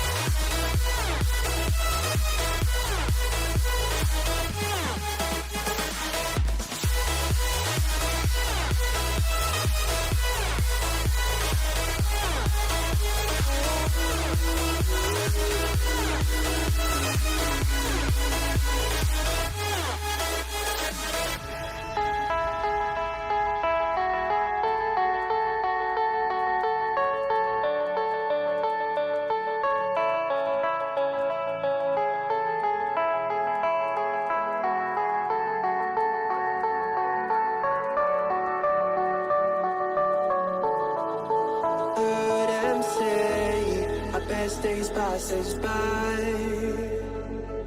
and most long for a place that they never find. I'm afraid I wake up when I die, and it is too late to climb any mountain. Time is of the essence, the blood running through our core. It's best to not feel sorry when it's over. I will be the greatest that you've ever seen before, and I'll stay eternal.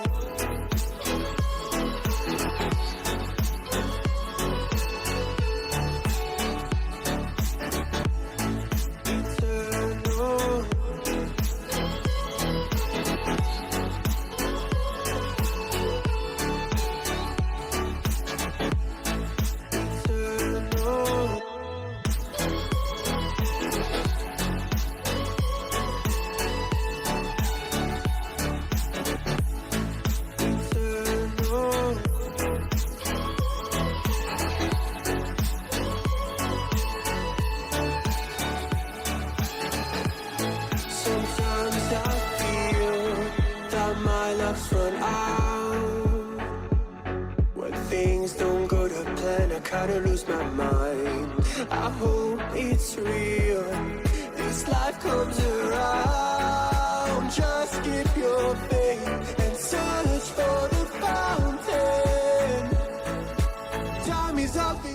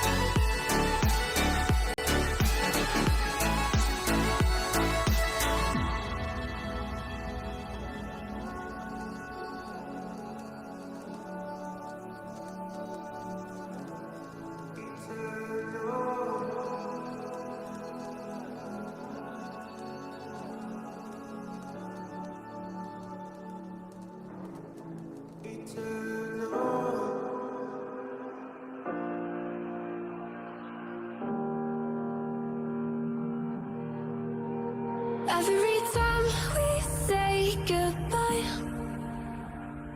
they all see that it's a lie. 'Cause we always give it one last try. Yeah, you've watched me break 1,000 times. Now I'm all alone, 'cause you never show.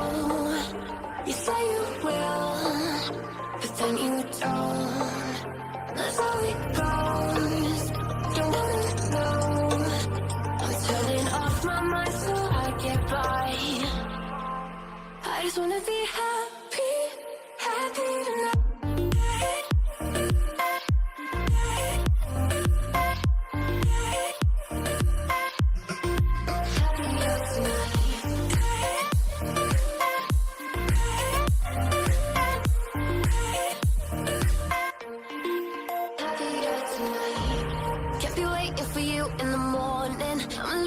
Giving a warning, I'ma leave without giving a.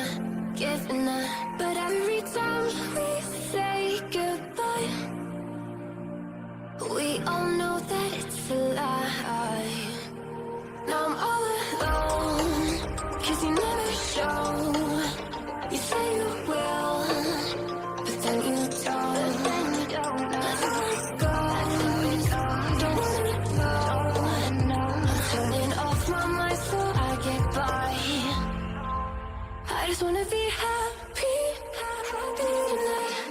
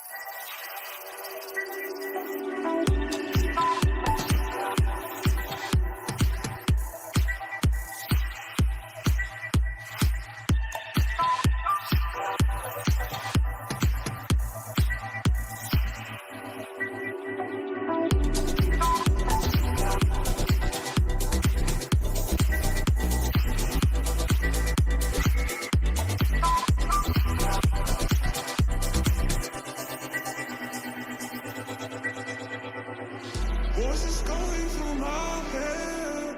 These voices telling me what I said about you, about us and what we do.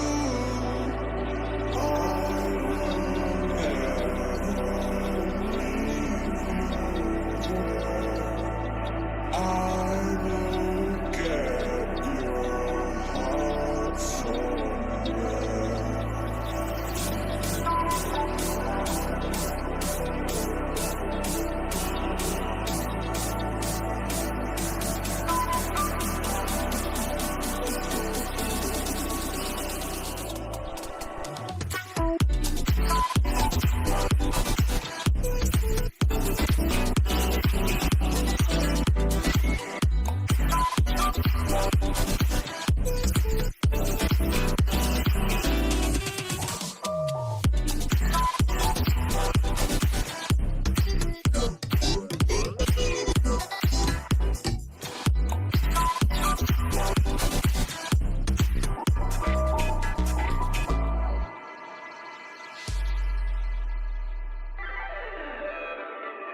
Voices going through my head.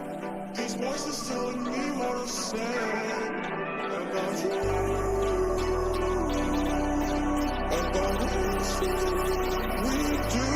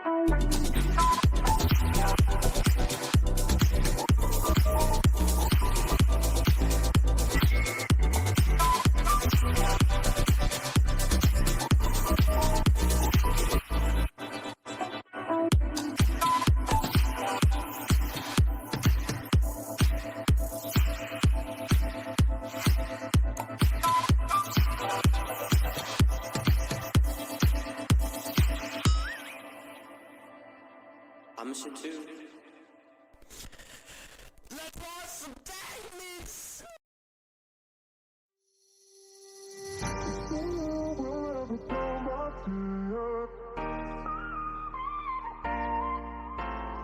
I will free myself from you, yeah.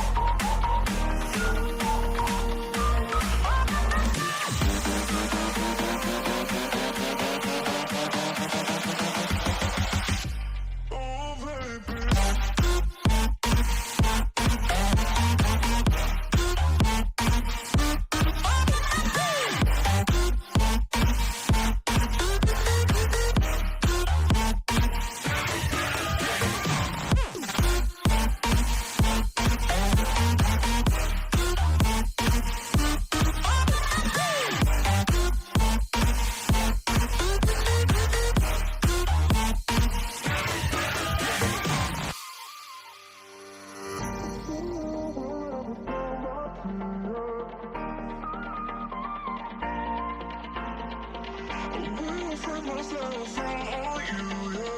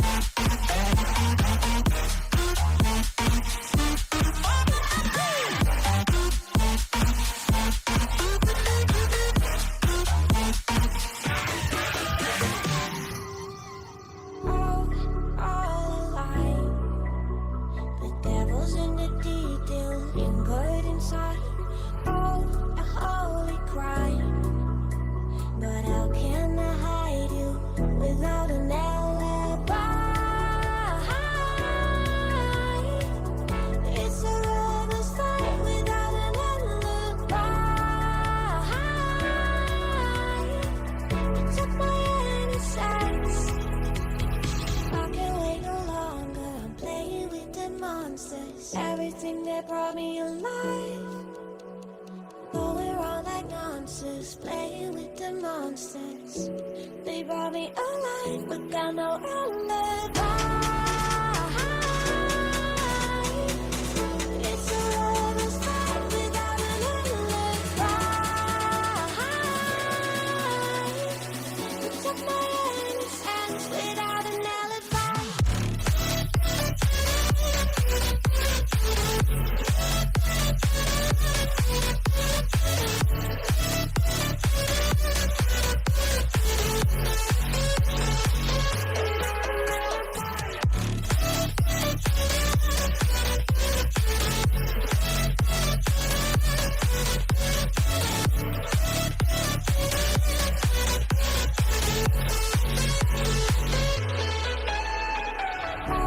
Smoking gun, you got me on the wrong. We know there will come. We're out up till dawn.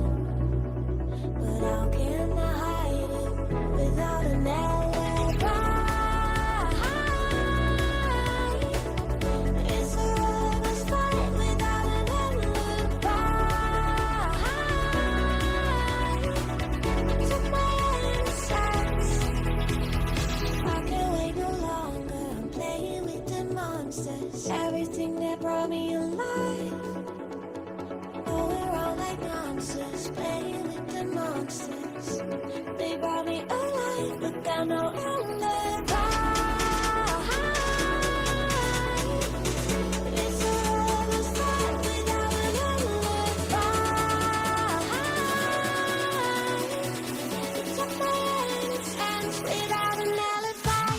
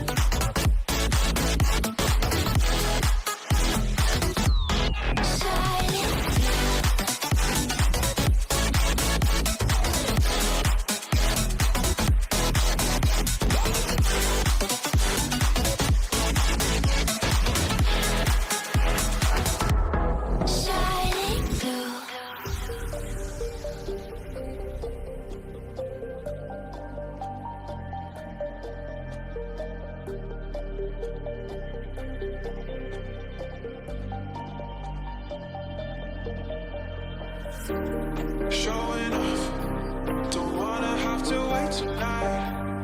Wait tonight. Better off, I'm gonna find my way tonight. Wait tonight. Won't you talk to me? I wanna heal your sorrow. Won't you talk to me? We'll make a new tomorrow. Won't you talk to me? We'll make this happy.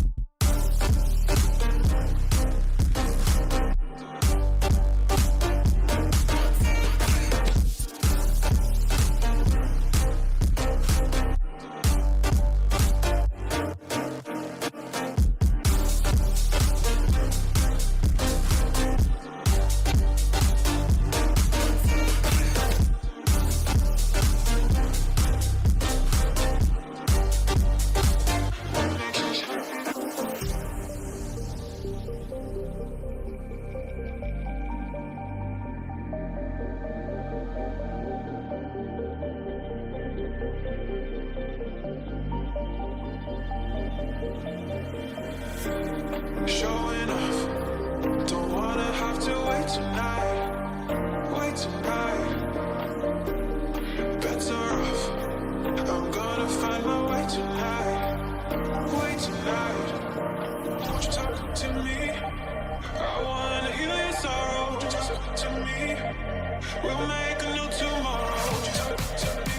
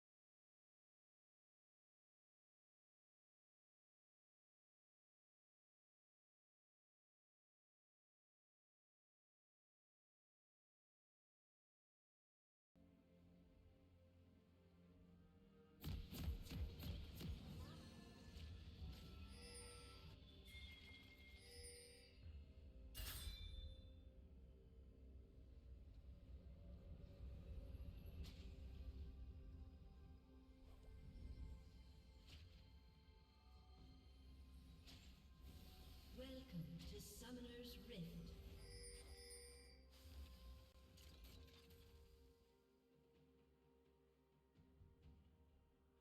Seconds until minions spawn.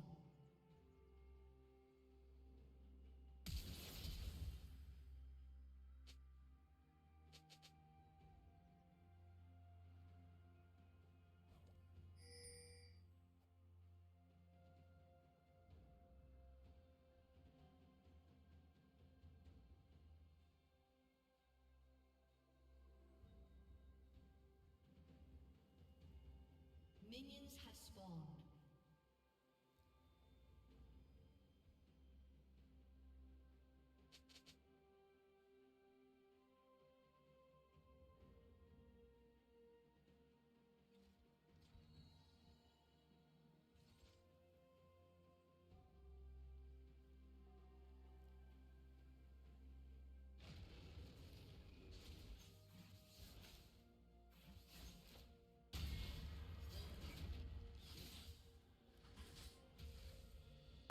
And what is a Solari but someone who uses the star as a map to figure out where they're going? And it may not just be philosophically, but also you don't need a world atlas when you're Leona, I guess. So it's what it is. So. But with that early bottom lane invade, it did mean that Dorado's top laner, Oprah Winfrey, for this game, was able to get that early warding onto the Red Buff of Zinzao, so they know exactly where Little Juice Pack is starting on this particular clear. But for now, both junglers starting on the top side of the map. Syndicate doesn't have the same information that Dorado has, but just to give you another update, just in case you forgot after the long break we had, Efron is out. Some personal issues have forced him to take a break from the series, which means that Gabriel Leo is stepping into mid lane, and their substitute, Oprah Winfrey, is moving into top lane. That is correct. We're seeing Oprah Winfrey topside. So we'll have to see how this swap plays out. Gabriel Leo has had some really good top lane games, and excited to see how Mr. Gabriel of the Leo variety plays this Veigar in mid lane up against Darrison, who's been very good in this series so far. Yeah, it is Double's first strike in that mid lane, so aggressive trading potentially for both of these sides, just trying to farm up a lot of money. As we see Juice back up here on the top side, maybe looking for a gank onto the Kled, but Kled has a dash, so easy enough to just walk away from that play. Not too much happening there, but Vino already with a pretty early CS lead. The wave is stacking up, so we'll see how much of it Oprah Winfrey can actually collect. But I think another thing we're going to have to keep track of over the course of this series is Kiora's soul count on this Senna. The farming Senna does get slightly less than the fasting Senna is. Might be engaged here actually on the bottom side with just Cooper in the area, but a little away from Jack, who's actually going to get hooked back in, rooted up. It is Leona, so she should just be tanky enough to walk away from the play. This is sort of the weakness of the Senna plus the Blitzcrank. You don't have a lot of that early game damage and pressure, as Senna doesn't really, you know, do a lot early on into the game, as Listen Raven actually might have overstepped. This is a 2 versus 4. Darrison is going to come in and Juice Pack to follow. They get the stun down. They're going to get the hook in onto Gabriel Leo, but they don't have enough damage. Listen Raven is now the one in trouble. Aftershock procced on Jack on the events taking down, but I don't think they have the damage. In the meantime, on the bottom side of the fight, 2x throws a flasher to the wall. Juice Pack's trying to get in with that dash. They finally find the kill of the Jackthon. It's first blood for Kiora on the Senna. That was a very scrappy fight. Multiple people walk away with just a sliver of health left, but it's finally the support there, Leona, who, as we talked about earlier, we thought it wasn't going to be that impactful that they lost Flash, but both supports did lose their flashes, and that means Leona can't flash out of the play, gives over first blood to the Senna. Kiora is set up here early game, at least to have a very nice game for themselves, as that's going to force a flash out of Oprah Winfrey there as well. Vino really putting down the slamming down the top diff hammer there so far in this early lane.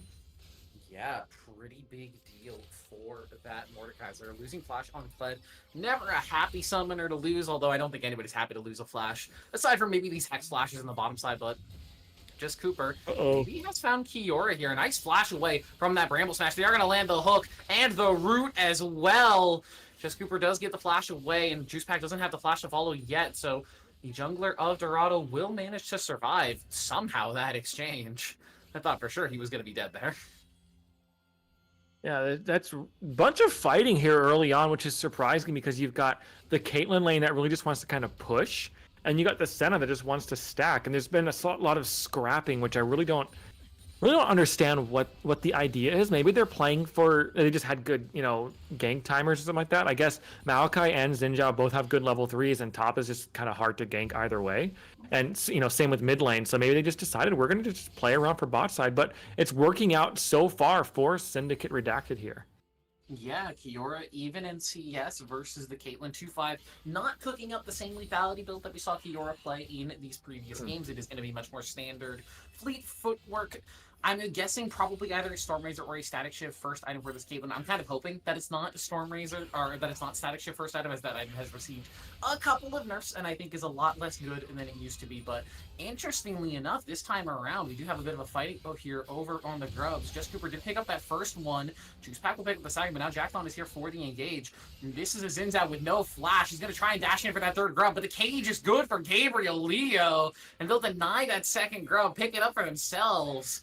And now, with priority on the map, they can maybe even look to try and transition into a dragon as well. Yep, little Juice Pack gave up life to pick up one Grub. I don't know if that's really worth it. It could pan out to be so, because you can just get one more and make sure that Dorado don't.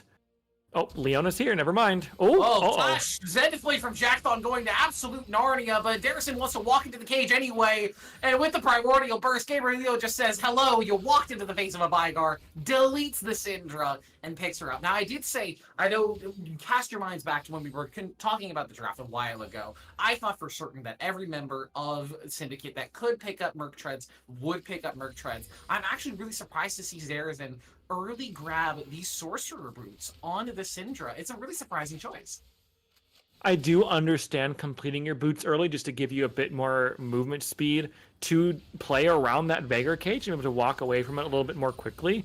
But I agree with you. I think the Merc Treads would have just been a better choice here instead of the Sork shoes. I just, some strange itemization here early on. We've got Jackathon just straight up not buying items level 1. We've got Darrison going Sork shoes instead of Merc Treads.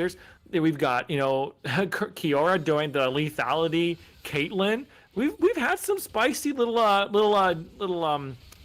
shopkeeper moments here in this series, and I love to see it, see what they're cooking. What is cooking up in Divinity League? It's definitely something. Yeah, I think for Darrison, it might just be a bit of greed. Actually, I'll be honest. I'm not trying to be biased here or pick a side, but I am glad to see that sort of greed punished overall, as Kiora and Illicit might actually be in danger here. As 2-5 has that. Here we go. They're gonna look for the engage, and just Cooper's in the right area. They should just have the crowd control down onto Kiora. This should just be a dead Senna. Kill given over to 2-5. Exactly the member you want to see it on.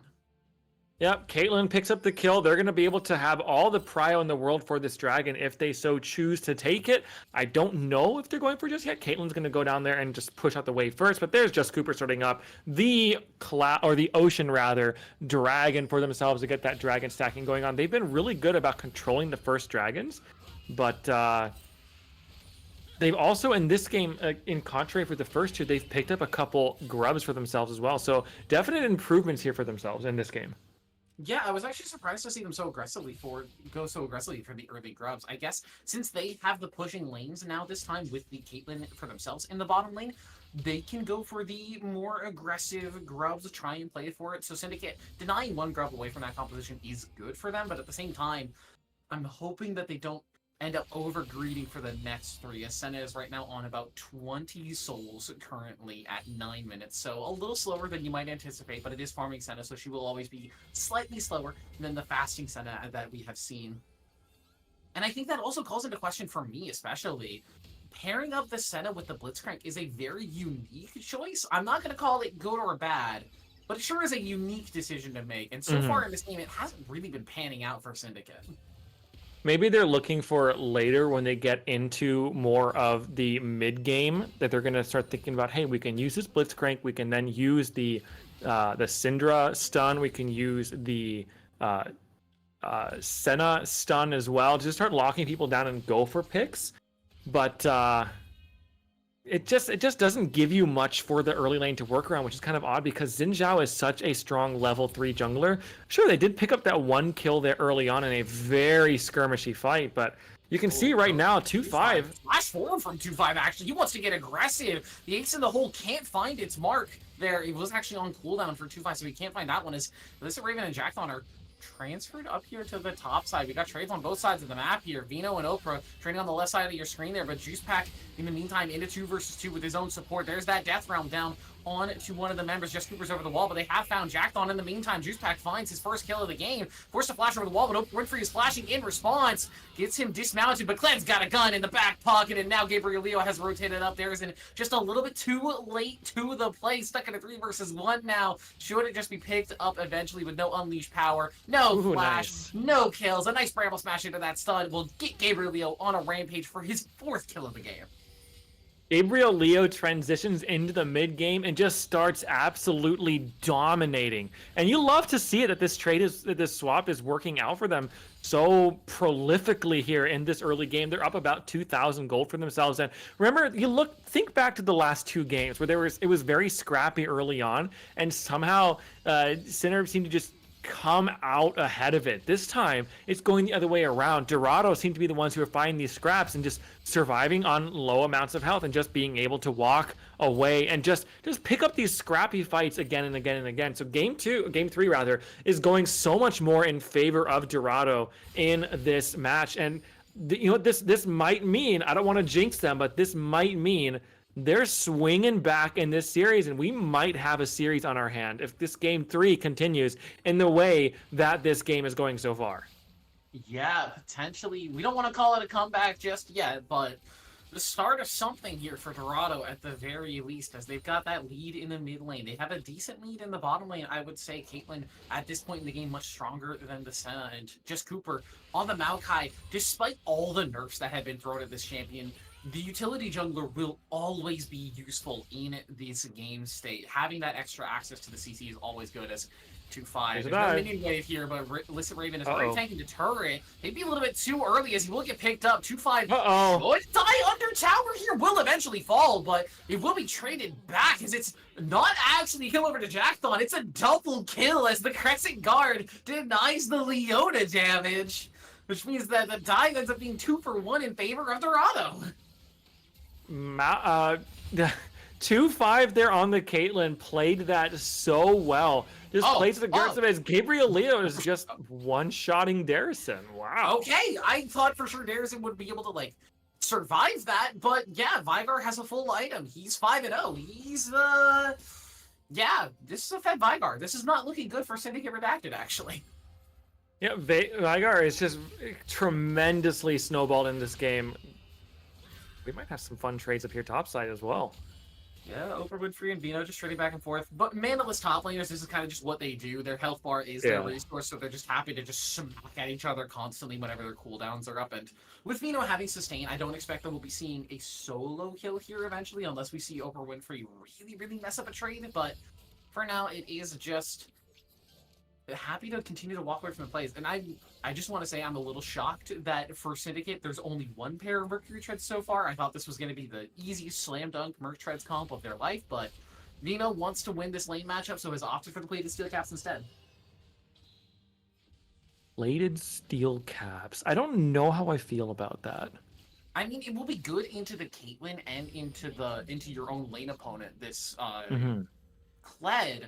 But at the same time, especially when you're playing Mordekaiser, you don't have any sort of like blink or gap closer outside of your flash, so you're dealing with the Leona CC. You're having to navigate around the Vygar cage, and you need to work around Maokai in his entirety, as Darrison might be caught out here, as that bear trap on the rope is going to do a lot of damage. Not even a primordial burst needed. Gabriel Leo just smacks him down, and now Juice Pack caught unawares in the pick. It's 2 kills to Gabriel Leo. They say thank you for the leash and pick up the Rift Herald as well. Oh, Leona jumped over the wall there as well onto Vino. This could be another death. Yeah, Ignite's ticking away. A nice grasp there to pull him away, but Oprah Winfrey does have that second dash. The shield is up. Alyssa Raven is here, but it will just be the kill over to Jackthon. No Solar Flare available, so Alyssa Raven will be forced to walk away, but that's mid lane turret down, and this is a complete turnaround from Dorado that we've seen in games 1 and 2. They are playing aggressive in the early game. They are winning in the hands diff. They are just running the map.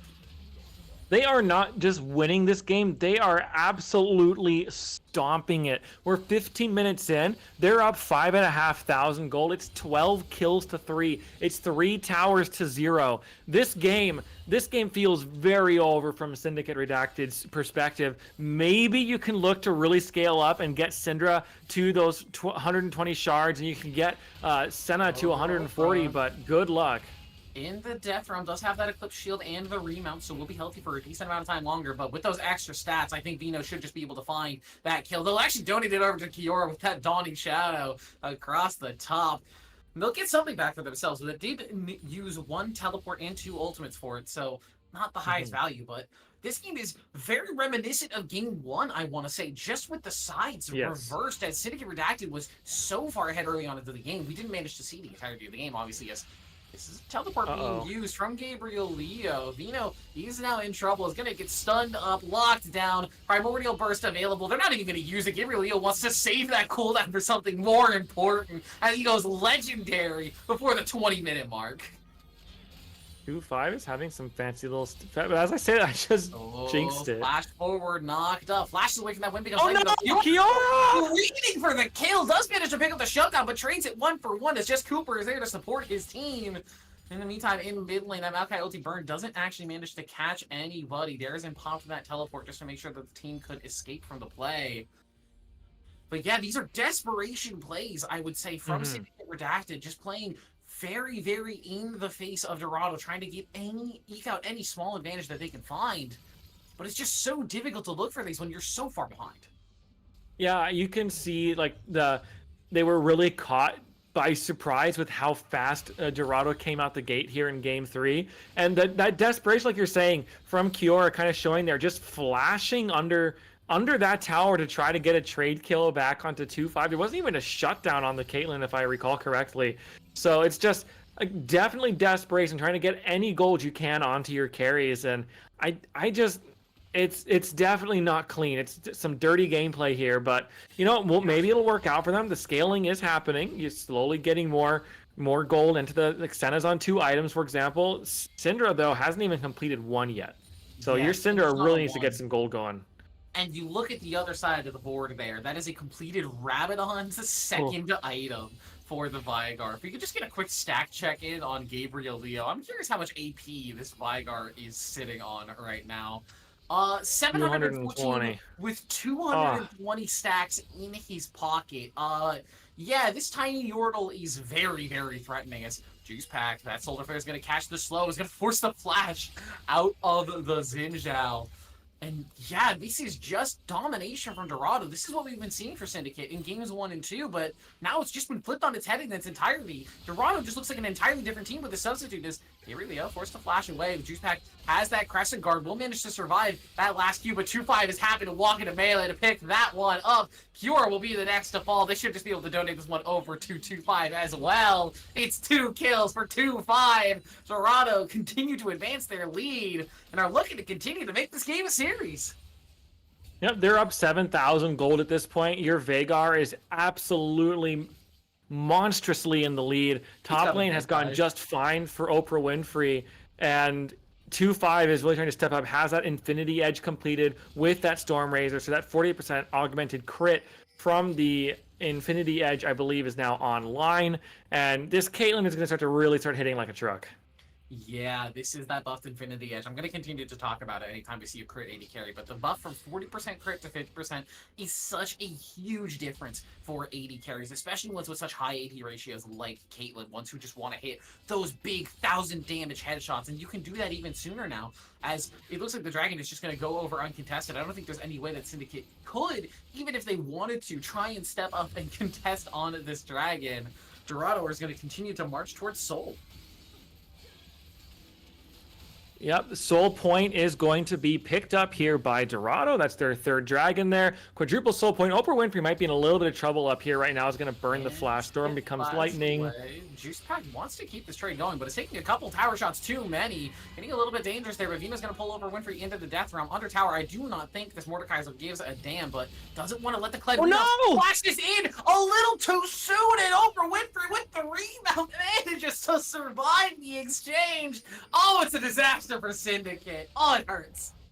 that was maybe your angle to start clawing back into the game. You get some gold onto your Mordekaiser to start having some like solo kill pressure on a side lane against that Kled. But nope, Kled gets the remount with, I'm gonna guess that was like 30 HP left, and gets that massive shield. The Mordekaiser burns the flash as well, and oh, that just feels terrible for Lil Juice Pack and Vino. But Oprah Winfrey's got to be feeling elated about that one. Yeah, that kind of play will always hurt every time. But yeah, I don't want to. I at some point in the game, it just becomes. It no longer becomes your game to win. You sort of have to play around your opponent making mistakes and then losing the game, as opposed to you trying to win the game when you are this far behind as Syndicate. So you really have two options when you're looking at it. It's either, okay, this game's kind of a wash. We can think about what we're going to draft in game 3, how we're going to change it up. If we're going to hop back to blue side or red side, think about what our strategy is coming into next game. Or just try it, if you're trying to play in the moment and you really think you can come back in this game, you're playing for, okay, what sort of mistakes can Dorado make? Can we find a pick on 2-5? Can we find Gabriel Leo alone in a side lane somewhere? Can we look to punish any overextensions from these members? But it's not like they can pull the trigger on any play. It's not like they can force a fight, because if you take an even 5v5, you're gonna lose. That Pink Ward does not spot that ward. The solar flare from Jackthon spells the doom of Syndicate Redacted. The Dawning Shadow has no effect. It's a double kill for Gabriel Leo. 2-5 flashes forward to find another one. It's 2 for him as well. It's 4 dead members of Syndicate. That's gonna be a Baron. And on the bot side there, Oprah Winfrey used the Kled charge to cancel Mordekaiser's teleport into the fight. So that's going to mean all 4 dead for Syndicate Redacted there. Just Cooper and the rest of the squad there are going to turn back onto this Baron. They're going to pick it up completely uncontested. And now that's going to be a 10,000 gold lead to Dorado. If you don't close this one out, report yourselves. Yeah. You know? Yeah. I think the biggest moniker of that play really was that ward in the brush onto that red buff. The fact that pink ward did not spot out the vision ward. Can we go look at that there up in the corner real quick? It allowed Dorado to have full information of exactly what was going on there. Just, it hurts. Yeah, can we take a quick zoom in on that ward there on top of Sinner's red buff, just to see the pink ward next to the blue ward there really quick. Yeah, right up there. You can see they're just around the corner from each other. And so because of that, Leona was able to see the whole squad Roman, gets the triple solar flare, and that one little ward right there, that regular ward, I believe was probably from Leona, gives them the Baron. That's just unfortunate again for Sinner in this game, as Vino's gonna have to say goodbye. Getting dove on. Gabriel Leo doesn't use that primordial burst. Maybe good shot up. Rooted under a tower, but the tower is now gone. Jackthon tanking up on the front side. Very, very tanky on this Leona. Finally parks that aftershock with the solar flare. Listen, Raven forced to flash away. All the members of Syndicate forced to flash away. The play looks good to start, but now 2-5's just 3 hitting walking forward. Oprah Winfrey's gonna teleport in after that Baron up recall, and the members of Syndicate Redacted forced to pick up the pieces and try and run away, as it looks like now with double teleports being committed, it shouldn't just be this next tower going down. Vino takes a lot of damage. There's the engage from just Cooper, but immediately into the death round. Vino's going to try and do some decent damage stand, but this Mordekaiser build does not do a ton of work. It's just that Rylai's for AP. Just Cooper survives on a sliver of HP. The Dawning Shadow will find him, but now they walk into the case. Darrison is deleted. Gabriel Leo goes legendary. His 11th kill on the game. And that bottom lane inhibitor falls, and Dorado extend their lead to just about 11,000 now. This is a shellacking. Yeah, that bot fight there was really good from Sinner, but it's just too much gold down. If the gold differences were a lot more even, I think the Syndicate Redacted would have pulled out a win in that team fight. But they're just wallet diffed at that point. Then Gabriel Leo can just walk up, hit that R key, and execute someone. 2-5 has a lot of range, and now 3 items completed. That's 60% crit. And just they've got so much damage. Chemtech Soul is theirs here for the taking right now as well, whenever they so pleased to pick it up, which is probably going to be right about now, I would expect, as Maokai's running towards that dragon objective. And you've got to think at this point, Sinner, you need a miracle at this point. You really do. Yeah.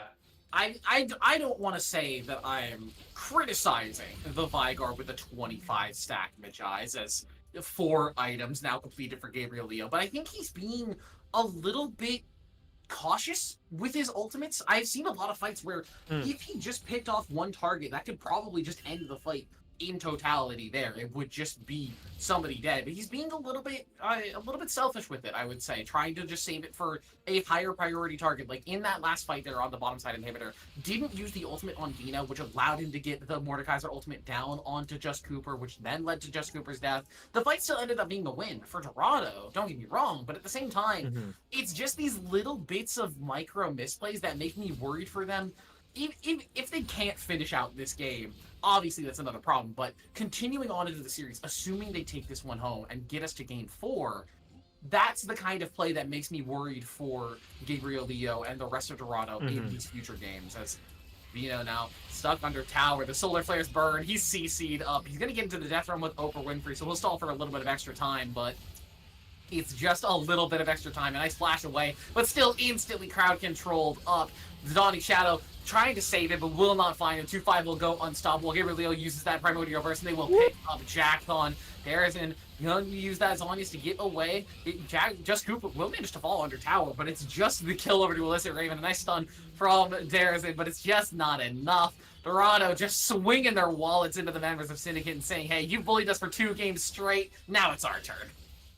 It is their turn. That's 4 members down. They only lost their Maokai. They're going to be able to go through and clean this game up in a nice and quick, just about 27 minutes here. 2-5, putting down some serious damage onto Kiora. But yeah, they're going to clear out that last Nexus tower. Nexus is going to get chunked down, and 27:06 is the timer here for Game 3, as Dorado have found their footing in the series and pick up Game 3.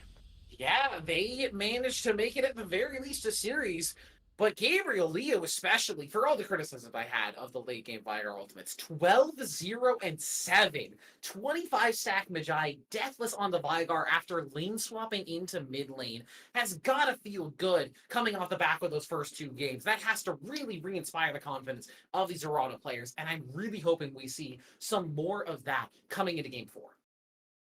Yeah, a lot to think about coming after this one, because the first 2 just seemed so dominant for Syndicate Redacted, and now this game, Syndicate found nothing. There was nothing in that game to hold on to, nothing to say we can use this and build on it. You really have to just think now, what do we do at this point? Do we go back to the old game plan from game 1 and game 2? Maybe Dorado say, hey, if we take them off of that old game plan, we can start taking wins here. So game 4, now the drafts are going to get really spicy and are going to get really complicated, as well as we've got the Caitlyn contest. You got to ban out the Viego has been a ban away. The Lily has been a takeaway. Now you have to worry about this Veigar in the mid lane, this Maokai.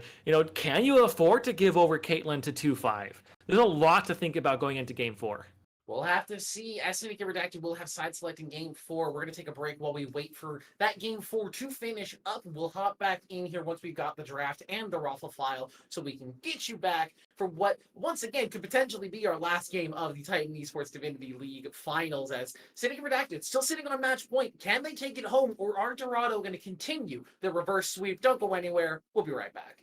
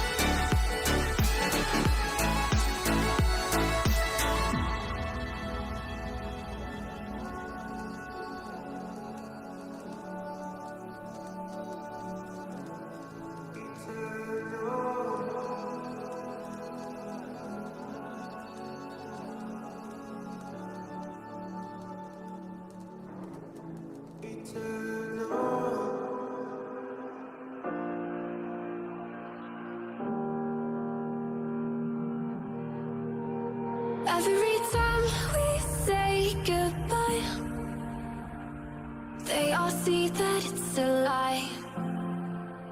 'Cause we always give it one last try. Yeah, you've watched me break 1,000 times. Now I'm all alone, 'cause you never show. You say you will, but then you don't. That's how it goes. Don't wanna know. I'm turning off my mind so I get by. I just wanna be happy, happy tonight.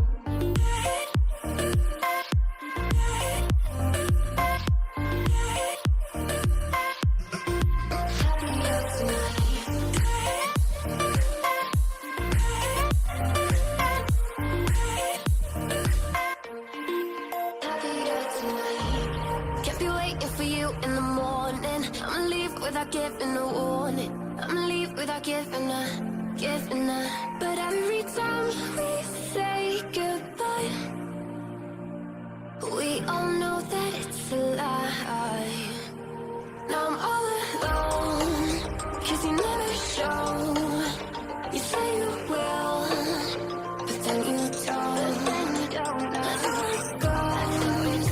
Don't wanna know. I'm turning off my mind so I get by.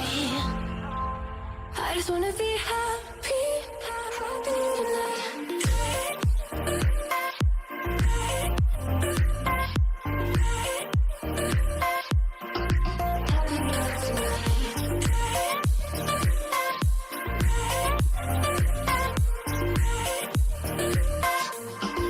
Happier tonight. Kept me waiting for you in the morning. I'ma leave without giving a warning. I'ma leave without giving a. But every time we say goodbye, we all know that it's a lie. I just wanna be happy.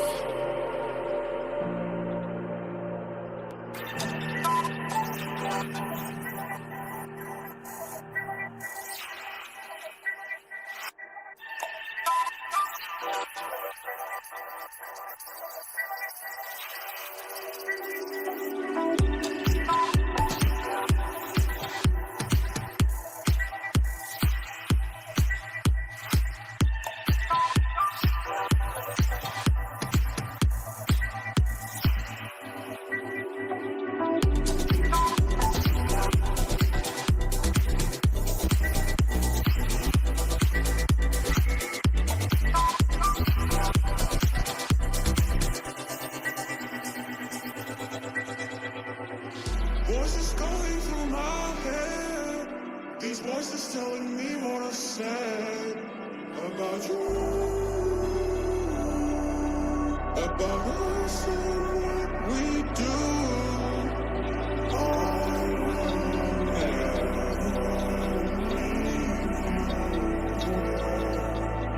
I will get your heart somewhere.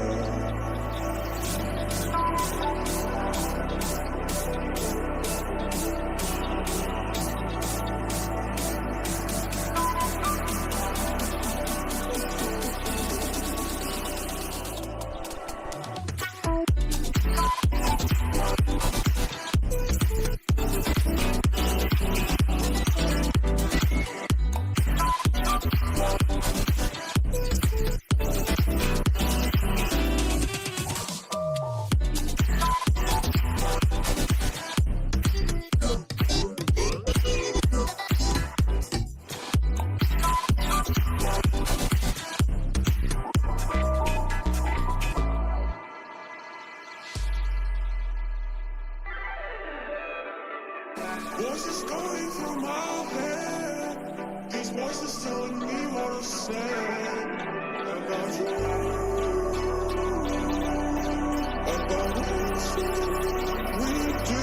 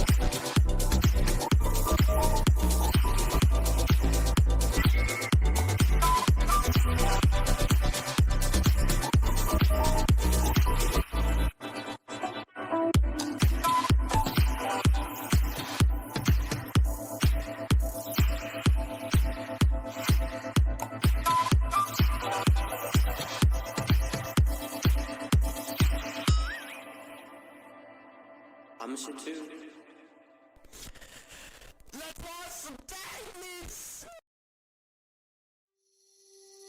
I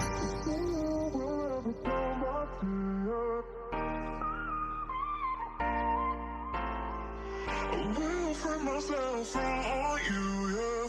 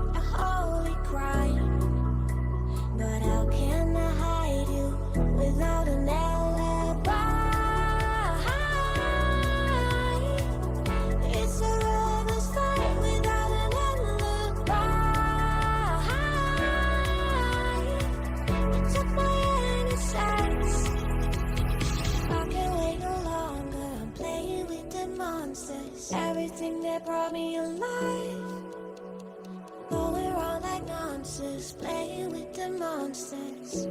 They brought me alive, but got no alibi. It's a lover's fight without an alibi. It's up my innocence without an alibi.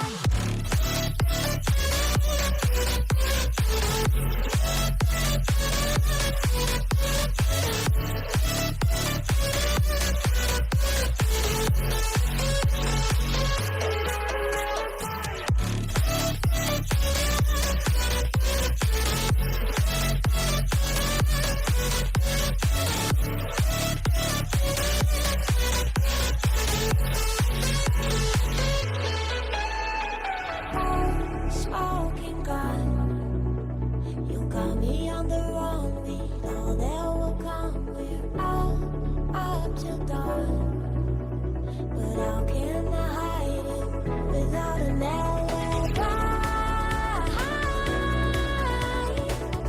It's a lover's fight without an alibi. Took my innocence.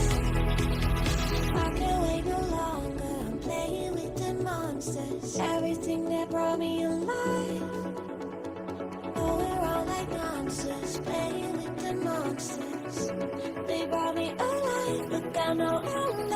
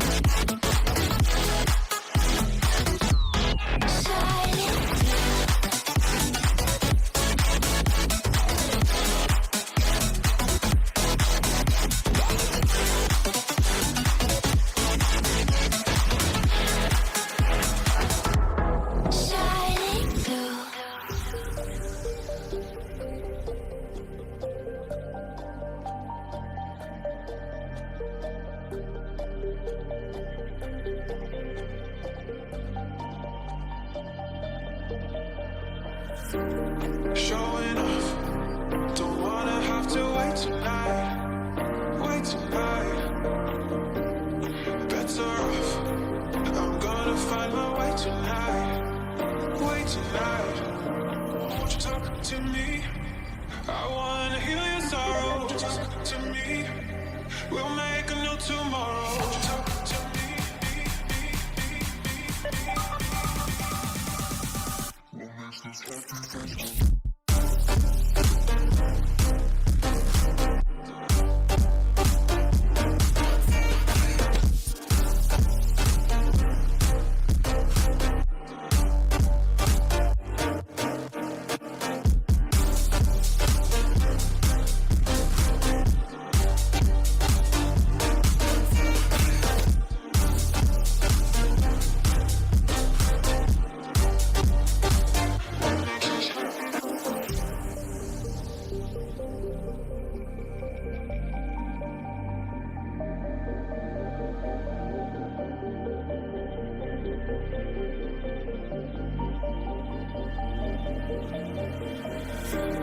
Showing off.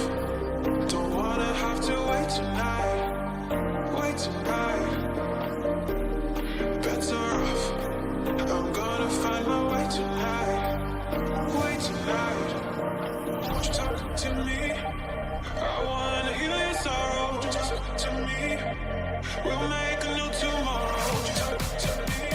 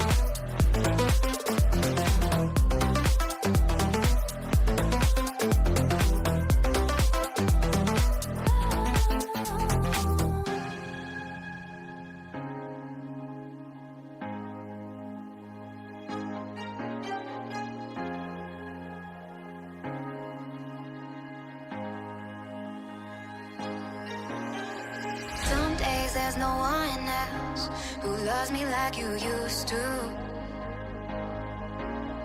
Some days I'm not myself, there's no one I can turn to. And I know all the feelings that we shared are in the past. And I know your relationships are never meant to last.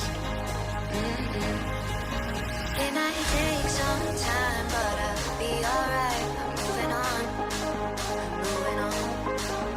I know times are tough, but I've had enough. I'm moving on, I'm moving on.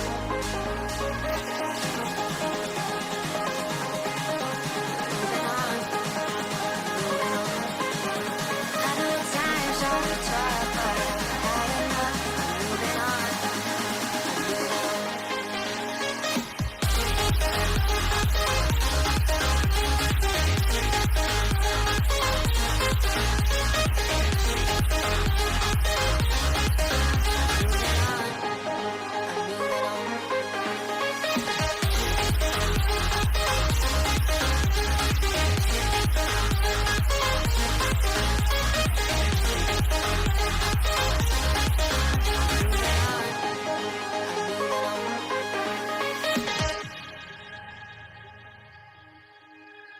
Some days there's no one else who loves me like you used to. Some days I'm not myself, there's no one I can turn to. And I know all the feelings that we shared are in the past. And I know your relationships are never meant to last. It might take some time, but I'll be alright. I'm moving on, I'm moving on. I know times are tough, but I've had enough. I'm moving on, I'm moving on.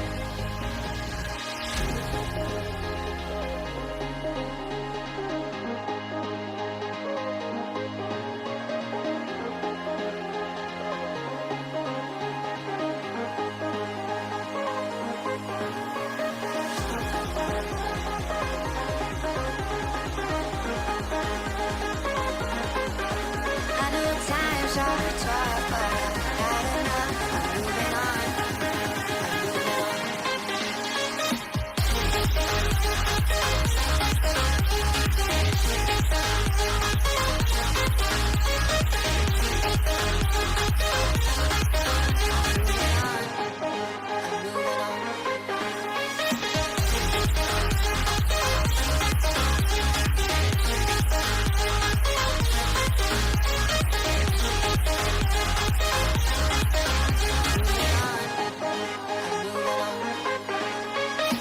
Talking to myself and I can't focus.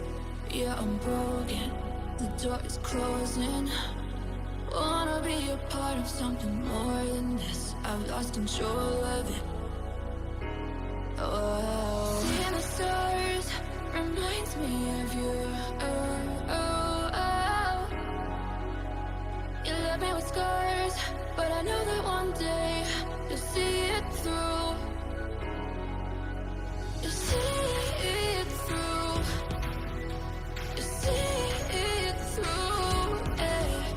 You see it through. You see it through. We gonna live forever, forever. The afterlife. We gonna live forever,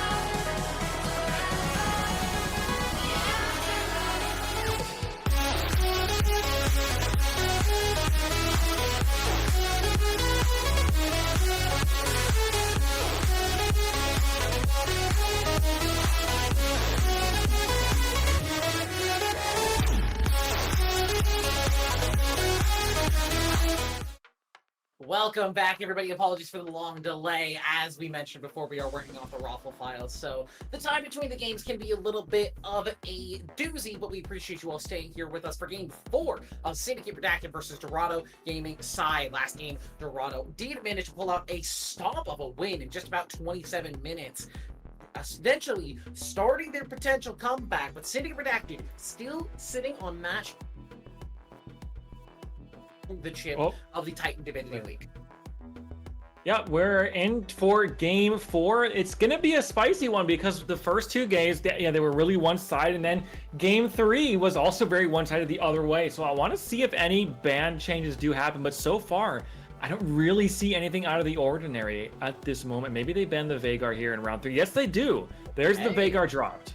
Syndicate Redacted understand that Gabriel Leo was pretty dang good at the Veigar, so they're going to take that one away. Now they do ban the Caitlyn. Okay, yeah, so the Caitlyn is dropped. They moved over to red side, so they are going to take away the Caitlyn. They are respecting Kiora's Caitlyn, which I think is a smart call over the course of this series. I'm wondering now what they will default to, though, as that Zac was unbanned. It will be picked up first round. I'm expecting that to be for Vino because the top lane Zac has just been so good. But they're picking up the Lilia. Dorado is. So in game earlier on, Vino picked up Lilia top lane, and it worked out really well for them. Now here we are in game 4, and Dorado's picking out on the other side. I wonder where it's going to go. Is it going to go to Oprah, or is just Cooper going to pick it up for the jungle? Yeah, they have that flexibility available to them, but now with no Caitlyn, Syndicate Redacted is actually going to drop down to the Zeri as the option into the Varus here from 2-5. The Varus has not had a lot of success over the course of this series, so I'm interested to see how this one will work out, and pair that up alongside the Nautilus to get a little bit of that aggression in the early game, try and punish this Varus if he oversteps, if he's ever out of position, give Zeri a chance to accelerate herself into the game. There we go, we see a Rel. Okay, so Rel just got turbo nerf for the jungle, so I'm hoping Just Cooper knows that and has been paying attention to the patch notes that Froxon have been putting out, or watching Freak's patch reviews that he does, his rundowns that he does, and knows to say, hey, do not throw this in the jungle. I am begging you, Dorado, put this support. For anyone who's unaware, the bonus damage to monsters from Q, W, and E is all removed from Rel. She is now entirely out of the jungle. She's just a support now. The flex is gone. We won't be seeing Rel jungle at any events like MSI or any future patches unless Riot decides to change her again. But now with the second phase of bans coming through, that Singed once again banned away by Dorado. So maybe respecting the fact that Zac has that flexibility. Well, the Zac could move between top and jungle, but Syndicate don't want to see the Kled from Oprah Winfrey either. So now blind picking one of these lanes here, either mid-top or jungle, depending on where that Lilia ends up. They're going to keep the flexibility on that Lilia and lock into Talia for Gabriel Leo. Probably not a bad idea. You've got the Zac who's flexing back and forth, and so you just throw down the blind pick mid and you say, hey, this Lilia can flex back and forth as well, and we can choose what match we want to go with. There's a Ziggs though.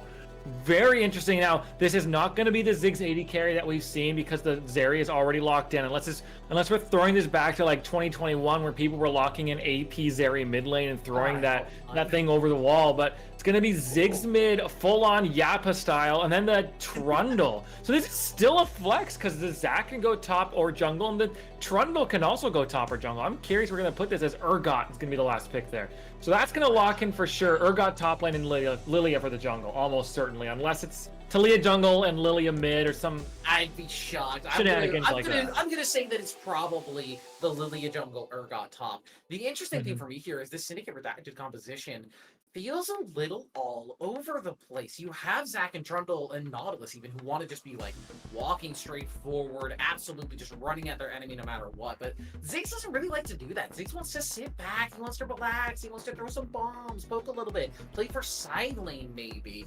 We'll have to see how that works out for them, as thankfully the blessing of the Raffle Files means that we're not going to have any sort of delay jumping from draft straight into game. Yep, we can hop into game right now. Here we go. We're in for game 7, 8 seconds in. And so we missed the first, those critical first 5 seconds. Yeah, 5 whole seconds missed. What are we even going to do? I mean, we can't tell if the players were spamming emotes at each other or talking in all chat. It's over. It's doomed. Another thing we missed out on is maybe some of the players were picking up some items and pivoted and gone for another. Maybe the Urgot wanted to go Doran's Ring and the team told him no. You know, you never know. So anything can happen in those first couple seconds. But either way, level 1. 2-5 is Oh. going to run out. They do see Jackthon, but with that dismount crash down over the wall, the red will be just fine. No flashes forced from either side. But it is going to be the Trundle in the top side versus this Urgot and Juice Pack on this Zac in the jungle, which I think is kind of the less expected way for both of these picks to go. I definitely expected that Zac to be up there in the top side. Yeah, so Trundle into Urgot is a weird one. Urgot can never really dash forward. You also have to be really careful when you use that dash because it's so telegraphed that Trundle can just pillar you and whoop-de-doo, your dash is just gone. And then Trundle can just walk up and thump, which is basically what Trundle gameplay is, and win the trade unless Urgot gets kind of snowballed and has a lot of shotguns. But you're going to be slowed up by that pillar, and Trundle's going to be faster than you, so he can always just make sure he's in the right angle to stay away from your shotgun knees. And Trundle can actually win this top lane out really hard if Vino is good at Trundle. Now remember, this is Vino, your MVP of the split, so I expect good things from this Trundle. And we all know, if a Trundle gets a bit of a lead, a Trundle can absolutely take over the game. So watch out for Trundle. Yeah, Trundle is, I think, definitely one of the picks to watch out for in this series. And you can see it both for Juice Pack and for Cooper. Both of these junglers starting on the bottom side of the map. That's an instant level 2 hit for Illicit Raven. It's into the shield from Jackthon, but still losing about half HP there. Not exactly what you want from this early game rail, but yeah, both of these junglers are going to be pathing up towards the top side. I say that as it actually looks like Juice Pack is going for a full bottom side clear and maybe looking to play aggressively towards his bottom lane. But starting on those Raptors, moving over to red. And just Cooper, in the meantime, is going to move over towards the top side, understanding that this Urgot Trundle matchup is going to be so important in this early game. Yep, they're both heading topside. Lilia does have the tempo advantage, which is not too much of a surprise. It's a Lilia. She can just move a lot quicker and rotate between the camps a lot faster. Top lane is going actually pretty decent for the Urgot early, but it's, Urgot, if you can use the range, you just win it out. But if Trundle can get onto you, Trundle absolutely will start stomping, and especially as he gets some items under his belt. Urgot is actually pushing forward because it has that push in the lane and can step forward and put on the mini-map, you can kind of see down there, and put a little bit of pressure onto Little Juice Pack. But while that's all happening, Ziggs is throwing snowballs, and it's reminding me of when I grew up in Minnesota and reminding me of why I moved away from it, because it's snow and it's cold. And I'm happy I don't live where it is cold anymore. A little bit too much snow. It's a big crash of this wave down here in the bottom side. Kiora and Raven should just be able to clean it up pretty easily, though. They've got those Relic Proc executes. Zergy is one of those champions that I think is so easy to farm at a tower. Juice Pack is maybe in trouble here as the full team rotation here. Oprah Winfrey has full knowledge of this Zac. Gonna flip him the wrong direction. They'll get that press the attack proc down, though, and force him to slingshot out of his own jungle, eating his HP as they go. Just Cooper should have the smite. Doesn't actually have the smite available, so it is a bit of a toss-up, but Lotto does go over to Just Cooper, so that steal on the Grump giving over. A lot of resources and time burned over as I'm on the bot side. Illicit Raven has that Aftershock, though. It's maybe a dangerous trade for them to take. The Zap did not manage to find its mark. Lethal Tempo stacked at 2-5. This is actually on hit Varus, not the poke as we've been seeing. As Kiora's gonna pop that ghost. Jackpot ignited is actually forced to flash away. Now the 2-5 is the target. Kiora's gonna flash forward, looking for that last auto, trying to get the damage down. They will find first blood, but it's immediately traded back. Jackpot with the autos. Now it's a Mortal Kombat, one-on-one. The autos, the shields. Illicit Raven just has that little bit more in him. It's 2 kills for the Syndicate bottom lane. That's also first blood for Zeri, which is huge for that that girl from Zon. Zon, or maybe it's still just Zon. Neon from Valorant. You never really know. But it's Zeri from Zon in this game, and she's taken over the early game. It's surprising because you normally think of Zeri as more of this late game beast, but Kiora and this Nautilus, because Nautilus has so much early lane pressure, especially with that ignite, and they just run down 2-5, pop the ghost, jump over the wall. Nautilus landing a lot of good stuns with the auto attacks and the Qs, and just they win the early fight. Now Just Cooper's roaming in. There from Raven, but it's a crash down onto 2 from Jackthon. Just Cooper getting a little low, forced to flash away from that Trundle Pillar. Now Jackthon, the one in trouble, has to walk away, but Gabriel Leo has rotated. Darrington doesn't have a lot of damage on this early game. Ziggs. Vino flashes into the wall just to watch his support die. That's not the MVP performance we were expecting, because now maybe he's the one to trouble. Jackthon doesn't find that shattering strike, so Vino will be able to walk away, but damn, that doesn't feel good. Nope, and here we go. Dorado are picking up the grubs here. Now, in the first 2 games, Syndicate had the grub prio and they won the first 2 games. In game 3, Dorado had grub prio and they won game 3. So is this a sign for things to come as Just Cooper is picking up those first 3 void grubs? Can they turn around? Because it seems to be whoever gets the early void grubs wins the game in this series so far. Which is interesting because statistically, it's normally whoever gets those first 2 dragons has a slightly higher win rate. It's not by much. I think it's by 1 or 2%. But it's interesting to see the trend bucked here as Darazin trying to just farm up under tower. But Gabriel doing a great job of just holding down the Ziggs and making his life very, very difficult. Back to that bottom lane trade, as I am a support player, I just want to give a little bit of my expertise there. This really is why you pick the Nautilus with the Zeri. She doesn't have a lot of damage early on into the game, but late game she is a monster, so what do you pair her up with? A lot of times it's normally something like Lulu or Melio or Yumi, where you have less early game pressure, but you're going to be able to make her that ultimate monster in the late game. But by pairing her up with Nautilus, you're allowed to have a little bit more lane pressure because Nautilus really just does most of the work for her early on into the game, as little Juice Pack again forced on his Krug camp. Gabriel just happy to play a little bit of a anti-jungle here. But yeah, this is why you have the Nautilus in the early game. You're allowing Kiora to just free hit because Nautilus provides all that lane pressure in the early game. He has the damage, he has the crowd control, he forces aggro just by existing. This is very true. Nautilus, like I like the pairing of Zeri with Nautilus. Like you're saying, it just gives you so much more proactivity in the early game, especially because how we've seen how these teams have played. I'm just going to shut up because they've got a fight going down here. Crash down onto Alyssa Raven, force the flash out of the Nautilus. Here comes that Weaver's Wall. They do manage to get to the other side of it. Can Gabriel find a flick back? No, Kiora and Alyssa Raven managed to step away from that one.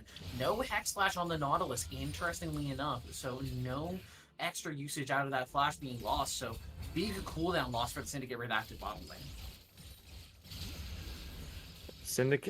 Dorado's actually going to rotate over here. Darazin is here throwing those snowballs over the wall, but there's going to be a fight here around this dragon. Little Juice Pack is hanging over the wall, channeling the jump. Here we go. There's that elastic slingshot. The hook lands on just Scuttle Crab, but Jackdawn is one shot. Juice Pack finds that kill, but it's immediately traded back. Zach goes into the passive. Listen, Raven is dead. Kiora's trying to get the damage down, trying to stack up that lightning crash onto the damage from Jess Cooper, but it's 2 kills for 2-5. Can Kiora get anything done? It's just that early game's area, though. She doesn't provide enough damage. Can she get over the wall? She finds that auto attack. In the meantime, topside now. Vino trading it over Winfrey, pops down that subjugate just to get away. Kiora trying to get the damage down onto 2-5. Can't keep that lightning crash stacked up, so 2-5 will manage to escape. Maybe under tower, getting very, very low, but Darazin will find Gabriel, will auto-attack the Talia down. And it's a massive fight overall. I want to say barely in favor of Syndicate Redacted, but it's close. Hang on. Vino here in the top side. That press the attack. Brock, there's that fear beyond death. Nom, nom, nom, nom, nom. Urgot says, get in there. Picks up the solo kill. A little bit of an oopsie there from Vino, and Oprah Winfrey, the sub, comes in and solo kills the MVP of the split on that Trundle. Now, to be fair, the Trundle did get counterpicked by the Urgot, and it is very much a skill matchup up there, but now that Urgot has that kill and assist, Urgot is going to absolutely run that lane, and it'll take a while for the Trundle to really come online in that side lane for the split push, and it's just, Urgot's just going to really be a pain in the rear end to deal with because Urgot just has so much side lane split push pressure, and curious to see how Sinner are going to react to that, because you might have to adjust your place a little bit as we're going in for another dragon contest. Here we go. It's that slingshot, and they've got the hook down onto 2-5. Juice Pack does a lot of damage on this Zach early into the game. 2-5 is ignited. He's taking away. Flash forward, flash in response from Juice Pack. Picks up that shutdown goal onto the Bears, and now Jackdawn is the target. Gets hit by that hook. Stunned up, knocked down by Elastic Slingshot. It's Juice Pack coming in hard for 2 kills, and this should just be the dragon for Syndicate. Yep, they're going to pick up this first dragon. And Vino topside is still struggling a little bit, but he's going to start picking up those items towards building a tabby, which is going to be really useful against that Urgot. First dragon, Mountain Soul, which is going to be nice for basically the entire team, is going over in favor of Lil Juice Pack Zach. So a nice dive in there for Lil Juice Pack. He gets a double kill there as well. This Zach, Zach, if you get some tankiness on him and you start getting ahead, can really run over fights too. Kiora's got to be really careful here. 2-5 has ult. Yeah, there's that Chains of Corruption, the stun, the crash down, the Ignite's taking away, that last auto flying across the walls there. He cannot skate away from her problems, and that's shut down gold. Over to 2-5 on the Varus. That's just a bit of a misposition there from Kiora's Vino. Might be in a little bit of trouble here. Nice little denial there with the pillar. I did want to say with Urgot's current build path, you mentioned him being a very big side lane threat. A lot of times we're seeing early rush on Hullbreaker from Urgot. One of the few champions still actually building that item. I say thankfully because I hate that item overall, but Same. it does mean with the new passive that it has, you apply it with your W so damn quickly as Lizard Raven doesn't manage to find the hook onto Just Cooper. They're going to force the flash out of that Lilia, though. Mega Inferno Bomb finds a little bit of damage onto Gabriel Leo, but now Darazin, he's the one in the wrong spot. Gonna put that minefield down to get away, but he slept sleepy, knocked over into the rocks. Gonna get eaten up by that Fear Beyond Death executed. Gabriel Leo forced to use that ultimate just to get away, but it's still a winning trade for Dorado. They're gonna pull Vino back, force the flash out of him. There's the last thing in. A little bit aggressive from Little Juice Pack. They're in a 4 versus 3 right now. There's that subjugation from Vino. He'll find the chomp down onto Just Cooper, and now the rest of the Dorado members are forced to run away. It's a nice 3-man stun from Jackthon, but I think he's just buying time for his team as Vino oversteps. Now it's the turnaround for Dorado. It's 2 kills over to the Urgot. He's 4-0. He's feeling himself. Oprah Winfrey is really running this game so far. Is having a really nice performance on the Urgot. Here comes Kiora, though. They might look for a turn here. Doesn't get that lightning crash, so no extra movement speed. He's going to get stunned up on the rocks. Alyssa Raven will find Jackthon, but Kiora's going so low. Will manage to find the shutdown gold onto the Urgot. Barely managing to survive that exchange. Just a little bit of a mistimed flash there with the ulti trying to make the play happen. And I think if Kiora had gotten that lightning crash off, that's probably a full team wipe. But luckily for the members of Dorado, they managed to escape, some of them with their lives. Now that's really big for Kiora though, because Kiora picked up a big 400 gold shutdown on Urgot, who just completed that aforementioned Hullbreaker. But that's going to be the... Why can't I think of the item name? Why am I blanking out on it? Static Shiv. Static Shiv. For the Zeri there in the bot lane, who's now 3-2-3. CS is basically the same, so we're not really too concerned about anything up there. Vino is thumping away. That thump gameplay that Trundle does. Whacking. Yep, he is. Oh, here comes Zach, though. Hello, Zachary. Looking for Gabriel Leo, but with no wave, there's no way to pull him back. A nice flick back on the rocks there. We're losing that Gabriel Leo should just be able to walk away from that play. I'm a little surprised to see Kiora go for the static shift first. I talked about this last game, the fact that the item is nerfed now and is a lot less effective with the gold cost increase. It means that you're not getting that super cheap early item spike that you used to get on it, as hang on, Chains of Corruption in the bottom lane. Alyssa Raven does have that aftershock on, though. Very tanky on the Nautilus, but maybe just not tanky enough. The Blighted Quiver, the Piercing Arrow. Just Cooper will find Elastic. Kiora still has that Lightning Crash on, trying to trade a little bit more into Jackthon as Darazin is rotating over. There's that Mega Inferno Bomb. Plenty of damage onto the Rel, but Kiora maybe overstepping his bounce. He's going to get caught by that flip back on the rocks. There's Juice back, though, stunned up as he flies over the rocks, but the just bounce doing tons of work. But here's that teleport in from Oprah Winfrey, and there's the low health bars galore for the Urgot. Gabriel Leo tosses some rocks, trying to keep Kiora down, flashes away from that blast onto the Fear Beyond Death, will not find its target, but he's already dead. Darazin and Juice Pack forced to run away, but they're under the enemy tower. Darazin's going to tank 1, 2 shots. Juice Pack tanks the last and will pop into passive. The Piercing Arrow doesn't find Darazin, but he's going to have to sacrifice his jungler to try and escape with his life. Still on the run. Oprah Winfrey really wants to catch this damn Ziggs. A nice buffer on the satchel charge. Nets Oprah Winfrey a double kill.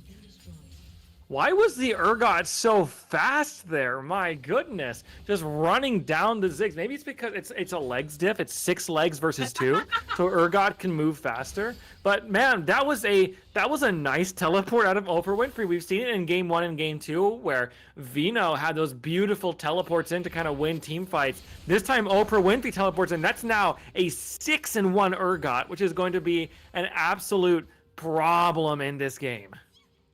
Yeah, the Urgot is going to be a big issue for the members of Syndicate Redacted to deal with, and they don't have a ton of ways to burst through tanks. I assume that Ziggs will probably end up grabbing a Leandry's at some point, and maybe Kiora opts for a Lord Dominic's Regard, but Oprah Winfrey, with the extra shields, with the Hullbreaker stats, it's going to be so difficult to move out of side lanes in this game. This Urgot is going to be such a menace. Absolutely. Second dragon has spawned, so the teams are fighting for mid prowess.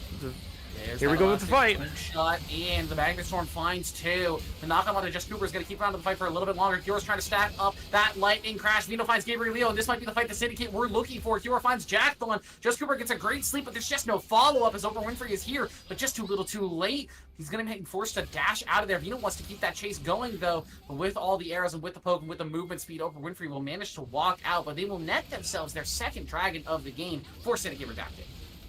Yep, they're going to pick up a Chemtech Dragon here to go along with that Mountain one. Now, on the flip side, Just Cooper is roaming around to go pick up that Rift Herald in the top side. Let's see if Cinder want to do anything about it. I don't think they will. So they're going to accept the second Dragon here. They're up about 600 gold here, 16 minutes into the match. They're going to be able to clear out mid lane as well, shove that out, crash the wave, and then reset to spend a bit of that money that they just earned in that team fight, unless Lilia wants to do something about it, which isn't going to happen.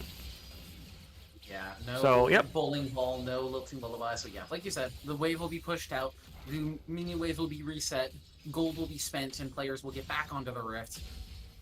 And it's a very, very close game here in this game 4. Syndicate Redacted, I think, took that game 3 loss personally. I mean, losing in 27 minutes never feels good, but I just want to also point out that Mad Lions had already lost at this point. How the hell did that happen?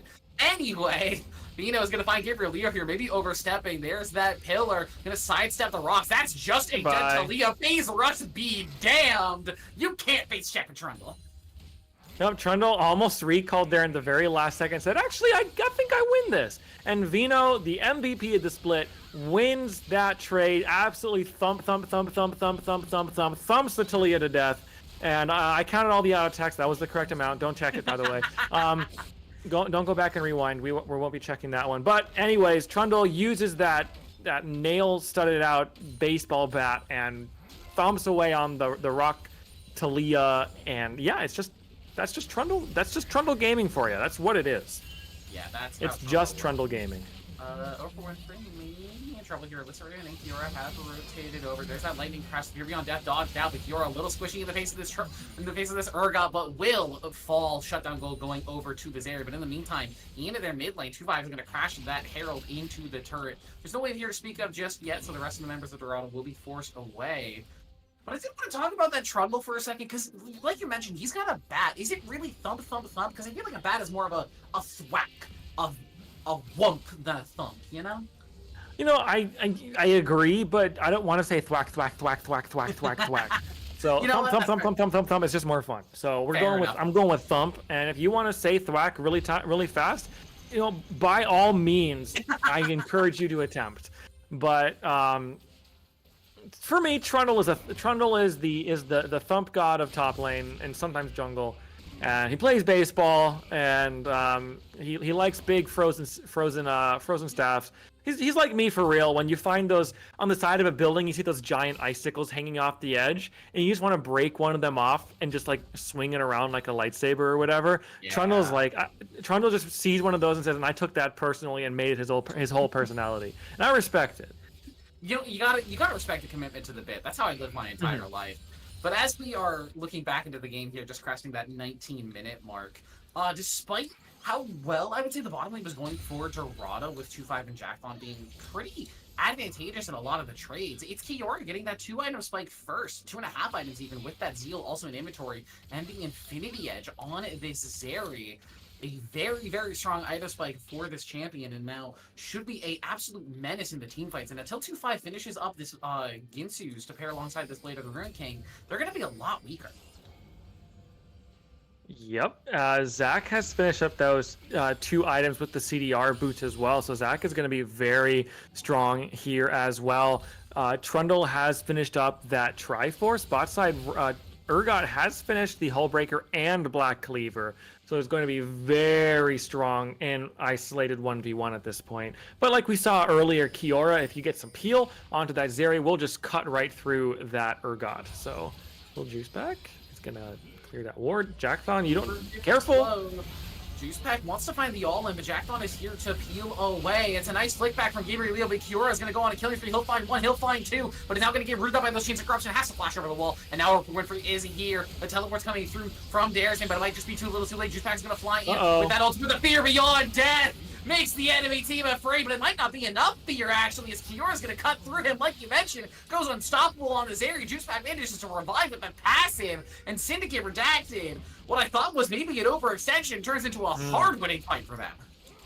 Yep, Kiora basically went untouched, did get caught up by that fear beyond death, but has the flash available, jumps over into the red buff, little pit there, and guess what? It's a Zeri, so you can just throw damage over that wall like nobody's business and just completely cleans up the fight. Zach gets the passive and respawns right back in. And it's just a one fight for Sinner, and now they're up to a over 4,000 gold lead here at this point. Trundle is very strong. Zeri has 8 kills at this point, and we'll have to see whenever she decides to recall what her next item is going to be when she completes that Zeal. Third Dragon is up and available. Just Cooper is going to try to clear that out, but Zeri is going to take the scuttle there. So here come all the teams coming back in. Telia is teleporting in mid lane. We're going to have a full 5v5. Now the problem is Kiora on the Zeri did not get a chance to reset for the fight, so a lot of gold sitting on the inventory for that Zeri, who has a 650 gold bounty on her head. Yeah, but we'll have to see how this dragon fight plans out. You took the words right out of my mouth. With Kiora not able to recall just yet, Vino maybe in trouble. Doesn't get flipped over the head of Oprah Winfrey. The Juicepack just hanging out on the side for now. But yeah, but with Kiora not being allowed to recall before this fight actually happened means that, like you said, the Zeri has a lot of standing gold in her inventory. So a lot of the extra gold that you see Syndicate Redacted is ahead right now isn't actually spent. They have a lot of unspent money sitting in inventories of champions right now, just waiting to be used. They are still going to be posturing and contesting for this dragon. You see Oprah Winfrey here on the side, looking to pressure out Kiora. Man's a nice slow, but nothing else out of that little canister. With how this fight is stalling out, I really think Kiora right now, what you should do, you cleared this last one out, you have the push, step back and recall and spend that money. But Trundle's thumping away. If you look down there, Trundle has started the dragon up, so it looks like the team just want to just take this team fight 5v5. Gabriel is on the bottom. Keep an eye on that Talia. Oh, two-man sweep. The Weaver's Wall is going to separate the members of Syndicate Redacted. This is just a perfectly executed team fight. Shutdown goes going over to Gabriel Leo with a massive 3-man flick. And Shutdown's going over to every single member of Dorado. It's 2 kills for 2-5. It's a clean ace for the Dorado side gamers. And it's 23 minutes into the game, so Baron is available as well. They went 5-0 and basically only lost half the health on one player, and that's about it. So they're going to be able to rotate right over, and your 4,000 gold lead means nothing because they're going to go over here. They take a 5-0 ace. They take the dragon. They're going to take the Baron here as well and give themselves back into the lead here in this series. Yeah, I thought as we were watching this game play out, this felt like Syndicate Redacted's comfort zone. They were ahead in the early game. They had the objectives they wanted, that 2-dragon lead that has worked out for some of these teams into this early game. But just a beautifully executed fight by the members of Dorado. Gabriel Leo, you may not have been first team all-pro in the top lane, but maybe you should have been playing mid lane, as this series has just been immaculate from this guy. Yeah, Gabriel Leo has had 2 brilliant games topside and now is having a second game of really solid plays. That flick was phenomenal, especially with the ult through the middle of the team fight to just split everybody in half. Don't give the Zeri a really good opportunity to get into range to hit that ultimate key. And Gabriel Leo, in my opinion, with that flick and with that Weaver's Wall, won that team fight. We cast a curse in. Juicepack is here trying to punish. Gabriel Leo is going to get slowed up. Vino's going to start thonking him down. The Seraph shield will not save him in time. And we were just talking about how well you were playing, man. Come on, you can't die in the side lane like that. Now, here's the thing, though. Here's the thing. Hear me out. Okay, this is a replay file, so it's already happened. Does that mean we can't cast or curse them because this has already happened? No, that just means that our fates are written in the stars, and we were always destined to cast or curse him like 30 minutes into the past. We just didn't know it. Okay, that makes sense. I'm with that. Okay, so basically, I'm just trying to think about how this works. Basically, free will isn't real, and all of fate is predestined. You can't control your actions. And ultimately, something the world is doomed.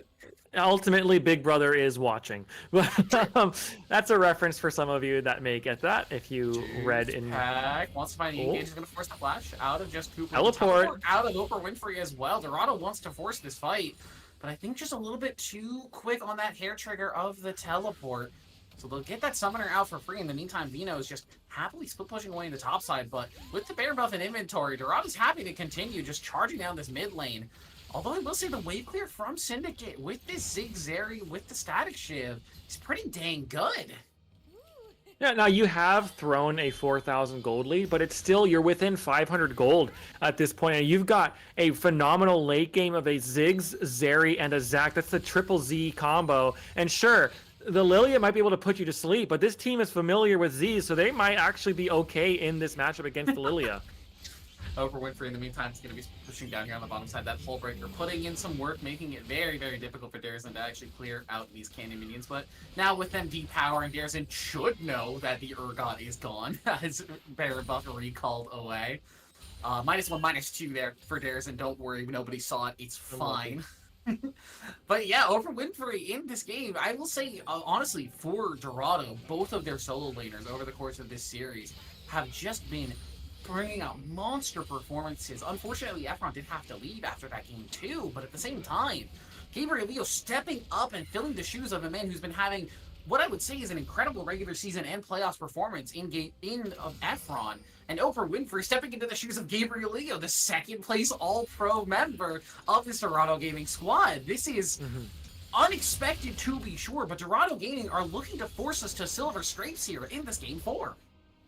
Yeah, they really want to force the B-woo whoops, but then it's going to do what they can to say no to that, because at the end of the day, we do have a Zeri who's closing in on level 16, has 3 items completed, is looking to finish the 4th item there, which is probably going to be the Bloodthirster for some more sustain in these fights, as Zeri gets closer and closer to 100% crit. So that ticking time bomb of a Zeri in the backline is something that Dorado need to be aware of, because at some point, it doesn't matter how strong your team is, Zeri is just going to 1v9 it.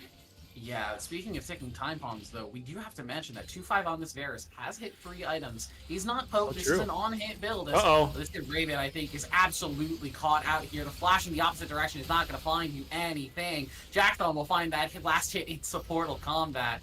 And with the Dragon being up in a couple of seconds, this should just be Dorado's second Hextech Dragon, whereas the members of Syndicate Redacted are going to look to force the issue in the mid and the top lane instead. Yeah, they might actually take a mid tower for this. Kiora is actually really posturing aggressively to take that Vino up there as well.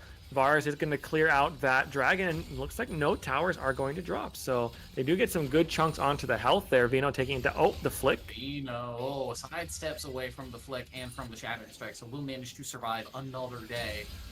In the meantime, Fiora is just going to attempt to steal away some of those miniature raptors, get some chicken nuggets for himself on the way out from that mid-tower push. But with the Baron buff gone, it is going to be a little bit more difficult for Dorado to actually force down some of these issues and try and aggressively siege. Again, the wave clear from Syndicate is so good. The only way that Dorado can really take these objectives, take these towers, is to find a team fight, to find an ace. If they can't kill Ziggs or Zeri, these towers will not fall. Mm-hmm. Ziggs and Zeri just clear the waves out so easily. So, I mean, Dorado even got a Zac? Zac is just chilling. Just doing some evening stretches. A little bit of yoga over there in the corner behind the chickens. But yeah, like we saw Dorado get a clean ace. They take the Baron. They do basically nothing with it. I think they maybe got 1 tower with it. And so when Ziggs and Zeri are alive, it's just so hard to push into these, especially with the threat of a Zac just jumping over if you try to push in too aggressively. So, yeah, like this wave clear, it's like the old days of Sivir Azir, where you just really can't ever push against the. I remember that there's some games back in the day at Worlds even where we had like an 88-minute game between, I think it was Fnatic and EDG, and one of the teams. Special. Oh yeah, the RIP the Glad Plane, but Petty just absolutely farming up a storm, but hopefully we won't have any of those kind of performances here. But at the same time, Syndicate are actually looking to force the issue here just onto this Baron immediately. There is vision on it, so Dorado did see them started as that pink board was just recently placed. They know it's going down.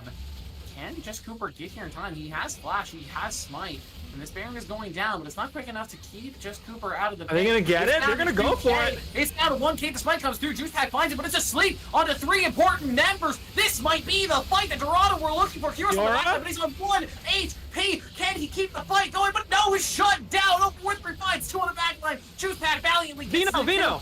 on to 2-5. Vino's looking for some pressure out of the back line, but he cannot find it. It's a triple kill for Oprah Winfrey. Gabriel Leo's gonna ride the wave to find Juice Pack, pick him up out of that revive. And it's Dorado losing the Baron, but they'll take the ace.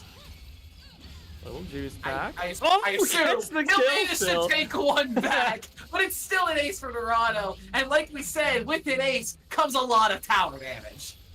There's still 15 seconds before anyone is up. Maybe they could look to try to do some damage to the Nexus. There's 3 people here. Do they want to push forward for this, or they just take the inhibitor and go? I think it's got to just be inhibitor and go. Darison's up Yeah. in 3, Yours up in 9. The respawn timer is just too short. The health bar is just a little too low. They're not going to look to overpush, overforce, lose this lead that they have. Finally, a solid lead in this game for Dorado.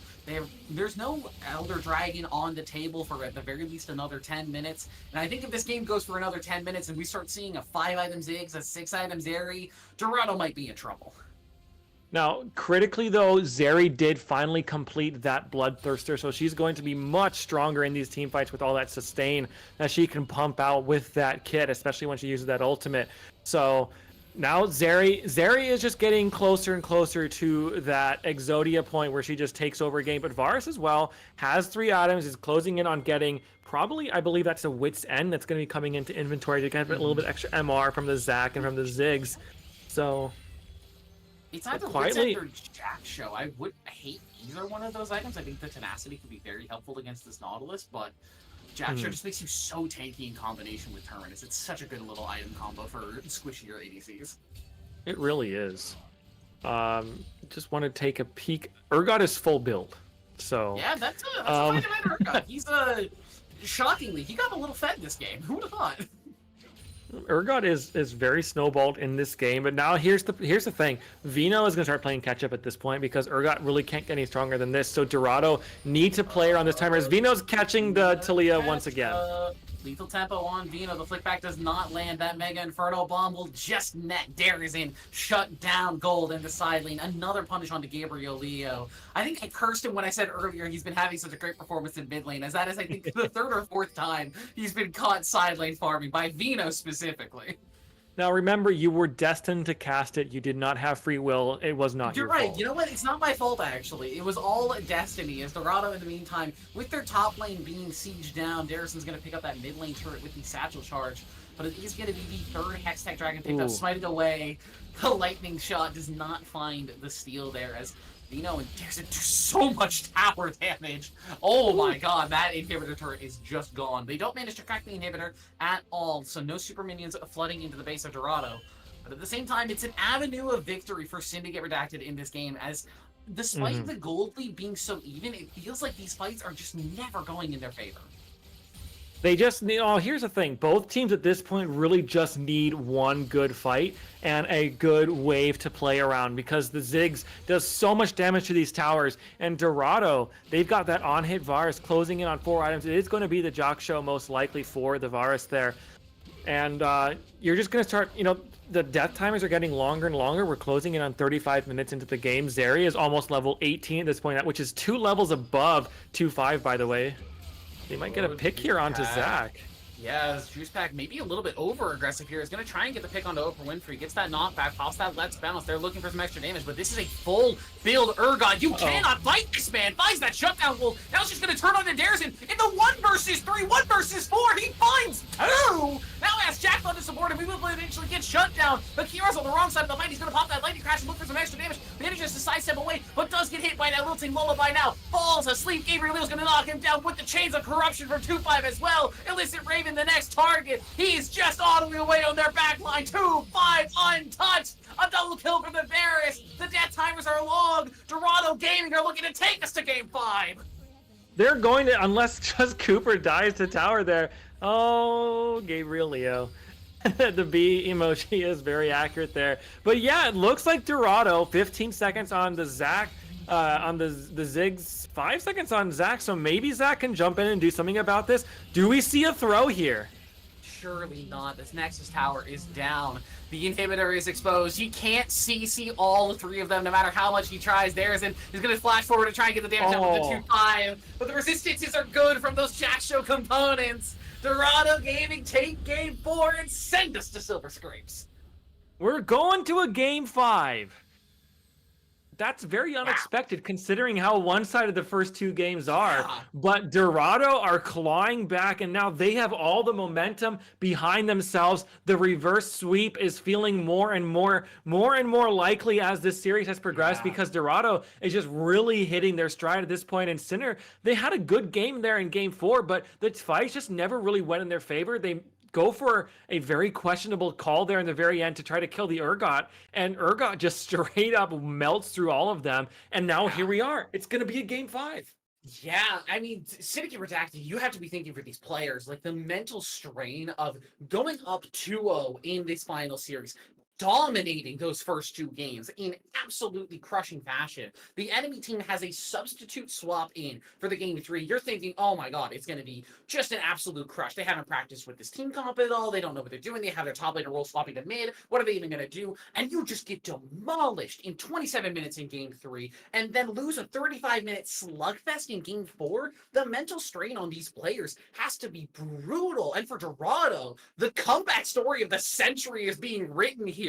After getting swept in the first 2 games, are now looking to reverse that sweep and take home game 5. It's just how Divinity League goes. If it wasn't Divinity League, it wouldn't be 5 games. We're going to take a short break while we get that replay file and the draft for game 5 set up. Don't go anywhere. We'll be right back for the last game of the Titan Esports Divinity League season. Don't go anywhere.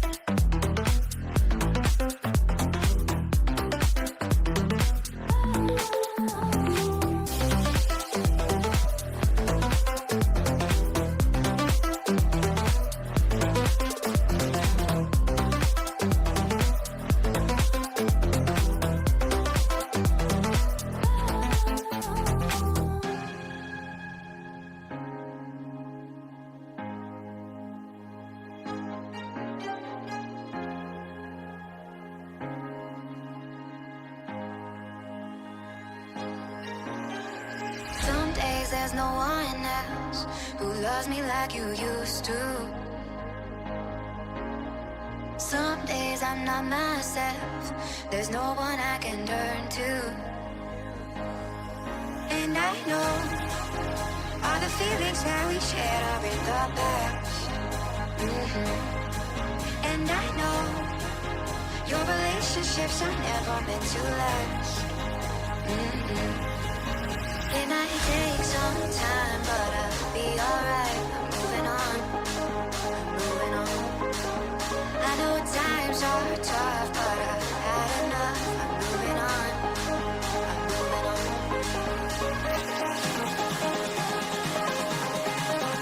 Moving on, moving on. I know times are tough, but I've had enough. I'm moving on, I'm moving on.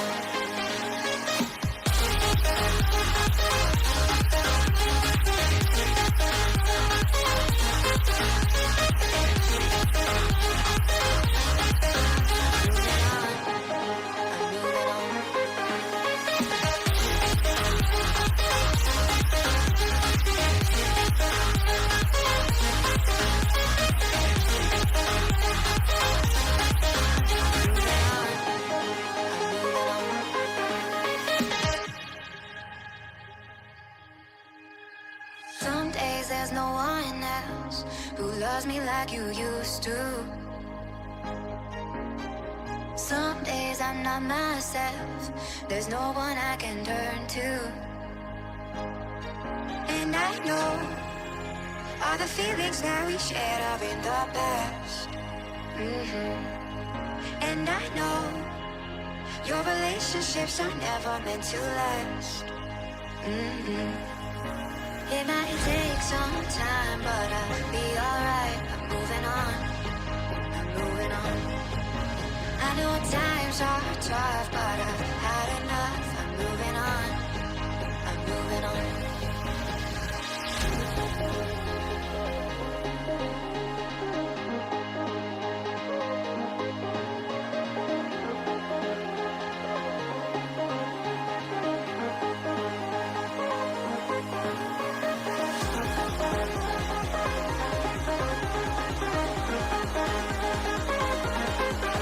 I know times are tough, but I've had enough. I'm moving on, I'm moving on. I'm moving on.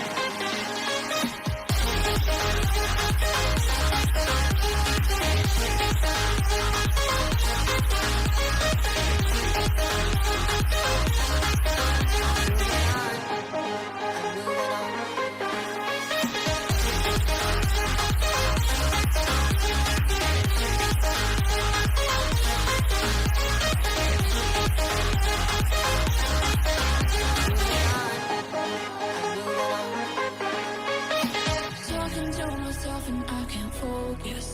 Yeah, I'm broken. The door is closing. Wanna be a part of something more than this. I've lost control of it.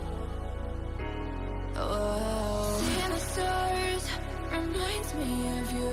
Oh, oh, oh. You left me with scars, but I know that one day you'll see it through. You'll see it through. You'll see it through. Eh. You'll see it through. You'll see it through. We're gonna live forever, forever. The afterlife. We're gonna live forever, forever. The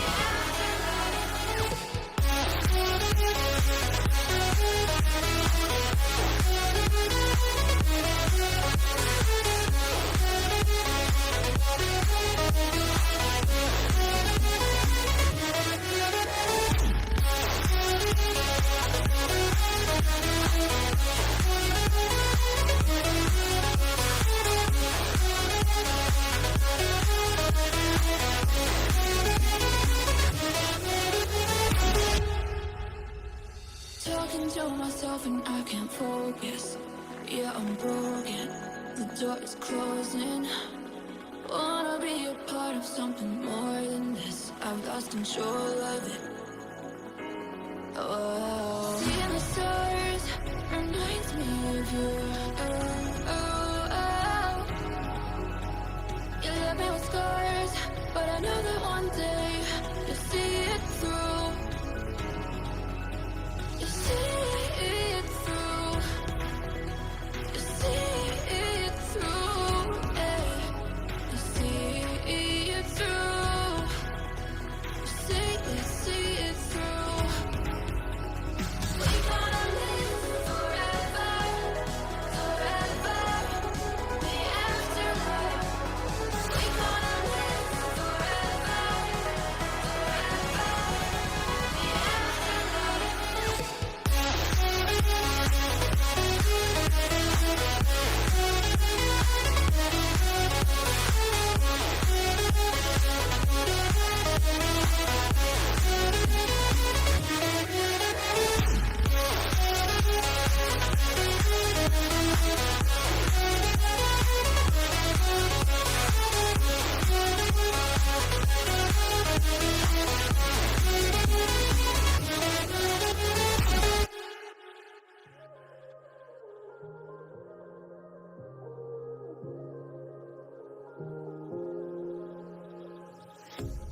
A pair of jeans, a shirt or two. We didn't pack as if we weren't going back. It doesn't matter if it's true. I've got a feeling love will give us what we lack. The world is waiting up. The world is waiting half a step beyond our door. Yeah. And if it's not enough, I wanna see the stuff the world has got in store. I wanna take it all in, I'm falling. The cityscape by night, wanna catch in my photos. Where you go, every corner twice as bright. They'll be my treasures forever. When I can't hold you tight, I'll see the Stockholm lights. The Stockholm lights, the Stockholm lights.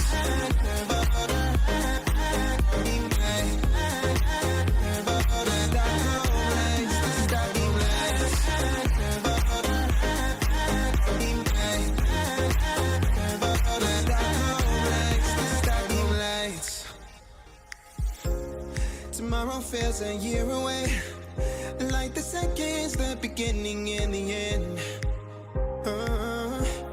But if in time it's yesterday, your picture's gonna bring it home to me again. The world is waiting up. The world is waiting half a step beyond our door. And if it's not enough, I wanna see the stuff the world has got in store. I wanna take it all in, I'm falling. The cityscape by night, wanna catch in my photos. Where you go, every corner twice as bright. They'll be my treasures forever. When I can't hold you tight, I'll see the Stockholm lights. The Stockholm lights, the Stockholm lights.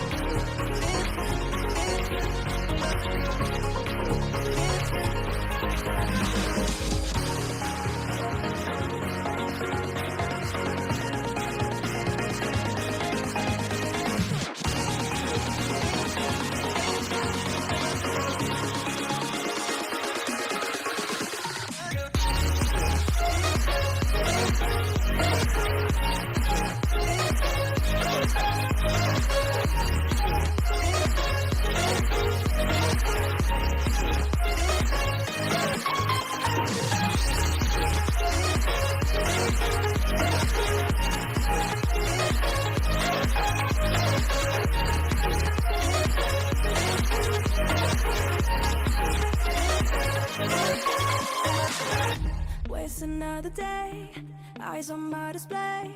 You say we need a change, and I feel that you mean it. You mean it.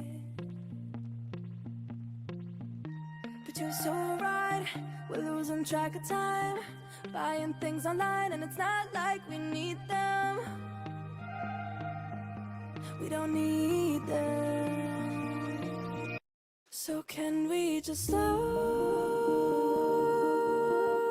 down?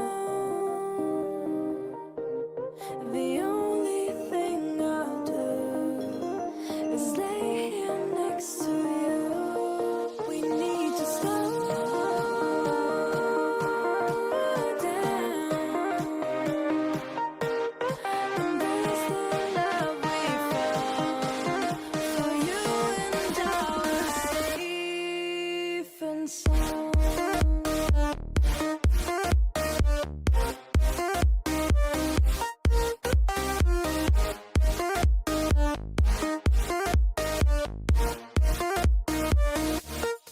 And we just slow down.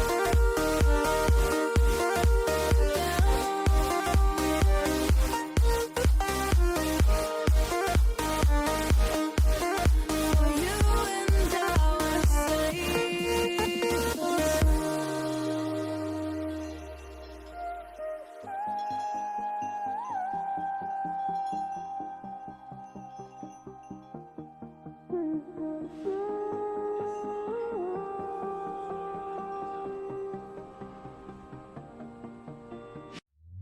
We were on the run, rocking around the clock. Now all we need is right here in front of us. In front of us. So can we just slow down?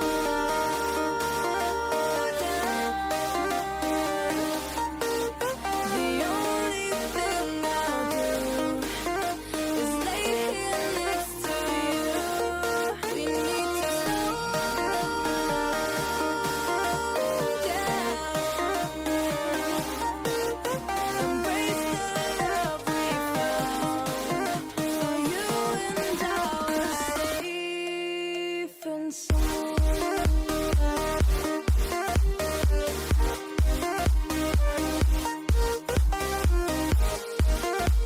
Can we just slow down? And we just slow waste another day. I don't know how to say. You say we need a change, I feel that you mean it. But you're so right, we're losing track of time, buying things online, it's not like we need them. Safe and sound.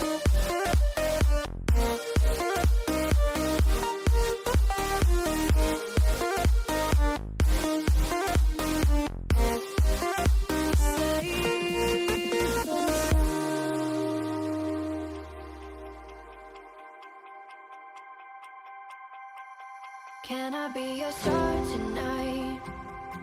You fill my soul with light the day we met. I don't wanna leave your side, no. Have me by your side when the sun sets. I hope you'll still want me, I hope you'll still need me a million years from now.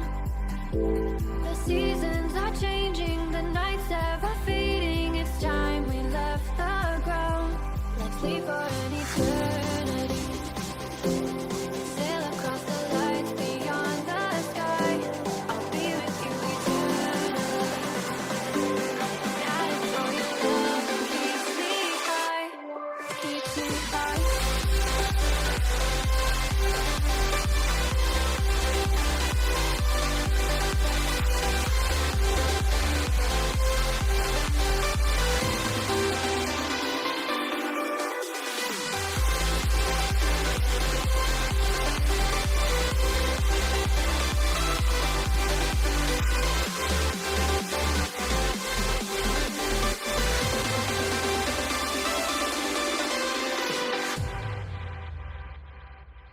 Can I be your star tonight? You fill my soul with light the day we met. I don't wanna leave your side, no. Have me by your side when the sun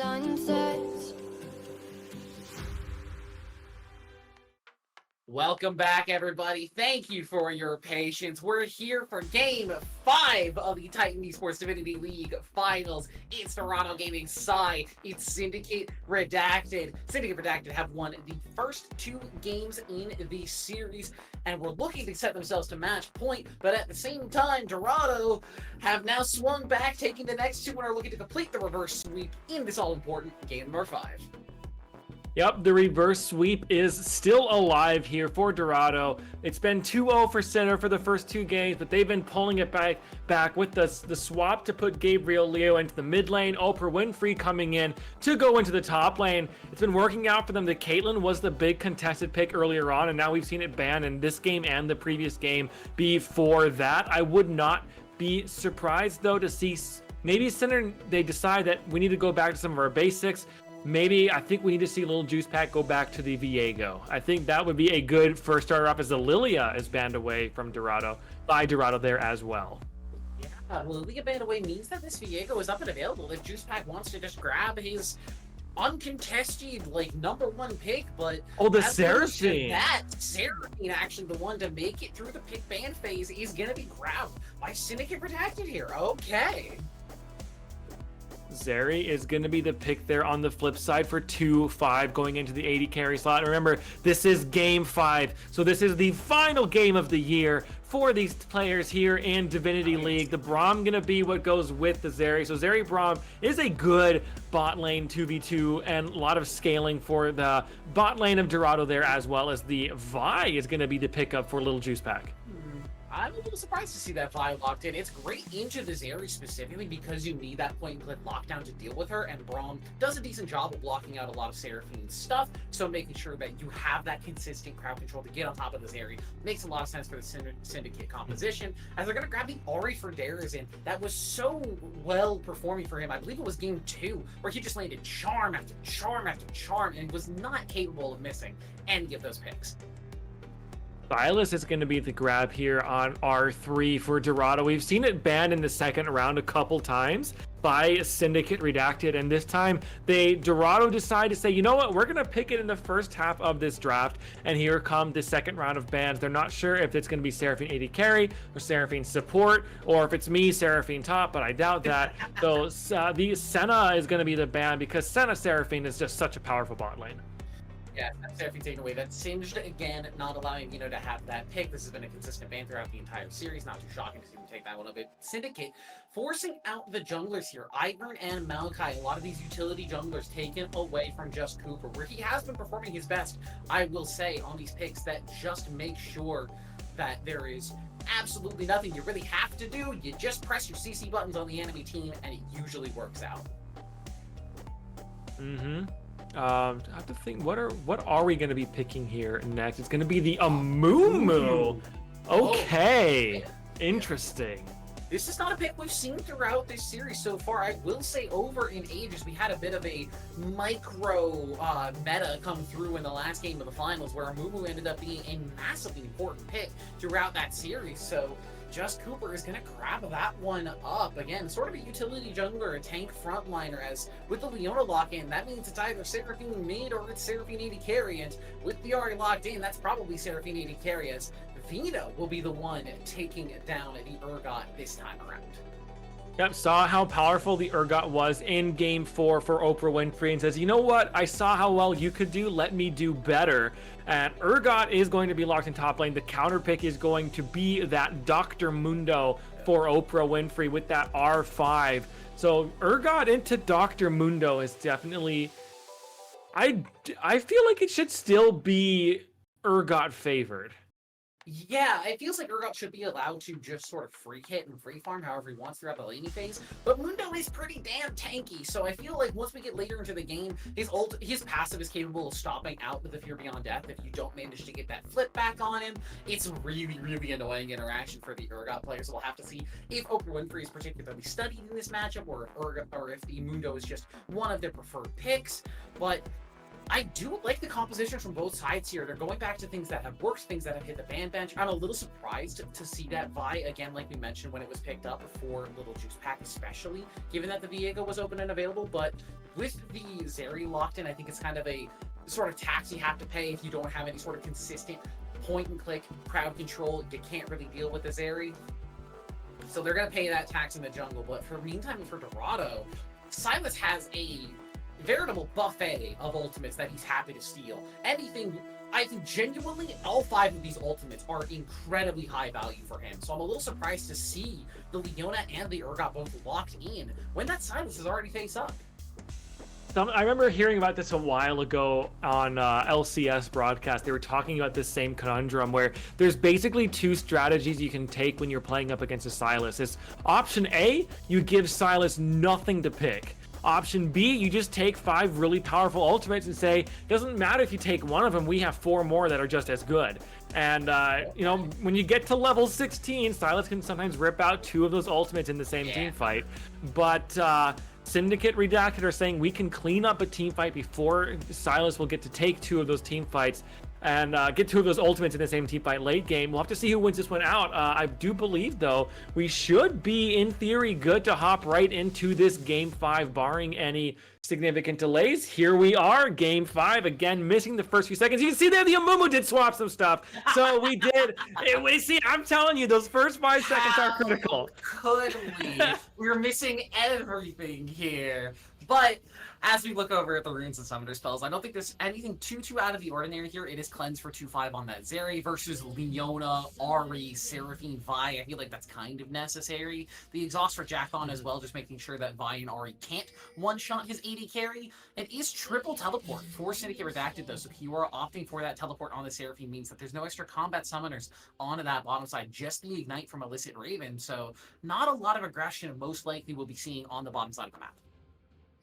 Yep, they want to play for this Vi and this Urgot in particular, using the Seraphine to just buff them up and have so much CC to follow up on, as little Juicehack is going to go for a bit of an invade here onto the Amumu Darrison, and Gabriel Leah rotating around, maybe stepped a bit too far forward. Kiora's here as well, though. This is going to be a whole brawl here at level 1. Level 1 scrap. There's that auto down onto Kiora. 2/5 is immediately going to be rooted up. Forcing the Seraphine to take E level 1 is pretty good. No Q poke or wave clear early on into the game is going to slow down that level 2, level 3 spike pretty nicely. It was an early bit of information for both sides. Wards on the red buffs for both of these teams.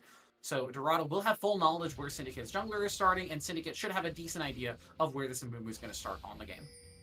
Yeah, there's a small chance that the Amumu is starting Raptors, but you highly doubt it in this case, and you're just going to assume, as Gabriel's taking some nice little trades early, but Darrison gets to hit those auto attacks, and we get a bit of the health back there in the trade, but they're going to know that the Amumu is bot side, and they're going to, and Dorado's going to know that Vi is in the bot side. But look at this pathing from the Vi. Take a look on your mini map. I think they know that it was warded, so Vi is going to loop all the way around and go straight towards that blue buff side of her jungle. Yeah, I love that. Pathing down like you're moving towards the Krugs and then immediately just walking back up to your blue buff. So you don't, so the enemy team doesn't actually know exactly where Vi is. This is a really smart pathing from Juicepack. It's just now a matter of what can he actually do with it now that he has it unlocked.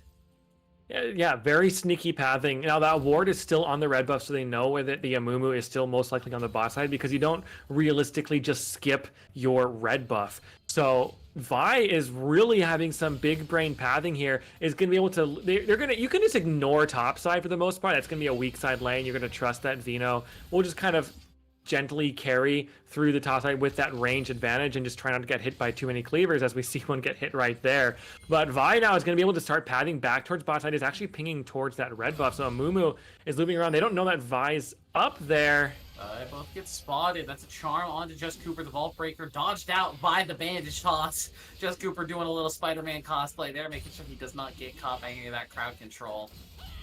As he's actually going to be Juicepack here on his Raptor camp, immediately forced away. This should probably just be a recall for Just Cooper as the charm lands on Gabriel Leo. He's going to immediately Kingslayer in, but the flash over the wall from Juicepack. The last auto comes through. Darrison finds first blood in Game 5. That was all thanks to the brilliant pathing there from Little Juicepack. Jay realizes, hey, my red buff is going to be warded, so I'm going to play a big brain move here. I'm going to pump fake the rotation down to the Krugs, then loop back around, take my blue buff, take my Gromp, and then sneak back around, force Amumu away from his red buff, then flash over the wall onto the Sylas, hand first blood over to my Ahri, and that is a big lead to Syndicate Redacted here in Game 5. Yeah, that's a huge pathing lead, and that just goes to show why Juicepack was so highly regarded for his team and why he has been so highly regarded across, I think, most of the leagues that he's in. Whenever he's a player in an organization, you have to know that this jungler is going to have some smart pathing ideas. He's going to be able to play the early game really well. And we've seen it in the series, in the games that they lost. I don't think it has ever been a matter of, well, Juice Pack didn't path super well in the early game and, didn't have as much impact as we would have hoped. He's been active on the map constantly. Absolutely. Lil Juice Pack is looking to say, hey, look, we're in game 5. It's time to, as they say, it's time to lock in and get a carry performance out here. And just Cooper's down bot side, though. Illicit Raven is going to get crowd controlled up here just as that last auto. They're going to be fine. Advantage toss as well, but we all know the early game is pretty damn tanky. In the meantime, Jackdaw actually losing a lot of his health bar. The Ignite taking away. One more auto, maybe 2 from Kiora probably would have meant the kill. This is not the first time that we've seen Kiora and Illicit Raven turn around to 2v3 on the bottom side. I'm getting a little worried for the state of the game here for Dorado. Yeah, Kiora's having a lot of pressure bot side. This is basically, especially since that first kill went over to the Ahri in the mid lane, this is 3 pushing lanes. This is 3 winning lanes early on for Syndicate Redacted. So Lil Juice Pack is going to be able to roam around and do whatever he wants, especially against this Amumu, who, like, Devi is going to be able to do just invade without really much care for what Amumu is going to do, because Amumu is really just a CC bot early on to set up damage for the rest of the team, and Vi just does so much damage early on. Lil Juice Pack is going to say, you know what, I don't care about what this Amumu is doing. I'm just going to walk straight in. Who cares if we have Cryo bot side? Who cares if we even have push bot side? We're going to go in and take an early dragon for ourselves. We'll secure that and start heading around to recall and probably go up towards contesting for that first grub contest there in the top side, as Urgot is getting a little bit of vision down there just to check on it, and I'm assuming the whole team is going to rotate up towards those grubs right away. Nope, Seraphine is teleporting bot side. Now, I will say, the team that has gotten grub priority on these first 3, I think for all 4 of these games so far, has been the winner. So I'm curious to see which of these teams is actually going to prioritize these grubs, as Syndicate did get this first dragon, and that has not normally spelled a lot of good results for the team that gets it, but now they're looking to grab the grubs as well. So my question now is, which one outweighs the other? Is first dragon losing or first grubs winning stronger in this game? I think it's the first grubs winning, because to me, whichever team goes and gets those early grubs, they set themselves up so well for push later on in the game when the second set of void grubs show up. And it also shows that they are the team that ultimately can stick around for a longer objective, and they have more prio in those the weak side of the map. And I think that means that you can just kind of constantly count on Vino to be pushing up topside and winning in the top side, and so they can play through that and they can put a bit more focus towards the bot side because the weak side on their top side is just stronger, and that gives them more proactivity on the map, especially in this Vi up against an Amumu matchup. And so Vi really needs to be proactive to start getting the game moving forward. They're at about a 500 to 600 gold lead right now, largely thanks to that early game pressure from Lil Juice Pack flashing over onto the Sylas. But early dragon secured, early grub secured, and the objectives are going completely in favor of Lil Juice Pack here. And have to see how it works out for them, as Oprah Winfrey is kind of holding their own topside right now. But bot lane is definitely going in favor of Kiora.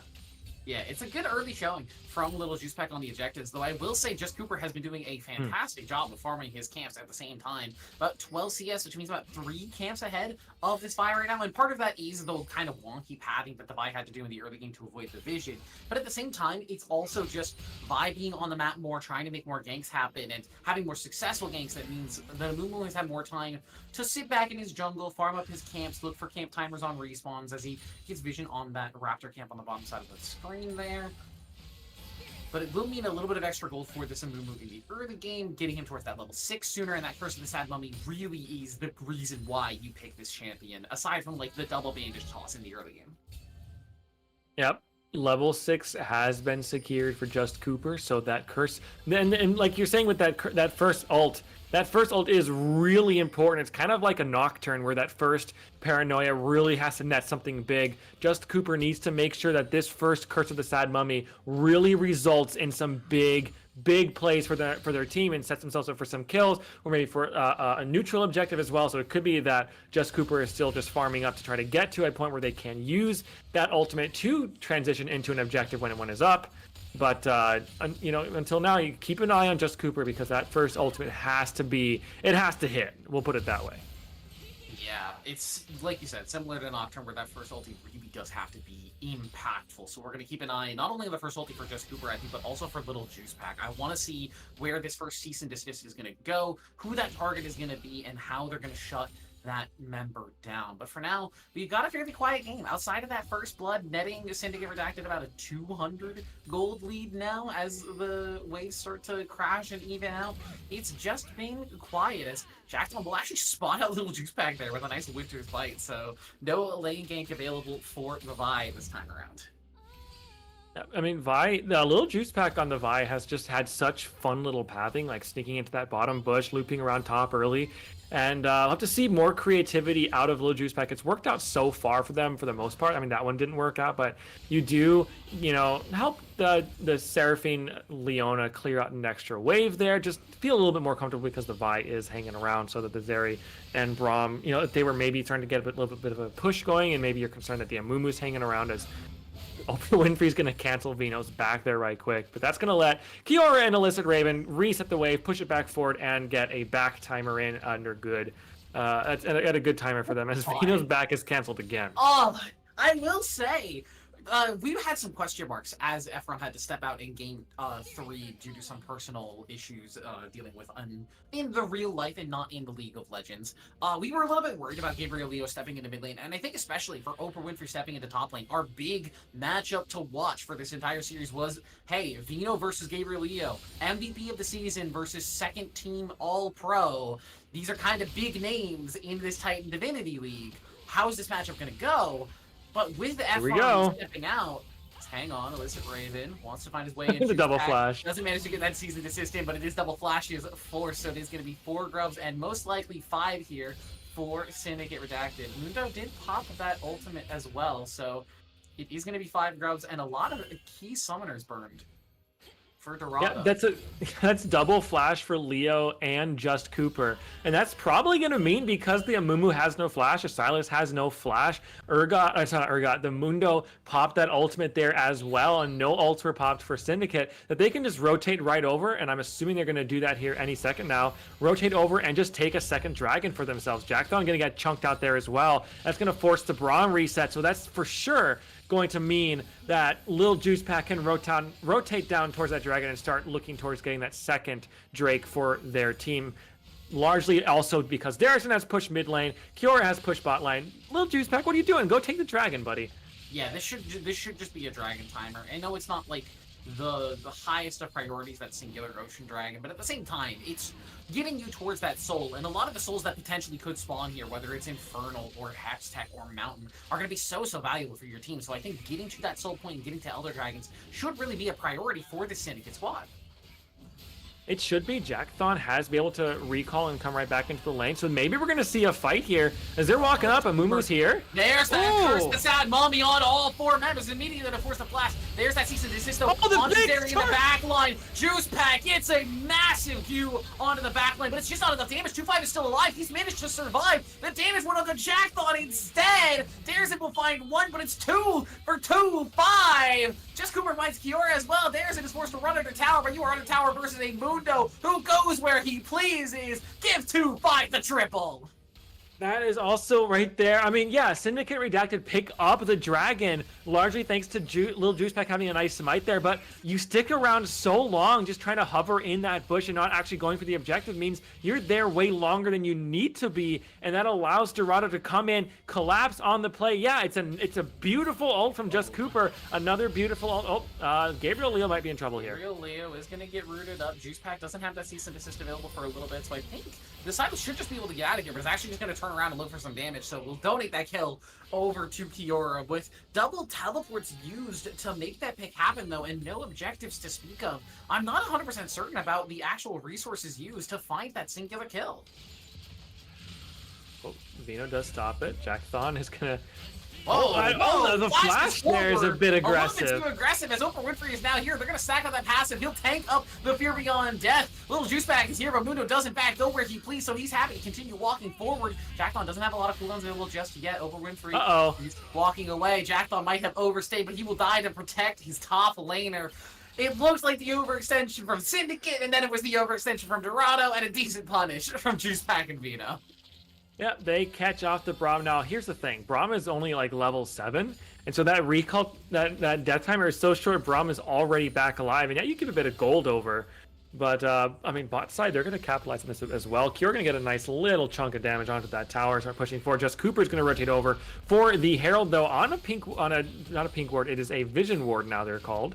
And so, a control ward, thank you. Juice Pack and are here, though. Okay, the Herald's down to 3k. Juice Pack could potentially look for a steal if he wants to try and give his life for it, but I don't think they're going to opt for it. There was no smite available for that jungler, so it will be Silas grabbing it. There's that cease and desist, but it's just on the Jackthon. I'm not sure it's the target that they want. He's able to jump away with the stand behind it. Just Cooper finds a massive Curse of the Sad Mummy. Is this the team fight that Dorado have been looking for? The Health Monster solo. Juice Pack will be the first to fall. Just Cooper surviving on the front line. He's just a little too tanky on the Amumu. It's a double kill for Oprah Winfrey. They'll grab the Herald Eye as well. Dorado Gaming just keep winning. Yep, that's another team fight win for Dorado, and they're up 2,000 gold at this point in this reverse sweep. The Ahri is going to be able to clear out this wave largely, but no, not quite enough. So they're going to take down this first tower for themselves here as well. Are they? There we go. Yeah, Oprah Winfrey has that passive up, so even if there was a charm coming through from Darazin, it's just not going to stop him. Muto, in fact, goes where he pleases, and with 2-5 having 3 kills, Oprah Winfrey having 2 kills to his name, this is just looking better and better for Dorado as we get later and later into this game. I don't like the build out of Kiora either. Kiora's going for the Rod of Ages. And the tier kind of and in Combine. I think that's a little bit too much scaling for the Seraphine. You need to come online a little bit earlier than that, especially in this game, because you're already down 3,000 gold. So, I mean, sure, it was going well earlier because all 3 lanes were pushing, but it's all gone wrong at this point. And so it's just too risky to go with such a low priority build. Sure, the Seraphine is going to finally complete that Rod of Ages, but it's 16 minutes into the game. And so Rod won't be fully popped until 26 minutes in. You need to hold on for 10 minutes before the Seraphine is really online. Yeah, I mean, at this point, Seraphine really is just an ult and a wave clear bot. It is kind of the issue with Seraphine bottom lane now, with the nerfs targeted towards her damage and her wave clear, and the buffs towards her utility and supporting. Putting her in a carry role is a bit confusing, as Darazin is going to pop the Spirit Rush just to steal away the Skull Crab. That's my goat right there. That's the mental warfare that you need to win a game of League of Legends. Darazin says it's about sending a message, steps up, steals the little Rift Scuttle away. Yeah, and yeah, you're going to lose your ultimate, but it's probably going to be back up for the most part by the time. It's already a quarter off cooldown. She's going to be fine. Yeah. Yep, so they're going to have all the vision in the world around that Dragon Pit. It's, you know, you thank you, Darazin. And Darazin says, thank you, Just Cooper, for the leash. Yeah, and it is a Hex Tech Dragon Rift, like we said. Uh-oh. As Cooper maybe can look for a pick here. There's that Curse of the Sad Mummy, the Lightning Crash, the Glacial Fissure. Every bit of CC lines up perfectly for Dorado. Gabriel Leo's there for the punish on Illicit Raven as well. It's 2 more kills for 2-5. Call him 5-0. He's just too damn strong. They're running away with this series. They were down 0-2, and Just Cooper said 2-5 was like, we're down 0-2. What can happen? And Just Cooper said, I still believe that we can win it if we're good. Are we good? And they are answering the call here. It is what is that now? We're up to a 6,000 gold lead? No, 5,000 gold lead here. And we're only 17 minutes in. Dorado Gaming is really starting to pull away with this one. Are we going to see a reverse sweep here? This is the kind of mental game that you can play. I mean, a lot of times the Dorado players, as the Flash is forced out of 2-5, will be in Twitch status. Hang on, cease and desist. Juice Pack is actually going deep for this one. Doesn't have the ball picker available just yet, so no extra CC to follow up. And now Jackthon is here. There's that Seraphine Encore. Only finds Jackthon, though, and that Unbreakable is just so damn good at blocking damage. 2-5 manages to survive.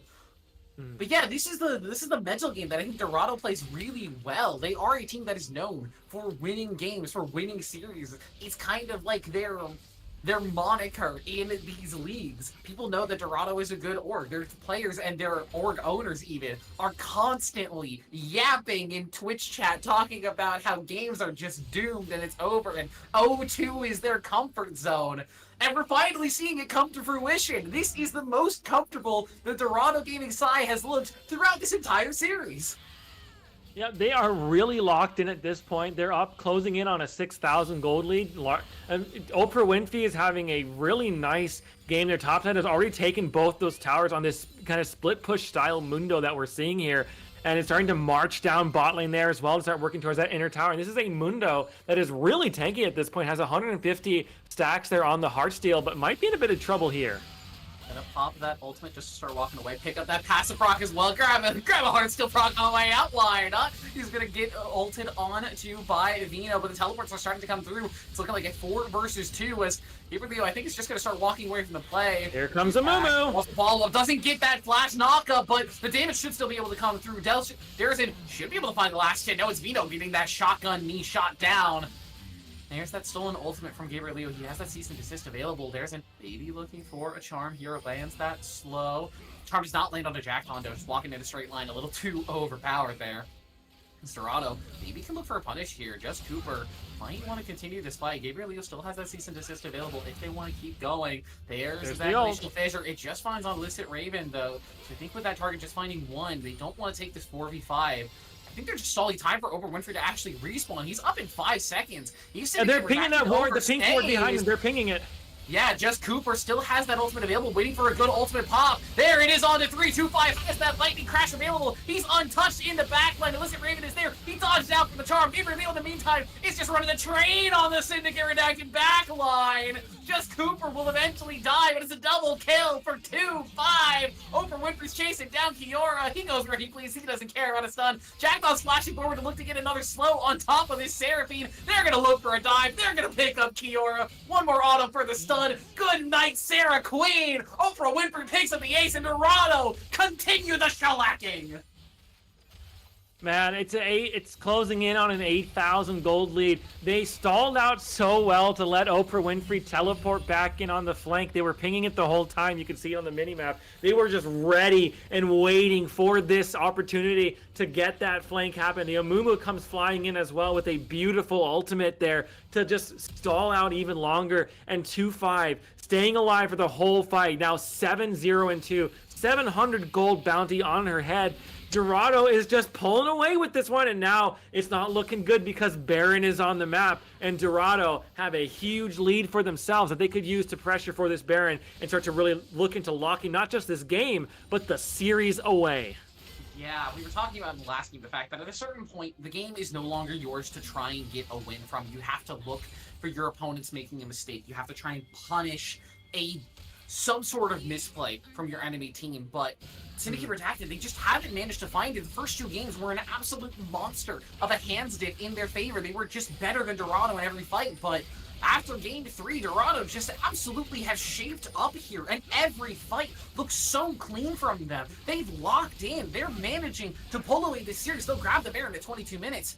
And for Syndicate, again, there comes a certain point in the game where it has to be, the enemy team has to make mistakes. You have to look to punish what they're doing.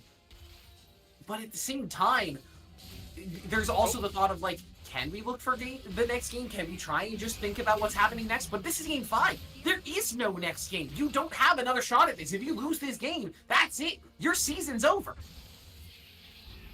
Yeah, both seasons are over technically. Just uh-oh, Darison's in trouble here. Yeah, Oprah Winfrey is just going to continue to chase him down. Has that ultimate, has the ghost on. There is no escape for the Ahri with no Spirit Rush, no Flash. The Hex Gates cannot save you. Turns out a Fed Mundo is very difficult to peel away from, as the rest of the members of Dorado are going to look towards this dragon to pick up their second.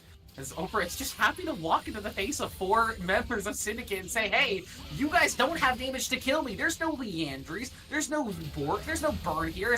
Now the engage can happen. Gabriel Leo hanging on to that Solar Flare is going to look for some extra CC here. Going to get stunned up himself from just Lisa Raven, but there's no team follow-up. There's no encore. There is no extra damage for Syndicate. It's just another pick for Dorado on top of the objective, on top of the Baron. They're stacking money here in Game 5. They are stacking it up indeed. They've got their second Hex Dragon for themselves. They have the Baron on their backs. They're going to be looking to push in for taking this inner mid lane tower. Unless they can clear it out here. But no, they don't really have an AD carry at this point. It's just the Seraphine who is, I mean, they're on 7 stacks on the Rod of Ages, so slowly starting to scale up, and that damage is going to start to slowly ramp up. But at the end of the day, it's just a Rod of Age and a Seraphs. So not a lot of damage still at this point, just a lot of that scaling things to help as scaling components for other items when you do get those. So Seraphine is a long ways away from really being online still. Yeah, still 2 minutes out on that Rod of Ages stacking completion. Urgot looking to hopefully finish up a second item here, but Mundo's already on 3, Ari's on 2, 2-5 on this Zeri is on 3. It's just a monster performance from the members of Dorado, and there's only so much praise we can levy at them before it starts to feel like glazing, but at the same time, looking at the barrel of a 3-0 sweep at Game 3, your mid laner has to leave due to personal reasons, and you have a substitute lock into top lane, your top laner role swap into mid. It's a disaster of a situation. If it were any other team, if it were any other org, you'd be sure it was just a 3-0 for Syndicate Redacted. But it's Dorado. 0-2 is their comfort zone. They always win these, and they're looking to take home the chip. Yeah, they don't just want to win the game. They don't just want to win the series. They want to win the entire season in 2-0 reverse sweep fashion. This is one of those classic, well, congratulations on hitting 2-0 Syndicate Redacted. There's no way to Dorado Gaming come back from an 0-2, and yet here they are. It's Game 5. They've got a 10,000 gold lead for themselves. They've got Baron, which is just about to despawn. I think it just despawned right there. And so Syndicate Redacted is going to be able to hang on for a little while longer at least. And maybe they can find some angle here, but they really need, at this point, Seraphine is not going to do a lot of damage. They need Urgot. Urgot is your win condition. You need him to have an absolutely monstrous fight here at the upcoming objective. I think Dino's building Profane Hydra, and I have to say, I don't understand that itemization choice at all. I feel like the members that you have to kill is Oprah Winfrey, is just Cooper, because your team right now can't deal with this front line. The Black Cleaver is a great choice to shred them down, but I feel like you need a Titanic, you need a Hullbreaker, you need something that's going to be able to hurt these tanks a little bit more, and I think Profane Hydra just isn't it. I agree. There's a lot of tankiness on Dorado, so even then, maybe going for something like actually, tank busting, some armor penetration would be a good idea as well to at least get that last whisper in inventory. But going for the Executioners is going to be a good item pick there as well, just to help deal with the Mundo a little bit. And the Zeri, when she starts to really come online with the lifesteal as she gets closer to that 4th item. Vino's actually doing a little bit of damage. Well, so is Oprah Winfrey. It's all 5 members of Syndicate. He's got the ulti on, he's got the ghost on, but the CC might just be a little too much. The Fear Beyond Death will finally kill the Mundo. Pick up Shutdown Gold for Vino. All the members of Dorado had rotated down to look to support their top laner as there was no other objective up. But Syndicate, they're not going to overpush, they're not going to overextend, they're not going to look to greed for any sort of play. They're just going to take their pick and walk away. Now, Silas did burn the teleport, and Syndicate didn't have to burn anything for a little juice back. That was in a bit of trouble here. Whoa, that's a hex gate that you cannot take. The cease and desist to stop the blast code. There's the curse of Sad Mummy as well. It's a huge encore on the 5 members from Kiora. But where's the damage? Where's the follow-up? Vito is finally here. Has the Profane Hydra completed. Just Cooper is deleted on the front line. Jackthon now trying to kite away, trying to keep his 2-5 protected. Zeri doesn't have that lightning crash available. It did already fall off. There's it. Looking for the flank. Finds the charm, but it's just on the Jackthon. He flashes over the wall, but Leander's will still pick him up. Gabriel Leo now trying to run away with the Spear Rush. He's got all 3 dashes. He's zooming away. Juice Pack now is here, but Oprah Winfrey has respawned and is teleported back into the fight. He's full health. Mundo, you can't walk at this, man. Now Darren's forced to try and walk away. Vino just hang out in this bush, looking to try and play the sneaky game here, but it doesn't look like the members of Dorado are going to try and overforce. We are just going to walk away. And I can't believe that fight lasted long enough that Oprah Winfrey just managed to respawn and teleport into the play. Yeah, that's a level 16 Mundo as well. So that's a pretty long death timer you're dealing with there, as now the dragon is going to be respawning in the bottom of the map. No little juice pack around because juice pack just got a little bit too excited with that team fight and didn't realize that the Mundo was alive and teleported right back in. Gives up the life. I think if they had been able to stay alive, maybe they could have had a better look to have a fight here and maybe get something, because they have clawed back. It was a 10,000 gold lead and now it's down to about 8. So Sinner is slowly starting to maybe crawl back into this game. Pangs, I'm seeing pangs that Redacted is looking at Baron. I think they're just looking to try and force some kind of contest here. Obviously, the players can't see the gold leads like we can, but you can hit tab and you can tell that your top laner is that many items behind. Your AD carry, your bottom lane carry is that many items behind. Even your support is a mere half item behind. You can tell that the gold lead is in the enemy's favor and that you're trying to fighting from the back foot here as Cooper. He's gonna dive into his own red buff, but I don't think you own this one right now, as it's a pick onto the Dorado jungler. And that might be the turnaround that Syndicate were looking for. Little Juiceback wants to continue the fight, but Jackpot doing a great job of being unbreakable. The Glacial Fissure onto 3. The Encore does not find anybody. Garrison still holding onto that Spirit Rush, but it is just going to be the members of Sim Redacted walking away. They don't want to force any too aggressive fight. Jackpot, though, wants to keep leaping forward, wants to keep looking for the damage. 2-5 hanging onto that ultimate, has that flash. Maybe looking to play aggressive. Gabriel Leo holding onto that Encore. Could look for something big here. It's going to get CC'd up behind the Encore onto the two backline members. There's 2-5 with the lightning rush. Gabriel Leo has that Zoni's in the front line. And there's Vito deleted. Oprah Winfrey finds that last hit. There's trying to kite away on the backline. But Zeri does a little bit too much damage. Forces the Spirit Rush away. As that won't find it. But there's you're on the wrong side of the map. There are no Hex Gates here available for you. And as long as 2-5 doesn't just rush directly into his face, this should just be a dead Ahri. Charm move connects, but so will the bandage toss. Dickerson will slowly get picked up by Just Cooper. The kill going over. They'll manage to get a tower in response. But Dorado Gaming continue to fight off the back foot again and again. They're just wallet diffing them at this point. I mean, that's what's been going on. Now, the gold lead is still only 9,000. I mean, I say only 9,000 because it hasn't snowballed much over the past about, 5 or 6 minutes. So Sinner has been doing a good job of hanging in the game for now, but this is Baron respawning. Little Juice Pack isn't going to be able to get into the pit, and if you do, you're just going to give your life for it. So they're all just going to teleport. What's her name? Seraphine's just going to reset back to the base. Vi is not going to go for a contest at all. Oprah Winfrey's kind of chilling up there, making sure that the Vi doesn't try any shenanigans to try to get into the pit. And that is Baron back for Dorado Gaming, and they're back to their 10,000 gold lead. Yeah, 10,000 gold now in their favor. Baron in their pocket. 30 minutes in the game. We're getting to the point in the game where one fight, one pick on any Sim Redacted member could probably end the game. The health bar on that mid lane inhibitor turret so low. With a Baron up wave, that could just easily be the end of the game. But we also have to worry about the dragon that's going to be spawning in a little bit here.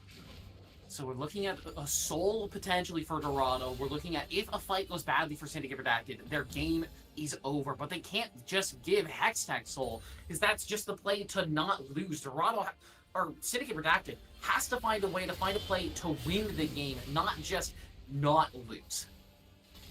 I agree. And maybe your plan is just to give the Hex Dragon and look to stall out and play for an Elder Dragon contest here to say, hey, you know what, we're just going to hold out for now, stall it out, and flip Elder and try to win off of that, because with this team, you definitely can win with Elder, even at a large gold deficit. As you can see, this Urgot is doing quite a bit of damage to the Mundo, forces the ultimate out there. Yeah, but trades that ultimate for the turret, and now Oprah Winfrey with the healing is going to look to get back in. 2-5 though in the meantime is getting doubled on by Darrison, but he just doesn't have enough damage. The Ahri can't one-shot this Zeri with a full combo, which is a bad news bears for Syndicate Redacted, as they'll lose inhibitor number 1. They will lose inhibitor number 2. The waves are crashing into these Nexus turrets here. Dorado are going to force off of the pick. They got their 2 inhibitors. They got their objectives. They're happy with how it went. Yep, they've pushed in, they've gotten this, and now they need to reset back, spend the gold that they've picked up, because they're up to an 11,000 gold lead. The last dragon is going to be spawning here in under a minute. Zeri's respawning there as well. Gabriel's going to clear out the jungle with Just Cooper, and they're going to use those Hex Gates to get right back to the jungle and down to the bot side to where the Baron Pit is, looking to take a Hex Tech, and it's going to be a quad stacked Hex Tech soul for themselves here, unless Lil Juice Pack can do something about it.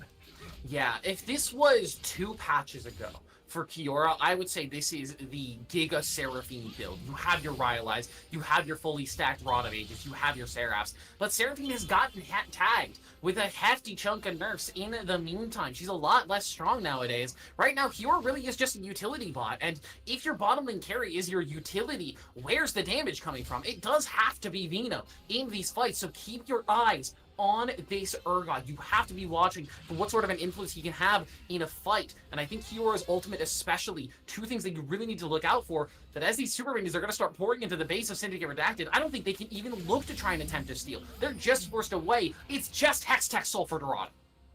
Yep, the quad Hextech Soul is picked up by 2-5 actually, because the smite was off by 1. And 2-5 does, either way, they pick it up. That's going to be Hex Soul for themselves. Dragon, or Baron rather, going to be respawning at some point. They're going to all rotate topside to try to get triple inhibitor off the map. Oprah Winfrey is just insanely powerful on this Mundo. Oh, there's that Kirsten Stab on the other backline. This couldn't be it. 2-5's looking to get some damage down on the backline. He goes legendary. 9-0 now for the Zeri. Kiora looks to be the next to fall. And with that, the bottom lane falling apart for Syndicate Redacted. Darison's next. Oprah Winfrey finds another. It's just Juice back, and not for long. Dorado Gaming will complete the reverse sweep and are your Titan Esports Divinity League champions. Well deserved here. They showed the mental fortitude throughout the series. They managed to pull it back in Game 3, in Game 4, in Game 5, and this team of Oprah Winfrey, Just Cooper, Gabriel Leo, 2-5, Jack Thon, they managed to pull out the reverse sweep against Syndicate Redacted, and they will be crowned champions of the Divinity League. Congratulations to Dorado Gaming.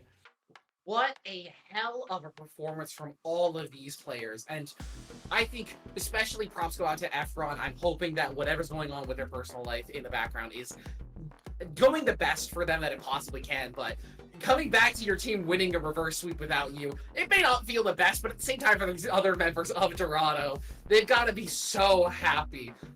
Again, looking at Game 2, staring down the barrel of a potential sweep in finals when you have essentially the legacy of Dorado sitting on your shoulders, you have to be saying, hey, we're playing for one of the best orgs in a lot of these amateur leagues. We have a lot of expectations coming into this finals. If we don't come out with a reverse sweep win, we are looking like a failed roster.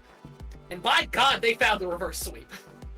They found it indeed. It was hard fought, especially, you just have to think about how dominant in Game 1 Sinner was, and Game 2 almost felt more dominant after that one. And we were talking about it between Game 2 and Game 3. We were like, there's no way that Dorado come back from this. This is going to be a quick 3-0. Sinner's going to be the champions, and we're all going to get to go to bed early. But no, Dorado says, we want a Game 5. We don't want casters of production to sleep. We don't want the chat to sleep either. We want to put out a banger series, and they delivered on it. Game 5 goes in favor of Dorado Gaming Prime, or Dorado Gaming Sai, and they will pick up the chip for themselves.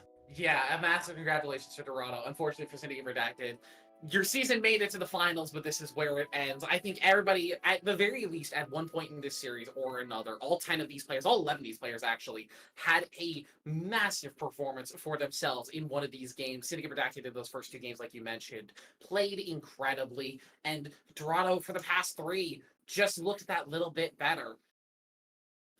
It's a tough thing to look at a reverse sweep from the losing team's perspective, but I think Syndicate has a lot of things they can be happy about over the course of that series. Those first 2 games, like we mentioned, incredibly dominant for them, but Games 3 through 5, you just couldn't manage to cinch out that win, and it hurts every time. Yeah, but Dorado Gaming they hold it together. The 0-2 comfort zone comes true yet again, and they pull out the reverse sweep yet again. Another reverse sweep. They get the win here in the finals, and just again the amount of mental strength it takes when you're at 0-2 in a series, and you have to look at that daunting prospect of, if we want to win this, we have to win the next 3 in a row. We have to play perfect League of Legends, and they pull it off.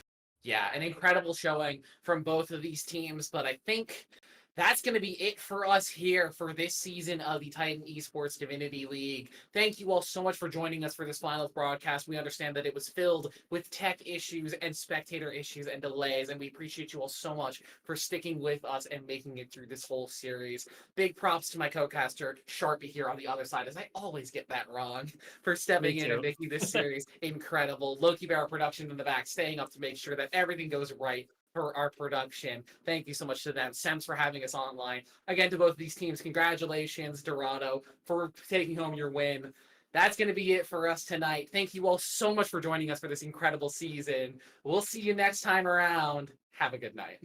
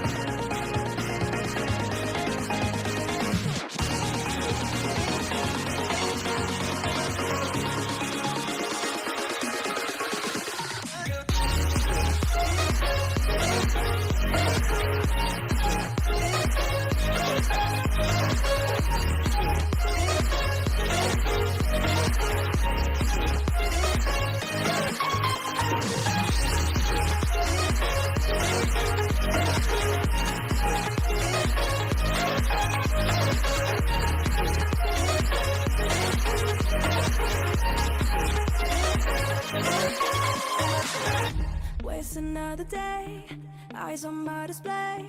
You say we need a change, and I feel that you mean it. You mean it. But you're so right, we're losing track of time, buying things online, and it's not like we need them. We don't need them. So can we just slow down? The only thing I'll do is lay here next to you. We need to slow down. Embrace the love we found for you and our safe and sound.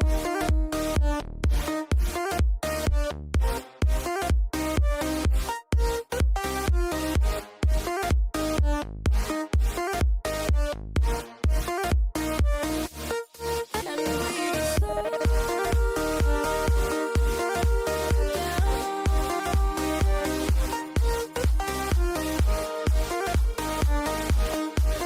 for you and our safe and sound.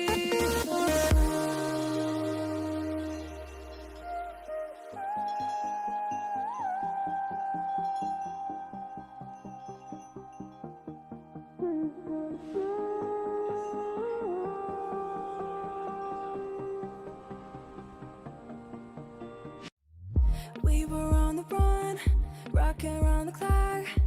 Now all we need is right here in front of us. In front of us. So can we just slow